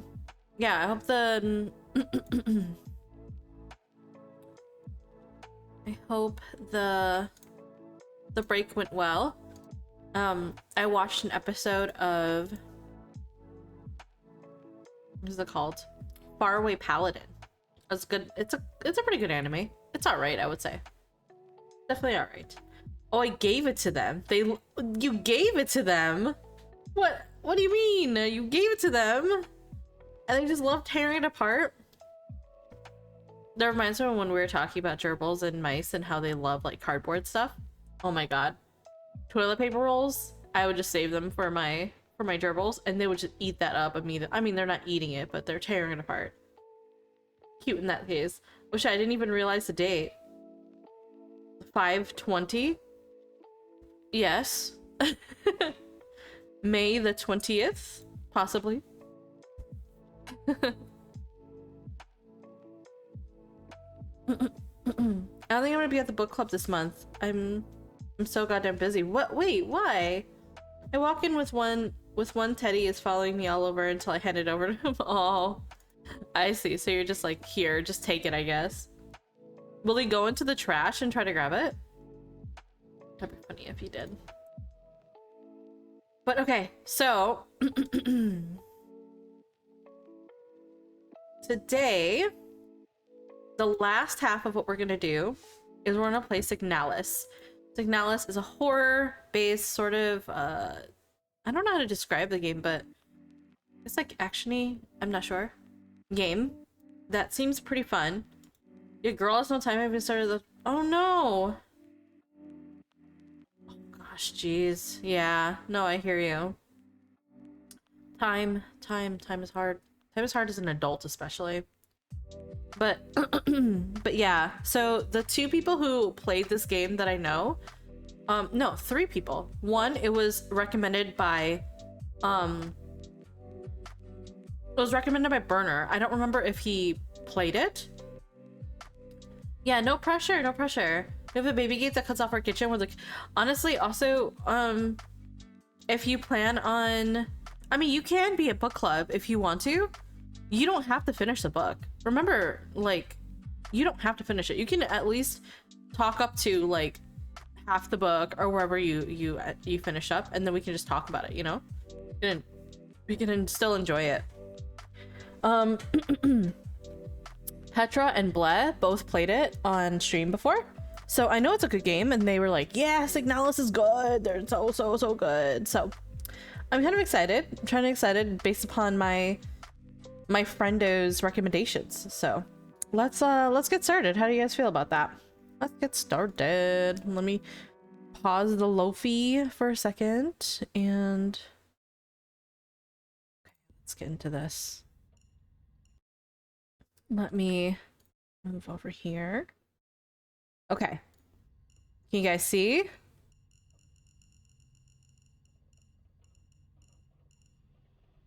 it look good? Oh, sorry, I forgot. I need to get no, that was the preview of that was a preview of Faraway Paladin. No, stop.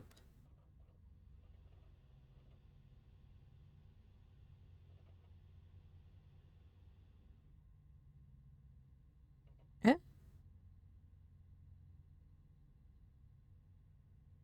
Looks good. Excellent. Hi, what game is this? Hey, Epsilon, can I have a shout out to Epsilon first? And number two, this is Signalis. So it's a fun little game. Fun little horror game, from what I know. Okay. I've never played it before. It is a brand new game. So some parts of this game may be considered violent or cruel. Profile 1. Can you guys hear all right? I almost hydrated myself. Oh no. Signalis? Oh, Shadow, do you know this game? Are you familiar with it? Ooh. Thank you for the SO. No audio? No audio? Really? Wait a second. What do you mean, no audio? Let me listen to it, Pia. Let me listen to it. A bit quiet, but it's not supposed to be very loud, so. Okay, so let's begin. Horror game, yes. We'll see how this works. I've never played it before. Wake up.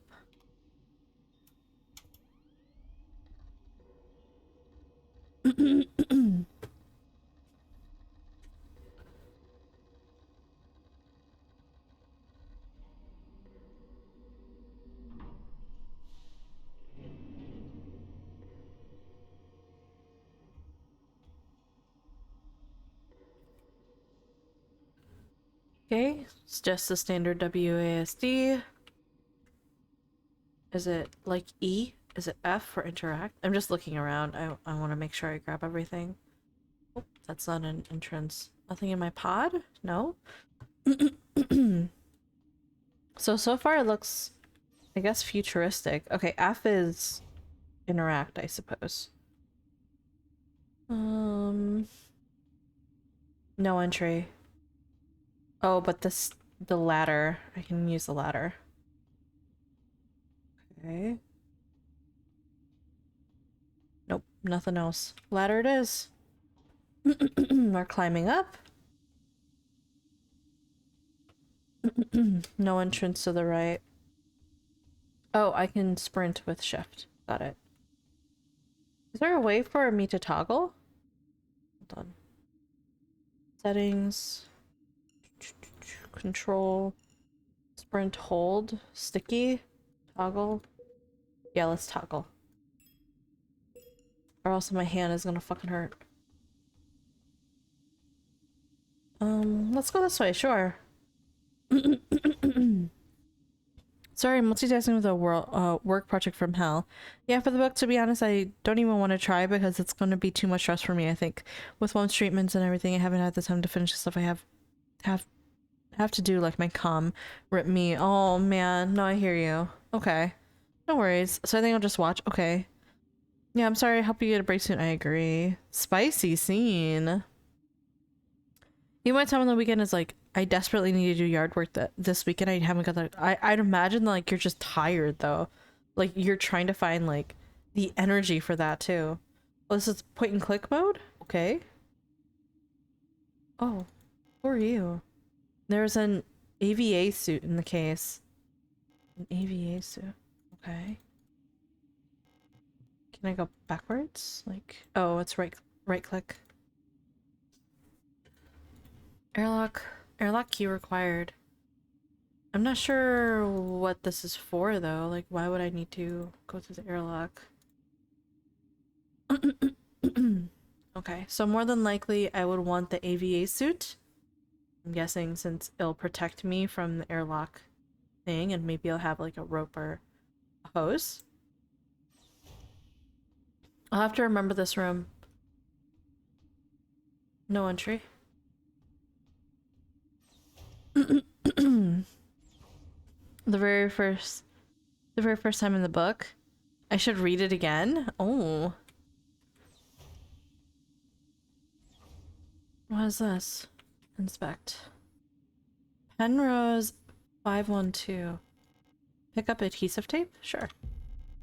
Picked up adhesive tape. Alright, so we have adhesive tape. Okay, so Penrose 512, Scout Vehicle Status Monitor. Critical system failure detected. Are we on a ship? Maybe? A location, unknown planetary surface. So we're on some type of planet that we've never been to before. Crew status, A. Young. Gestalt pilot, no signal. LSTR 512 replica unit. Active. So whatever this might be a bot. It's active in the mess room, or mess hall. Hard landing on surface has damaged critical systems. Okay. Surface temperature critically low. Wear protective clothing during AVA. Okay. Vehicle. Yep. All right. So I'm guessing right click is going back. What is this? What is that? LSTR features repair logic module. Serving a great nation of ship technicians aboard the... Thank you for the 25! Thank you for the $25, Shadow! I appreciate you, and the bees appreciate you. Your brethren appreciate your donation. Thank you, Shadow. It had me giggling like a girl. Also, wait, hold on. That pushed me over? Wait, let me check. It pushes me over! Oh, yay! Thank you! We reached our goal today! Holy shit. It is an easy goal. It was an easy goal for you guys. Holy shit. I mean, we had Jay come out, Shadow come out, everyone came out and did... Oh my god, hold on. I'm gonna put music on because I need... Let's go! We did the goal today! Before I do that, let me go to my Twitch to see... kind of what happens now. I want to see what my charity thing has to say. I'll probably look at the fundraiser. Yeah. So more than likely I'll I'll push the goal to 300 tomorrow maybe. I'll have to think of some goal stuff in the meantime, but thank you for the donations, guys. I appreciate you. Okay. All right. Yeah, it didn't tell me anything different, which is fine. I just want to double check. Okay, so serving the Great Nation as ship technicians aboard the scout vessels of the Penrose program, LSTR program replicas like yourself are equipped with a specialized repair logic module. So maybe that's us, the LSTR replica. So we're a replica. repair logic module, RLM, allowing them to quickly and easily repair both themselves and important mission equipment. Okay, so basically we can we can repair ourselves, we can heal ourselves. Assessing the RLM functions. Inventory is tab. Select the item to repair with A and D, and then press F to open the command menu. Select combined into combine mode. Okay. Select a second item to repair. Press F to combine both items. So this is to repair items. To repair things in your inventory. You basically combine it. Yeah, combine the item with the second item to repair. Okay. To repair damage to the replica body, so, select a suitable repair item and simply choose the use button from the command menu. Okay. And 420 followers? What a great day. True! I had 420 followers today. That's wild. Thank you. Sometimes it can be helpful to take a good look at an object from all sides and select the inspect option in the menu to enter inspect mode. Okay, so you can rotate and look at items is what I'm understanding. Let me look at, we can look at tape. Action menu. Inspect. Yeah, and we can just look at it really quickly to see if there's anything. I can't use it here. Okay, that's fine. How do I guess press, yeah, press tab again. Nothing else here. Okay, we're getting out of here. That's the stairs down. That's where we came from. This is blocked off. It only has to be this way. Okay. So left is blocked. What is this? Penrose type vessel field operations manual. Penrose type vessels.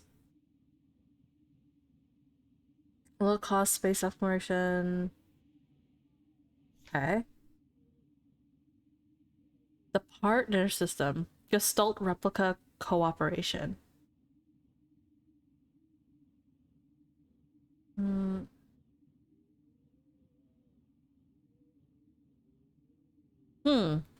Okay. So if we are the replica that we saw before, it did say that our Gestalt officer, I don't remember what his name was, but he's missing or he's not there. So high chance he's dead because the ship is in critical condition. So more than likely he's dead and we're like a wandering replica at this point.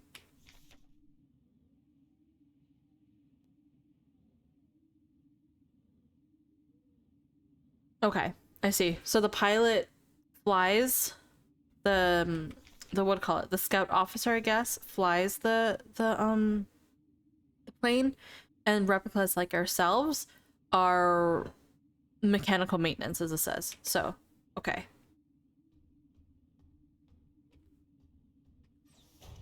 Okay, let's go through here. What's this? So many notes. Reminds me of Resident Evil. Smeared diary page. Woke up from cryo, an empty mess hall. I was wondering, Esther looking out flight deck, like somehow lost in thought, somewhat lost in thought. Sometimes I feel like blank is blank home. Okay. Is there anything else that we're missing? Oh, I didn't know that we can like... Okay, so this is the Gestalt's bedroom. Oops.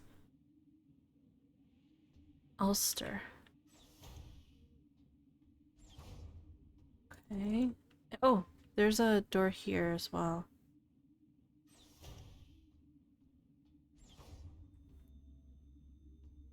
Oh, this is another tube. Wait, before we do this, let's look around. As per usual with most RPGs. Anything else other than this? Does it give us any clues as to what this is? It says this is Penrose 1 or 512, so. Alright, nothing else to do but let them free, so. Wait. That's all I need to do? Is there a... Hmm.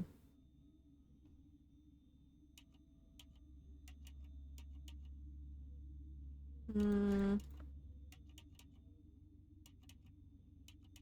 Maybe? No? Okay, so clearly there's something that we need to copy. Let's see. No, nothing in the document here. Nothing there. Nothing there either. Let's look.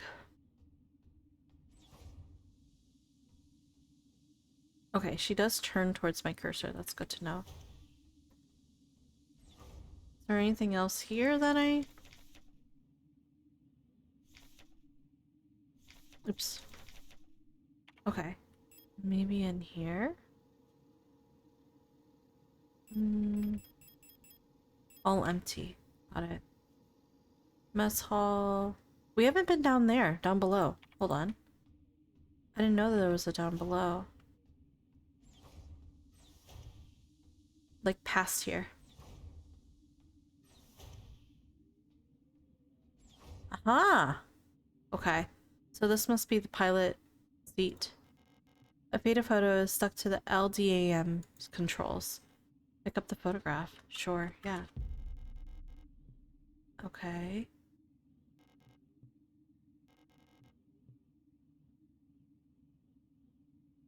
So say the port control panels critical system failed due to the hard landing. Okay, so we crash landed essentially. The ship's control panel. Judging from the readout, there's no chance I'll ever fly again. Oh man. So we're basically stuck here. Okay. Starboard controls panel. The controls aren't responding to any input, probably an electrical failure. Nothing here. Ship's control panel. It's a lost cause. Landing assisting monitor. Anything up above? I don't think so. Alright. I think I'm gonna look at the photograph when I go back to the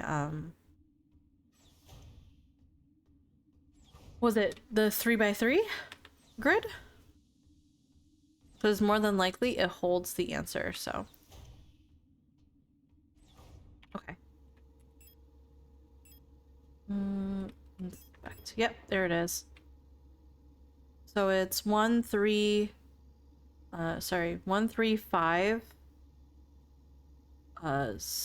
89. 13589.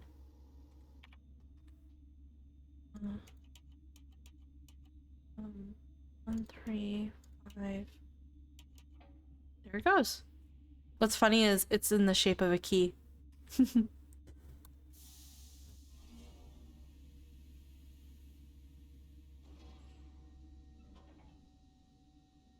What is it?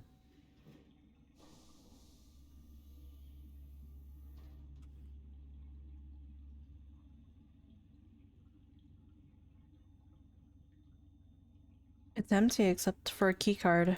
Two pieces of a key snapped in half lie inside the cryogenic pod. Pick up airlock key? Yes. Yes. And then, this will be pretty easy. We just gotta do combine. Yeah. Now we have an airlock key. It's been mended with tape. Yes. Okay. So we have to go back to the airlock area, right? Let's see. Upper gallery. Oh, it was down below, I think? Maybe.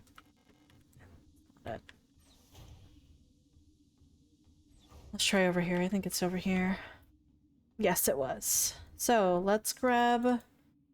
Can we grab the AVA suit first? I guess not. Let's go ahead and use the key card. Yes. Let's use the airlock key.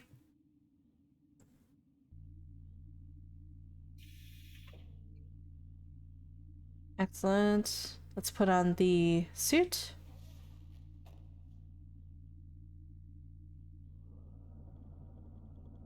Oh, we're going out. We're going out on this... planet that we crash landed on.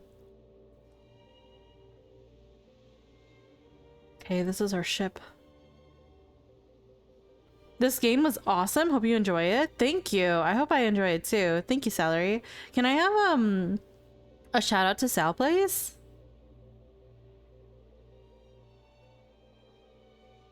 Yeah, I'm going in blind. Hopefully it's good. I heard it's horror based, but yeah. No. What is that? Don't shout out Shadow in place of yourself. Thank God Shammy is here. What would happen if Shammy wasn't here? Salary would just be untamed. I mean, he already is untamed, but... Oh, we're walking. This is like a doorway. A gateway? More like... It's why you love me, because you're untamed. You're always out of pocket. That's why I love you. I mean, that's not too untrue. Not gonna lie. That's not too untrue. Oh, there's just a freaking hole? This is terrifying. If you saw just a hole in the ground with stairs, I mean, would you just go down it? Would you really venture down that? And you're on a planet that you've never been in? Girl, I don't know about this. The fuck is this? Can I see a map? I don't have a map. Okay. There's a strange hole leading deep into the ground. There's a faint a light glowing in the deep. Crawl into the hole? Ew, we have to crawl into it? Okay. Let's crawl into it, I guess. Yuck. Thanks for the SO, I guess. Celery, you almost died today. Take this SO. I'm on my phone. Shut up. Oh, he's fine. He didn't just almost die. Whoa. What is this room? What is this book? It looks like Japanese on it. An ancient looking tome is lying on the table. It feels like it's calling to me. Pick up the king in yellow? Sure. The king in yellow.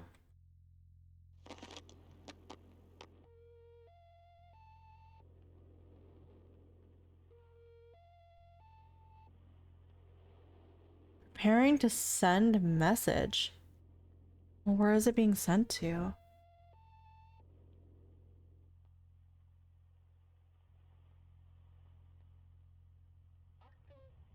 Tongue. 39486.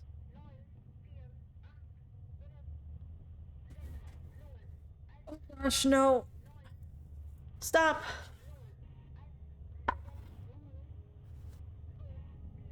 I don't...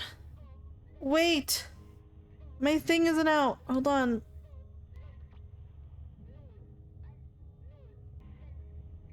Great holes secretly are digged where Earth's pores sought to suffice. Great holes secretly are digged. And things that learnt to talk that ought to crawl. Things that... Remember our promise.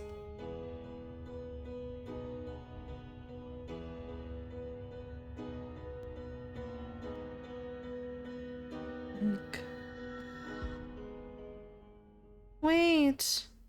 I didn't get the numbers. Fuck. Alright, well. I was looking forward to it. Damn it. Sally. Sally almost died. Chapter 1. Synchronization, I suppose. LSTR.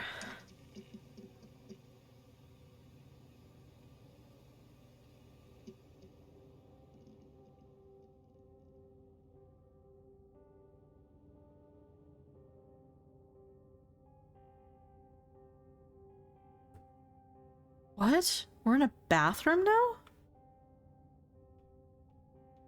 But we were in that hole or whatever, right? Bathroom cells in various states of disrepair. And there's bugs here too. Like, where are we? Are we still on the ship? There's a newspaper here? I really like the aesthetic of this game so far. I know, I do too.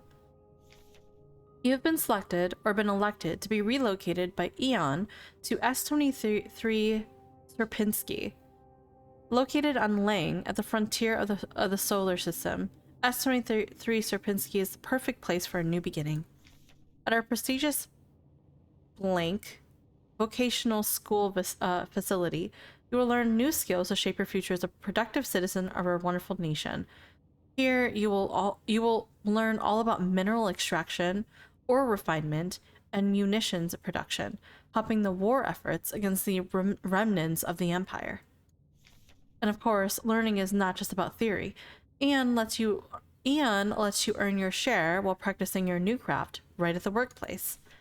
Concerned about your family, friends, former colleagues, ask a protector about our rations sharing plan. A portion of your ration marks will be sent to a beneficiary of your choice. So they're basically creating weapons here to help with the war, and they're using citizens as, I don't want to say like volunteering, but they'll volunteer. Okay, that needs a key. They're volunteering in a way where they're like, oh, well, you know, I'm concerned about my friends and family. Can you send rations to them in exchange for my work? Which is interesting. It reminds me of like very old, like during war times, when people get really desperate. There's a key card with a note taped to the window of the reception.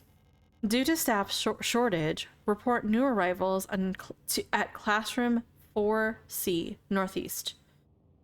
4C. So let's see. Due to staff shortage.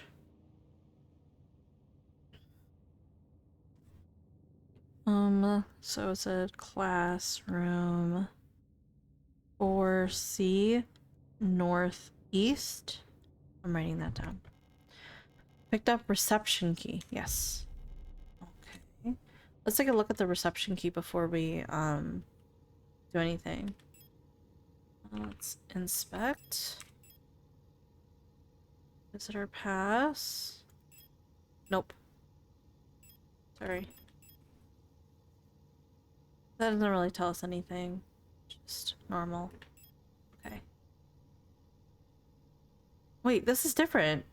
A photograph taken on self-developing film. Despite the damage, Alina Seo can still be seen on it. Alina. And we don't know who that is. The surface access lift. I don't need to go back.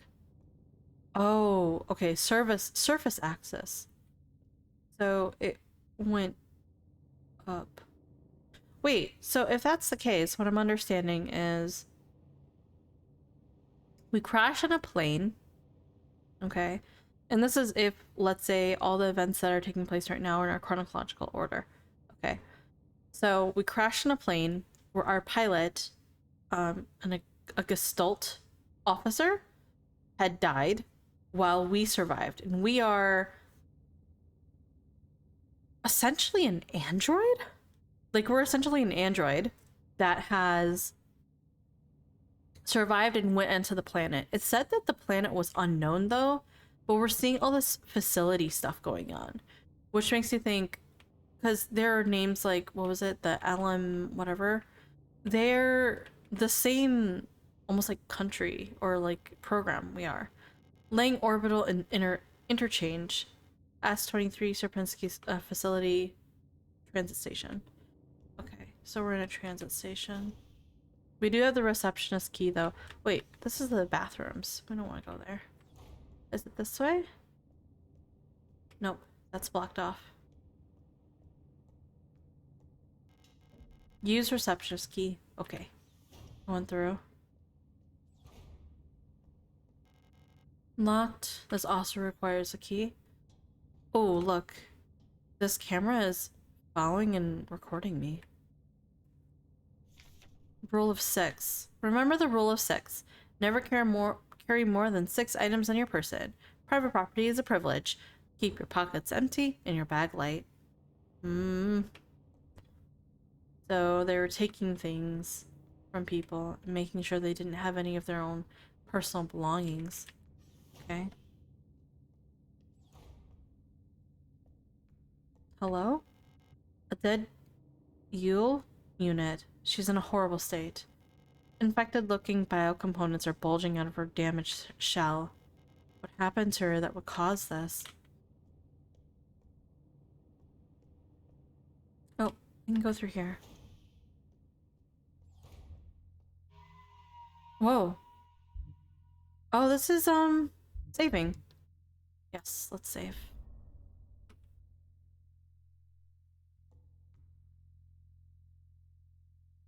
Okay. Service request form F29.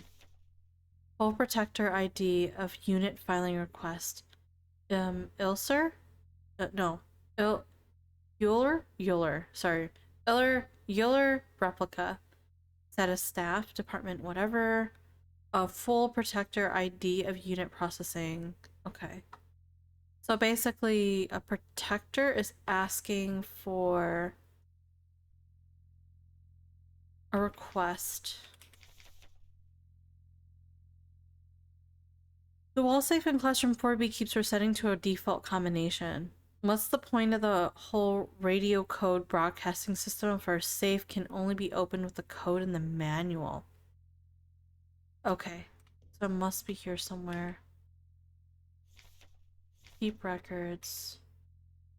Wait, what? Remember, if you didn't write it down, it never happened. Get the right forms from administration and save your files frequently. Okay, that's just telling me to save more often. Oh, what's this? Wall safe codes. Attention, it comes to my attention at least one worker might be aware of the code broadcasting frequencies. Okay. So people are getting in trouble for that.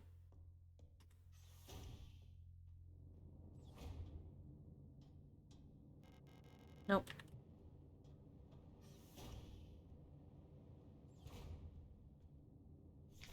No running in the hallways. Everyone can hear you run. Oh, this must be the safe. Okay. We don't know the answer to this yet. So let's leave for now and let's look for a manual that says they're looking for like the default. Whoa. Oh. That scared me for a second. It's just my shadow though. Okay.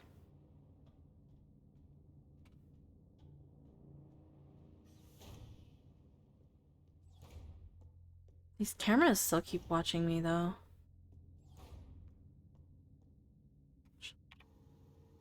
Okay, that's locked. We haven't checked these yet. Oh, this one too. A dead Yule unit. Why was she abandoned? Locked. Locked. So it's just this one. Let's see if we can find a dictionary. So a replica comes from the archaic replicant, which means to copy, or which means to copy. Biomechanical person, synthetic reproduction, a synthetic reproduction of a gestalt. Biological culture grafted into an artificial exoskeleton and enclosed in a protective exoskeleton.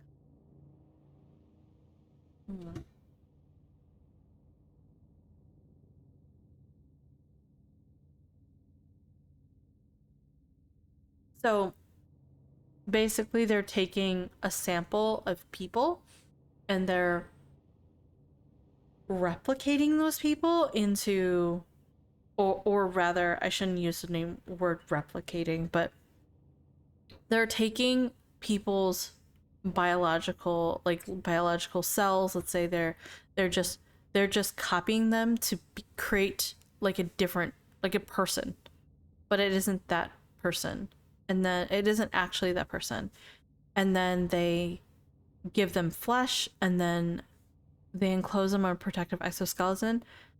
So, oh, I just read it's endo. Okay, that's fine. And then exoskeleton, they're like I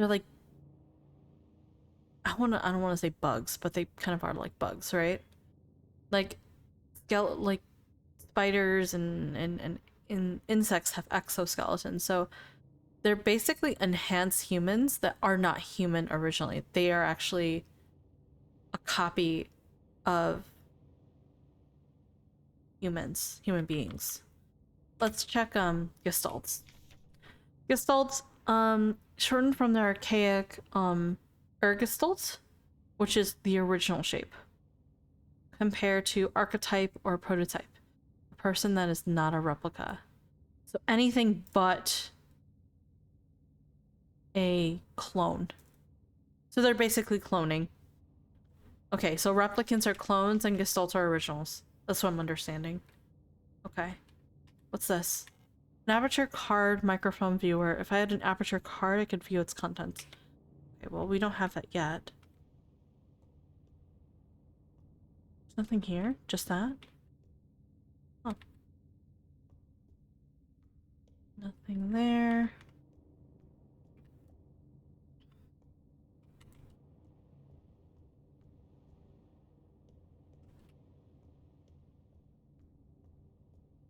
Nothing there.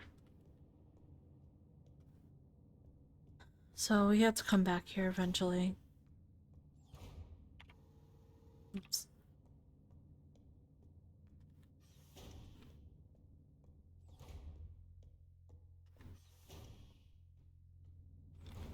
Okay.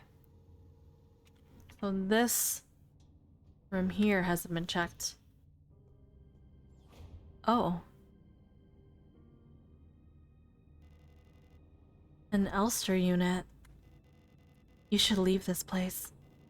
This facility is lost. And turn back before it's too late. I'm looking for this woman. B-Day, B-Day, B-Day. Hi, Box. Can I have a shout out to Box, please? Thank you for stopping by, Box. I appreciate you. Yes, it is B-Day. We're doing a charity for bees. Yes. The Surge, too. Wait. Can I have a shout out for June, please? On my own channel? What the hell? I'm playing special events, that's true. How special? Very special. Box is literally one of our best bee workers. I live to serve. My goodness. Would you say happy bee day? Oh my god. I'm a true bee leaver. No! You're taking out all the bee puns now, guys? God. Have you seen her? I don't know her, but she might be one of the workers.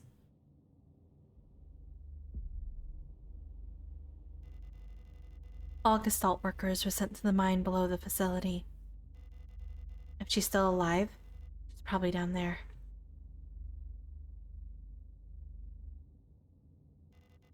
There's an access elevator to the mine shaft 1 level below, but you'll need an administrator's key to use it.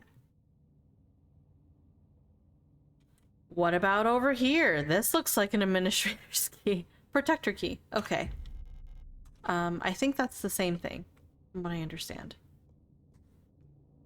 Can you, like... Okay, guess I can't. I've been bee punning all day. We gotta run out before the stream ends. No, don't. Don't run out before the stream ends. I still have tomorrow.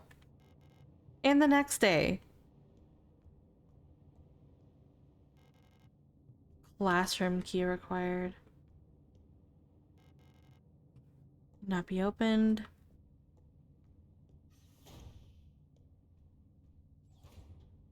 Was it over here that needed it? Absolutely beaming with each pun. Guys. Guys, it's not here, by the way. This is, where the safe is. We're looking for something else. I know there was, there was an activator thing over here. I wonder if I can do it. Aperture card. No? Okay. Let's see. Staff room. Yep, that's the... Wait, that one's in gold, though. Wall safe.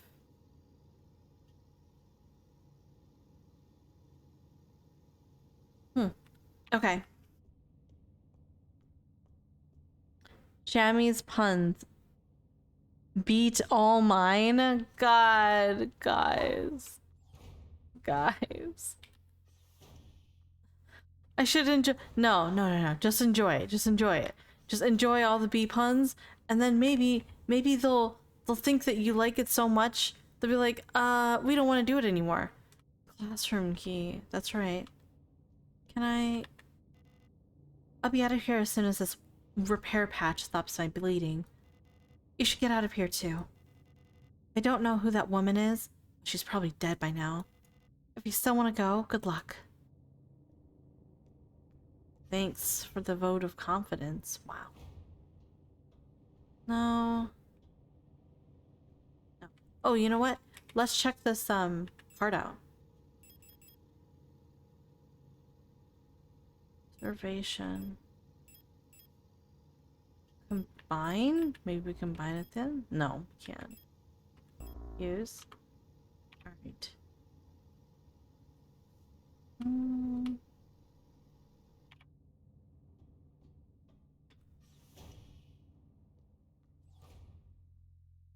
I'm gonna have to take a break after seeing that. Hold on one second. I'm gonna see what that is. I just went hunting for something to eat in the closet and saw a package of Grandma's brand cookies, which led me to yell, "Ah, Grandma's titties," out loud.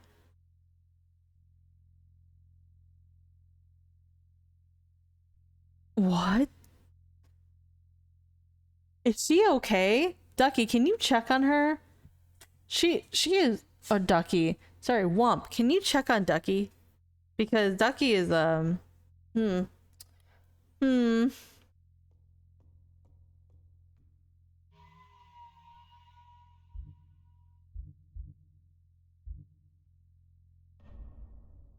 Nothing has moved much, so.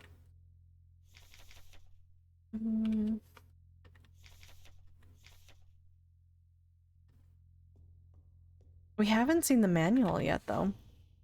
An old SpongeBob YouTube poop of Grandma's cookies? I have never heard of that, by the way. Protector key. Oh, we're here. There we go, then.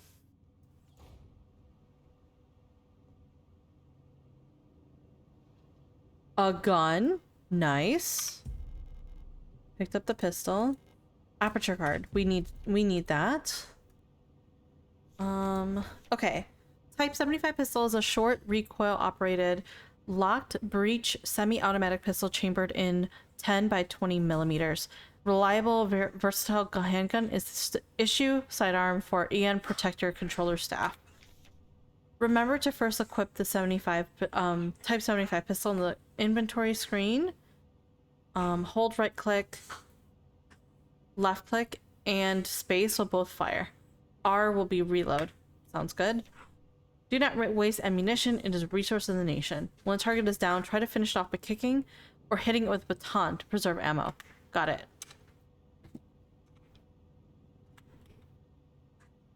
Okay. What about this? What's this? Terminology.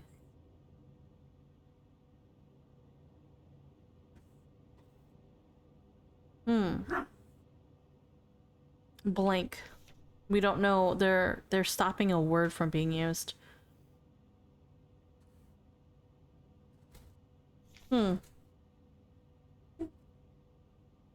It may not be easy. It ain't easy. What is it? Like it's hard, but it's on a spurt. Wait, what? It's a throwback. YouTube poops in general. I went to look it up and I was fucking typed grandma's titties video into Google. No! Oh no! No, why would you do that? Why would you do that? Also, Bumble needs something. I'll be right back, okay? I'm gonna check. I'm gonna check what he wants.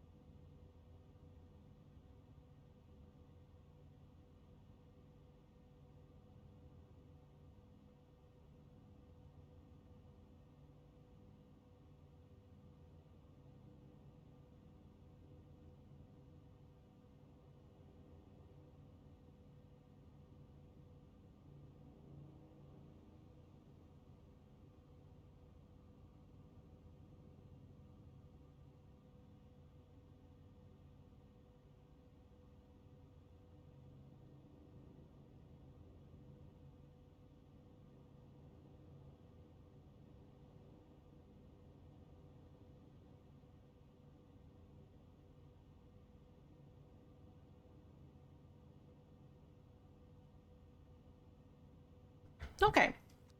You just wanted water. Hmm.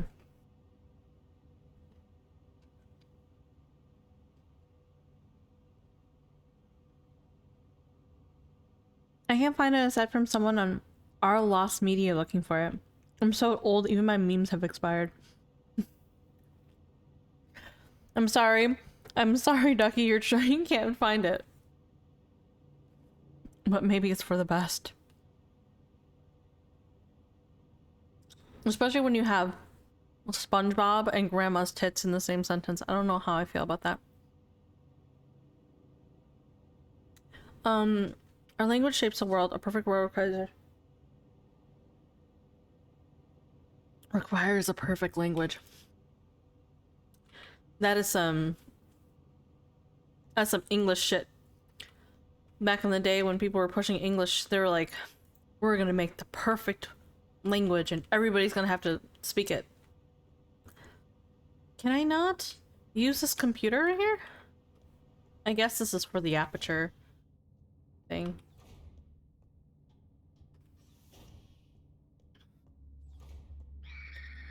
Hey, ayo, ayo. Hold up. Do they follow?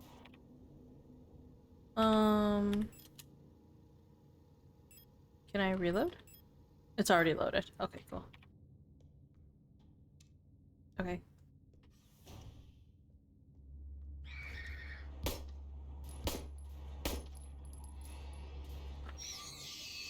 There we go. Nice. What do you get up to? No?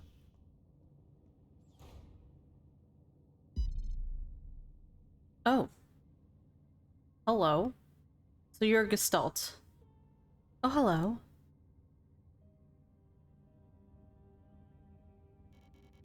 You don't belong here either, do you? I'm Isa. Isa Ito. You should be careful. There's something wrong with this place. You're carrying a knife, woman. Please, there's something wrong with you. I don't know what happened, but it's probably dangerous to go for any further. That's okay. I understand. I have something I need to do too. Take care. I hope you find who you're looking for. Oh god. I don't like her. I don't like her. Oh, thank you for the shout out to Scorpy so fast. Look at Shammy doing the best mod shit right there. Update, I found it. It has not aged well. Oh my god, no. Not streamer, only chatter, please. And hi, Scorpy. Hopefully you've been doing well. Use aperture card. Yes. Aperture card. Yes. Being used. Wall safe numeric. Enter the code using the keypad. Press confirm key lower right. Rotate the dial on the left to open the door. Press the E key in the lower left. Okay. Oh, okay, so this is it right now. So this is the safe. Safe number 204512.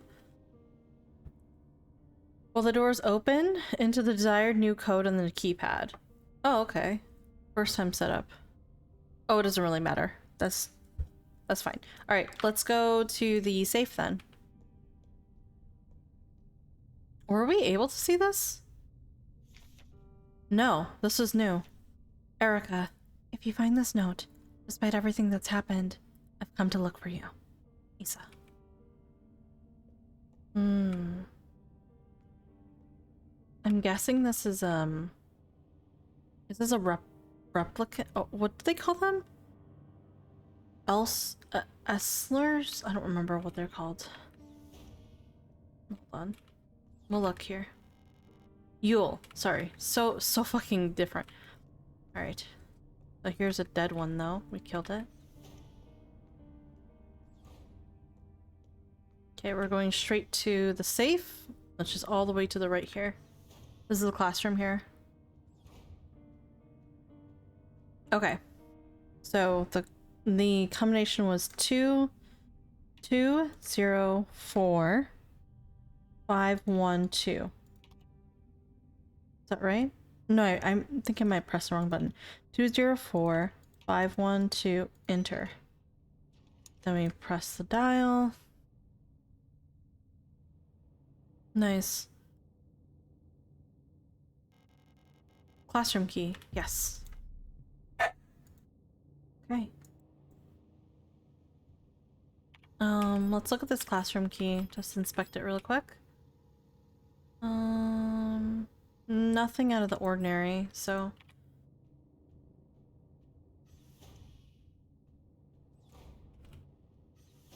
I also would like to see, is there ammo that I have here? 10 ammo. Oh, 7. I have 7 more shots. Okay. No, it's this way? Actually, no. Where's it? Oh, JK.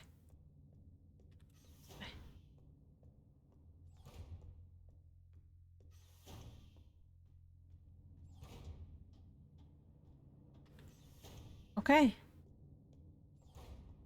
Wait, there's stuff here. The girl is gone. Repair patch. So this is a heal for ourselves. This is ammo. 10 shots. So we have 17 in total right now. I don't think there's anything else that she left. Okay. So, classroom, right? Use classroom key. So whoever the replicant that we met isn't there anymore. Just checking around for items. There's a hole in the ground. It looks like I can drop down safely. Drop down? Yes.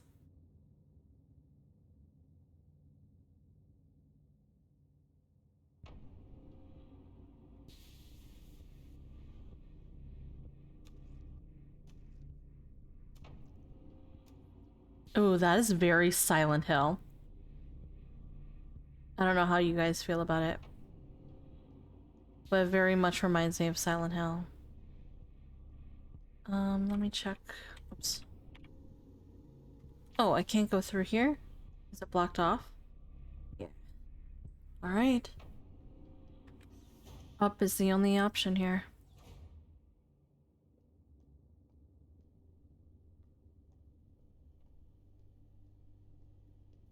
I wonder if Silent Hill's good. It is. I'm gonna wonder if there's really a purpose in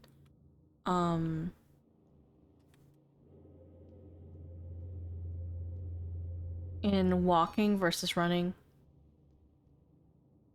We need a key there. Okay, so we're going to the second floor? Whoa. Okay. So this is in the elevator. Elevator controls locked. Insert protector identification. I need protector identification card. We did have a protector identification card. Did it just break? Oh, I don't speak German, I'm guessing. So, oh, but there's a key here. Service hatch key. Yeah. Okay. Is there a hatch here that I can work with, though? It would be above, would it not? Sorry, guys. It's a little... inducing. Okay. Vertical map. Workers, hospital wing, personnel protectors, operational command, mine access. Okay, so that's just a map. Alright. We have the service key, but we don't know where that would go to. Elevator's out of order.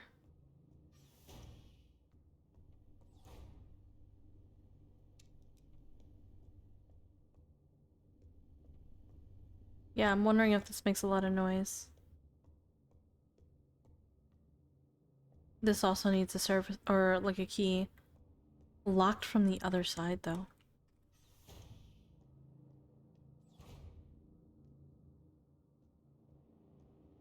Okay, locked.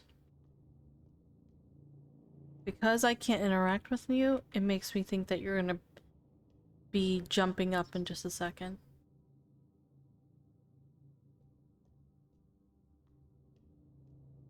Wait, hold on. We didn't check those. Hold on. I can go through here. What is that? There's so many cameras. It's a fan. I see it's a fan. An oscillating fan is mounted on the wall. Okay, okay, I see. Worker's uniform.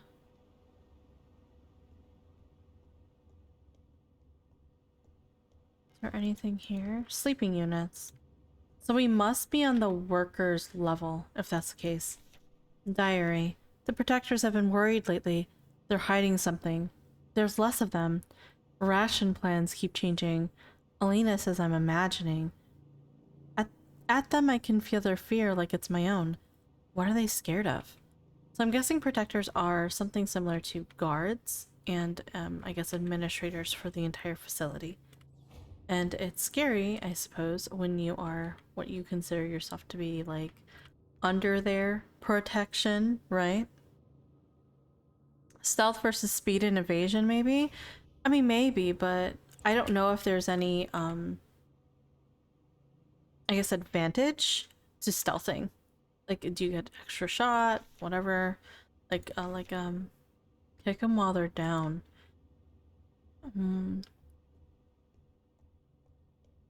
I wonder if that's towards protectors. Like, workers towards protectors.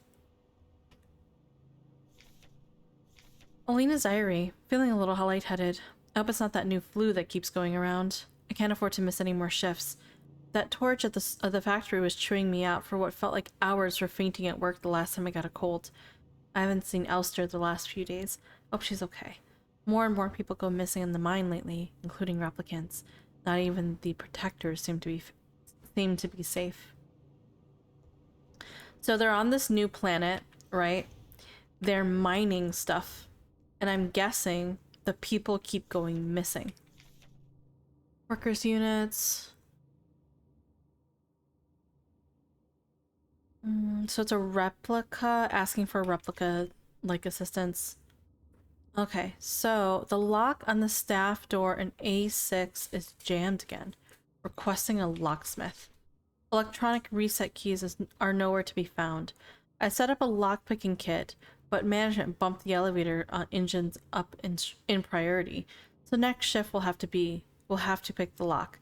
It's just trial or error at this point. Find me if you find a key to open the service hatch, or ask management, whatever. Oomph.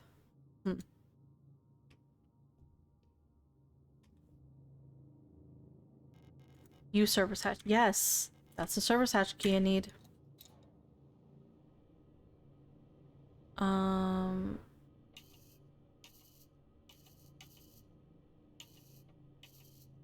Wait, how does this work?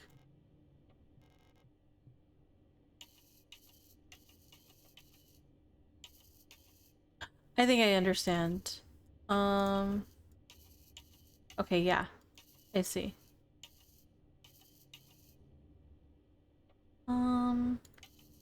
That looks correct.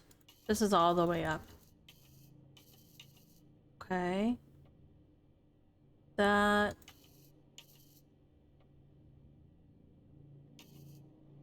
should be down this way? Like that. And then this should be kind of close. Not quite?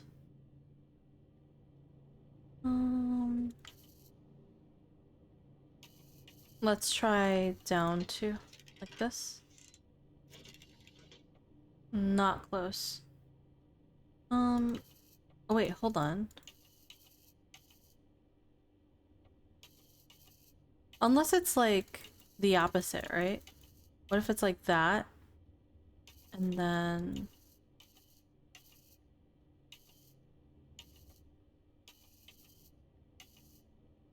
like that? No? Like, I'm not sure where the, let's check this one. Ah, that one's correct. Okay, so if that's correct, then this has to be... it has to be here. Not quite.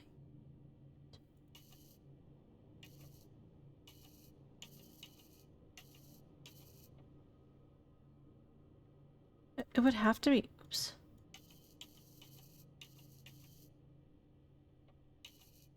Maybe like...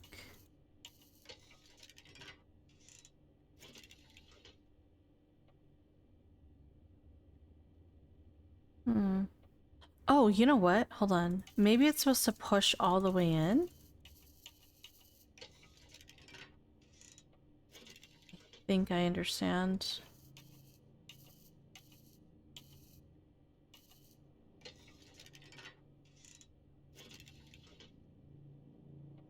Okay, I got the first one.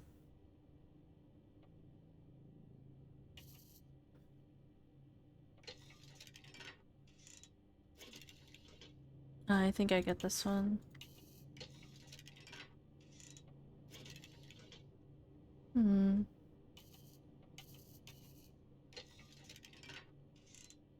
No? Don't think I get it. Hold on, hold on, hold on. Try it again.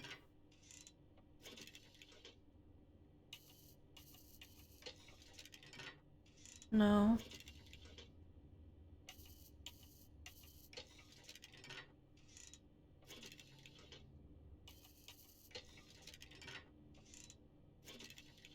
This one is up one. Got it. I was looking at the wrong layer. I see. I need a key card for this. East wing key.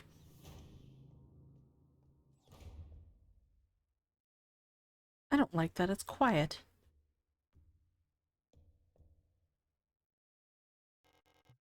The box is locked. It looks like it requires some sort of square-shaped key. It's like butterfly. Okay. I'll try to remember that.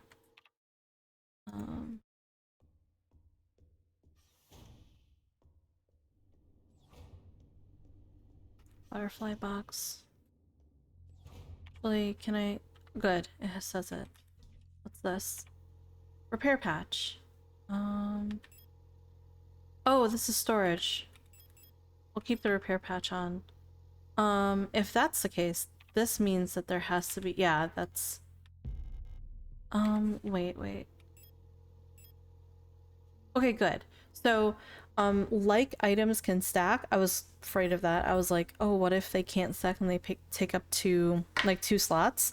Then I have to put things away, but no, they stack, so that's fine. This is a save. How many save files do I have? Hopefully quite a bit.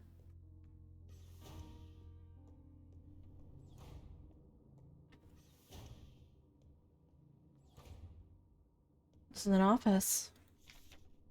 Memorandum. Wall safe codes. Come summon attention. Yep. We've already seen that. Disposable stun prod. Sure.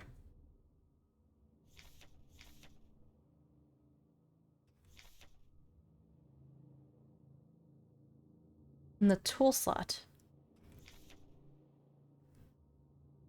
We use one hand while on the move and even while aiming another weapon. See when facing a nearby enemy.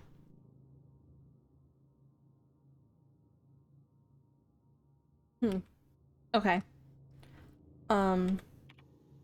Let's put that in our tools then. Equip. Yeah, so we have two more. That's probably like an emergency type of weapon.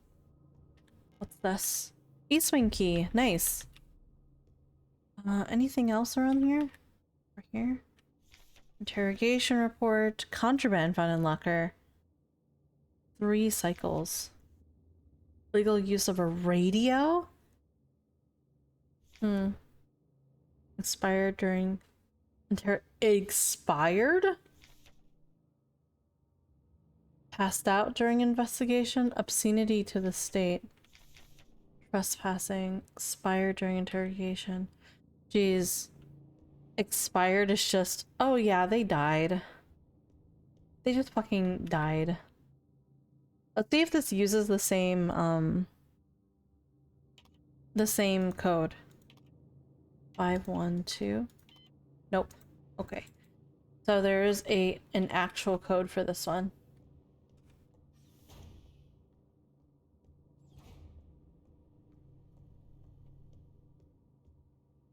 Okay. We have the key card for this.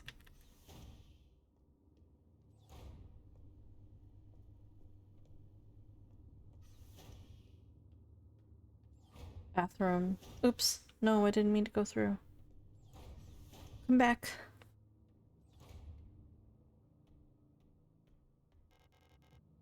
Stall is locked. Yes. I'd like the repair patch. Nothing there. Stall is locked. We can't just peek under real quick to see if there's like an actual person underneath.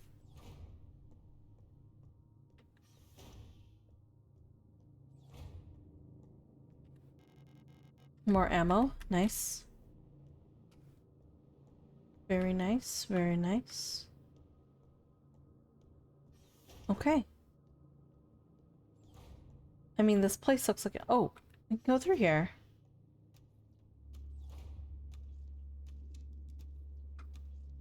Can we walk?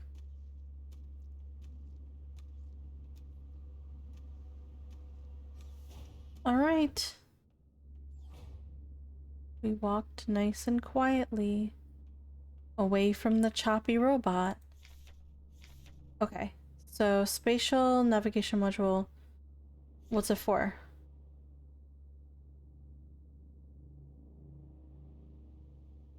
No map.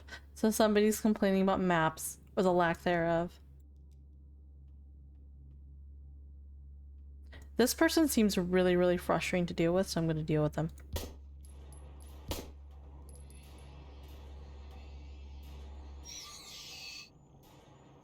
There you go. Euler. Simple universal light replica Yule. Okay. Mensa key. Sure.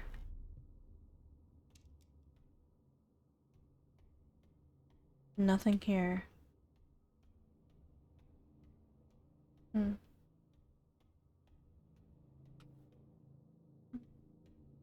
They keep like blinking. It distracts me a little bit. Okay. Let's go back to walking.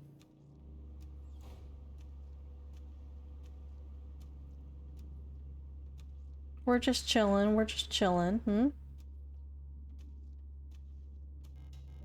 Use our Mensa key. We're going through. Okay.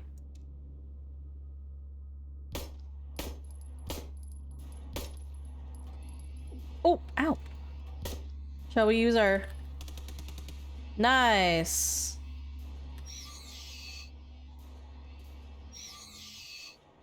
Done. Woo. I want to try the tool. I only have one, but stun prod, but I at least know how it works. We have 17 bullets left. Yep. Reload. This is probably an important place to kind of clear out too, because it looks like we're like, oh, never mind. I thought there's a door up top too. They gave us a lot of stuff though. Gave us a repair patch. What's our status? It's in yellow, but I don't know if that's bad. Like, was it green before? I don't remember.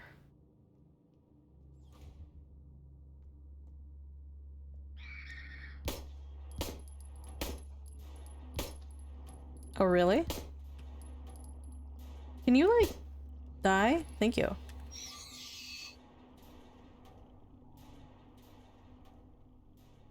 Okay, good. Can't get through here. We can't get through here.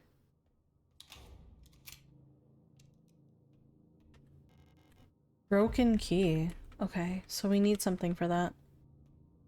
Anything in this jacket? Nothing? Okay. Can't go through there. Can we go through here? What's this? Oh, we just have to unlock it. What's in this area? Southern corridor. Honestly, we don't even need to go through here. There's nothing there. Like, if you see, that's exactly where we came from. So none of the darkened doors are there. We'll probably have to go back this way for the elevator control, but we'll do that when we need to. You could probably just run too, to conserve bullets. We have the hall safe, butterfly box. Okay.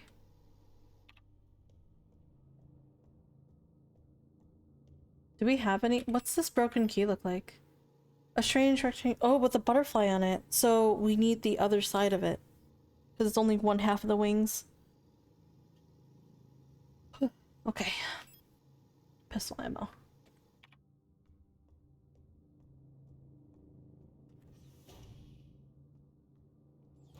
Oh, wait, who's this? Hello? Storage. You don't look like you belong here. You're an Elster unit, right? This facility is currently on lockdown. You shouldn't be here. Well, I am. Oh, gosh. Okay. Yes, we'll take the disposal. Sun Prod. West Wing Keys. Seo Lane Alina. Okay. So we have to go back for that. About the administrator.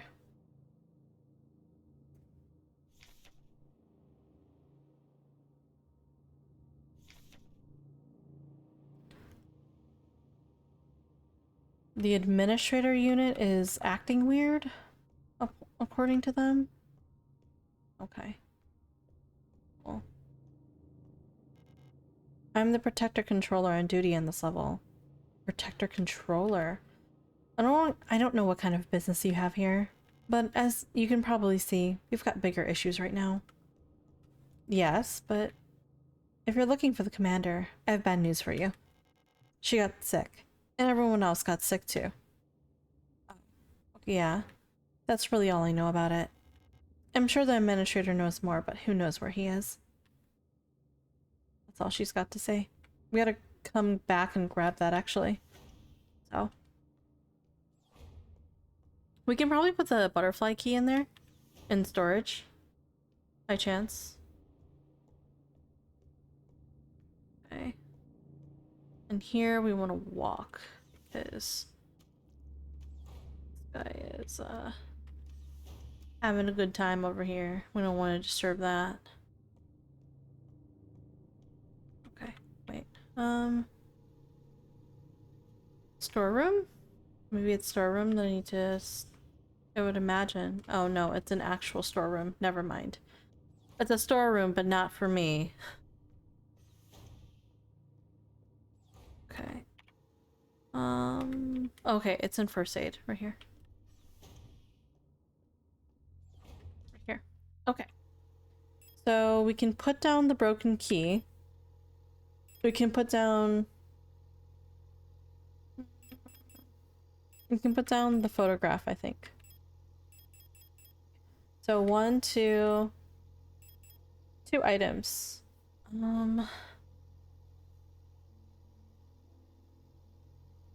I guess that's fine.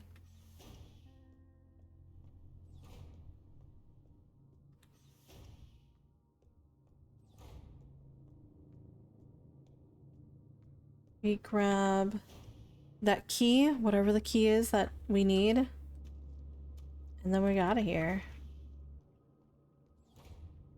Wherever we're going. I don't even know where that key would be needed for. Maybe the elevator? But that's really the only thing I could think of.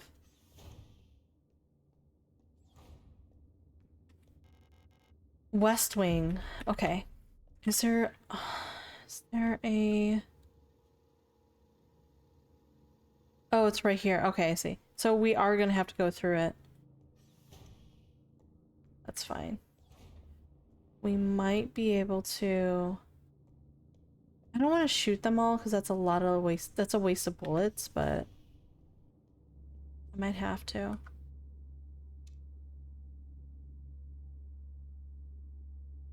I'll wait until the other guy, who is the, Oh, is he coming?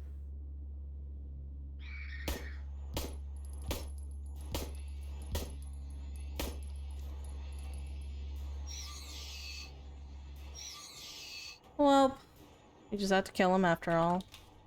It actually wasn't that bad because of the, I was worried about the ammo, but it did not take as much ammo as I thought. Alright, West Wing key used. Is this needed anymore? No. It actually gets rid of it. That's awesome. Okay. I was like, if she's coming at me, I'll just go ahead and shoot her. But hey, girl.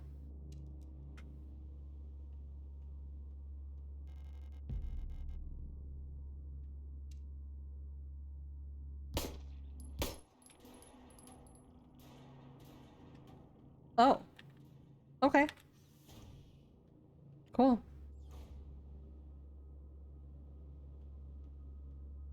Does she see me? Sick. I don't think I see anything else in this room. Oh, hold on.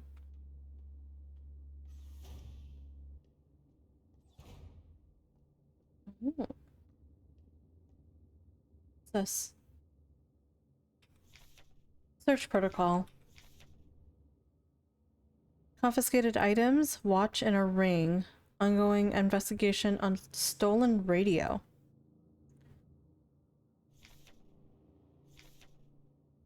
Celine Song. Okay. Julia Hong. They took her medication? Wait. Hydroxycarbamide? Thank you for the lurk, Crab. Thank you. Sent to the medical wing. Colibri. I don't know what Colibri is. Cosmetic box with butterfly inlay. Locked. Collapsed at the workstation from exhaustion. Bunk was searched before transfer to medical wing. Alright. So she was in the factory. Mining operation A. So there are these girls who are being used for work, I'm guessing. Like different areas for work.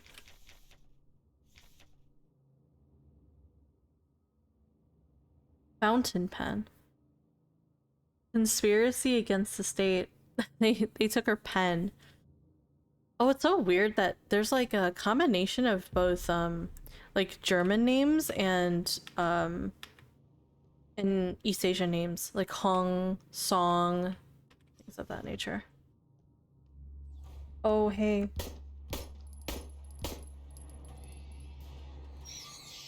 Yeah, you're not getting LA. Wait, what's this one? Oh, I just had to unlock it? Where's this? Oh, this is North Corridor again. Okay, cool. No, we don't. Wait. We do want to. JK. We have the other part of the, butterfly key. So, we'll take this. Take that. And then we'll combine these. Butterfly key. Awesome. And now we'll go... How much ammo do we have? 10. I want to be careful.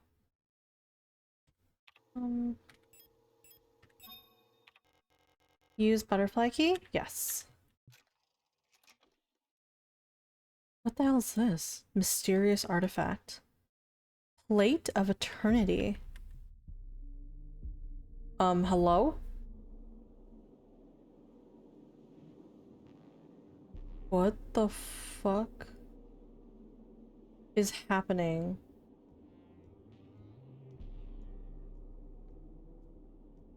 Are we now playing as Elena? Or maybe someone else?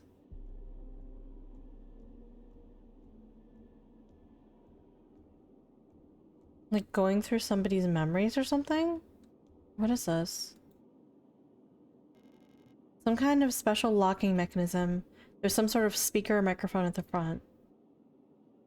Can we... It's not.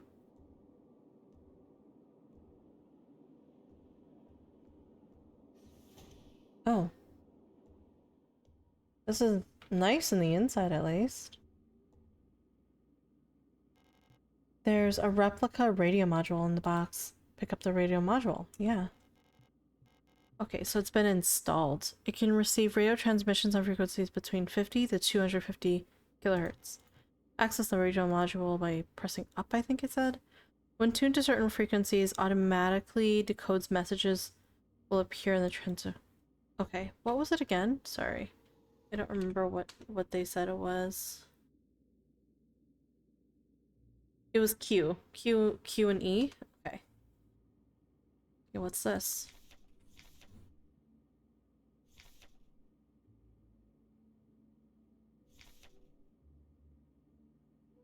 When tuned to a signal with the sub-carrier signal, the signal label will ignite. When tuned into a... Oh, thank you for a hydrate and posture check. Crap. I'll be right back. Hold on.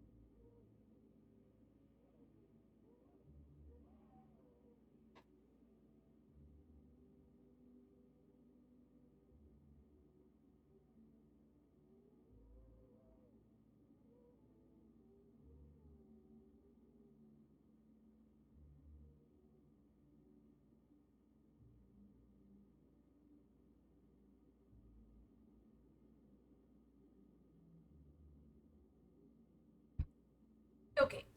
Sorry about that. I totally forgot that when I was helping Bumble because he was barking at me that he wanted water, so I actually ended up putting some milk. It's really a combination of oat milk and normal milk onto the stove. It was on really low, so like it didn't boil over or anything, but it was warm by the time I got there. Didn't take too long, which is nice. Okay. Receiver is on. Frequency indicator will light up red. Data will ignite. Okay, cool. Anything else here? Sounds like light music. It's really light though, it's really soft. I don't know if you guys can even hear it from your end. Wait, what's this note say? To Radio Officer Young, Station 6. Dear Iris, I hope you and Ariane are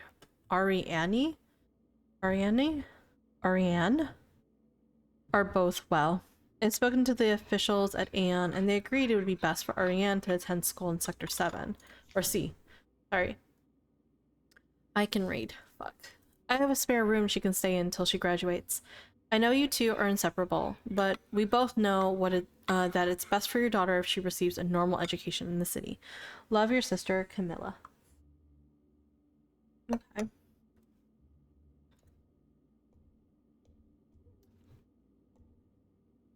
We should probably do the radio thing in just a second. Nope. Okay. Radio. A heavy hexagonal stone plate. It feels warm to the touch. Interesting. The weird thing is we can't take out our gun in this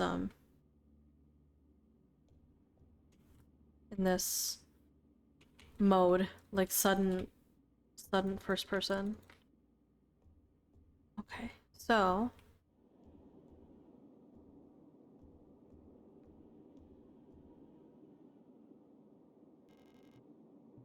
turn unlocking mechanism.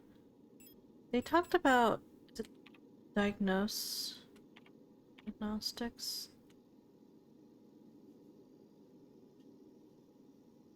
I'm just gonna keep going to find something. Not seeing anything. Toggle radio, actually. Sorry.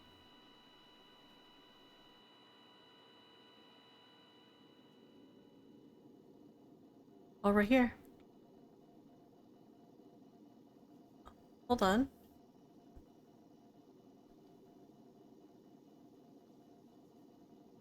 Is this a repeat of numbers?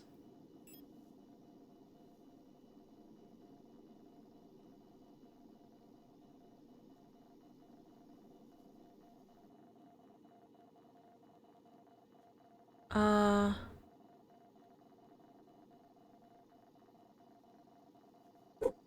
Do I...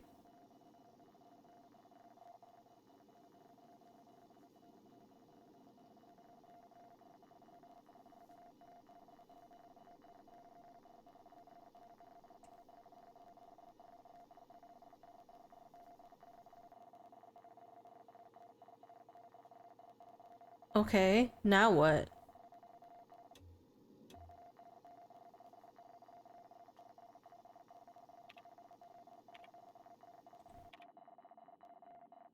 Oh. Oh! Okay, okay, okay. Hold on. Hold on. Diagnostics? It was right here. Toggle radio, right? Sorry, it was this. There we go. It even gives it to you. 160?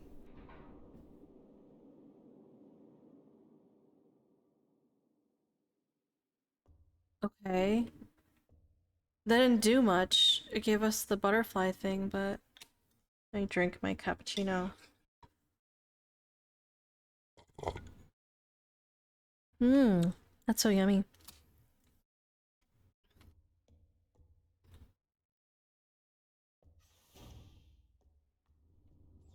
Mm.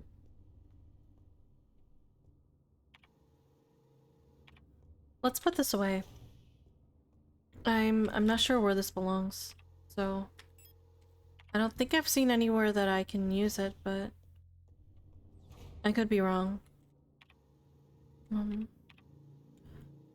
Ball save, butterfly box, done.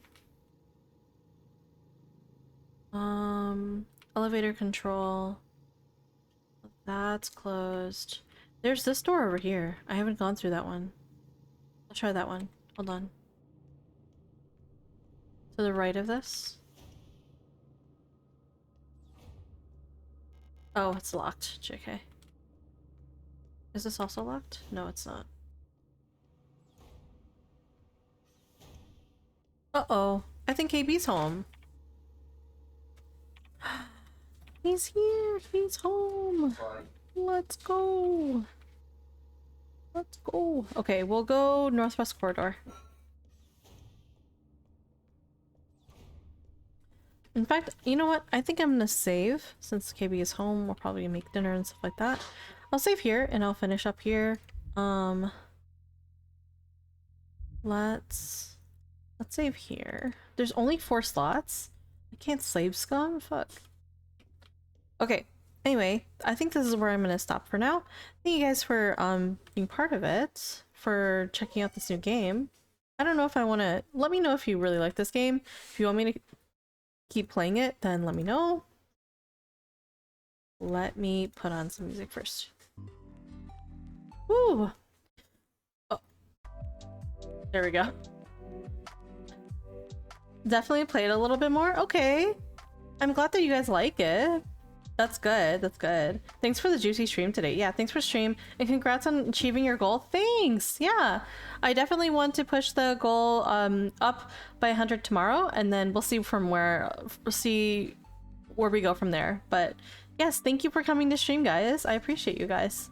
For now, let's go ahead and check to see who is streaming right now, so we can move over to them. One sec. Let's look. Who is available right now? Ken's playing Stardew. You want to go over to Ken? There's also Kaya's doing ASMR. Ooh,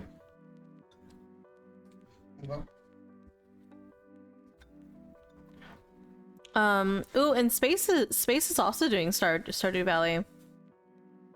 You know what? Let's go and raid Space, because I don't believe I've raided Space before. So let's go ahead and do that really quickly. Here's our raid to Space. Here is our raid message. And here is your raid message if you're a sub. There you go. For those who are not aware of the schedule that's out right now, tomorrow I will be streaming. I'll be streaming at 7:30, 7 o'clock actually, 7 p.m. CST, which is 8 for, I believe, Shami and Do and Bree, because I'm going to be playing some Overwatch with them alongside Jinx clips. So if you don't know who Jinx is, you'll see tomorrow. Otherwise, I will talk to you guys later. Thank you guys for stopping by my first day of charity stream and getting our first goal. So we'll get there soon. We'll go get to the next goal soon. Hopefully. Bye for now. See you tomorrow. Bye. Bye bees. Overwatch. Yes, Overwatch. Bye.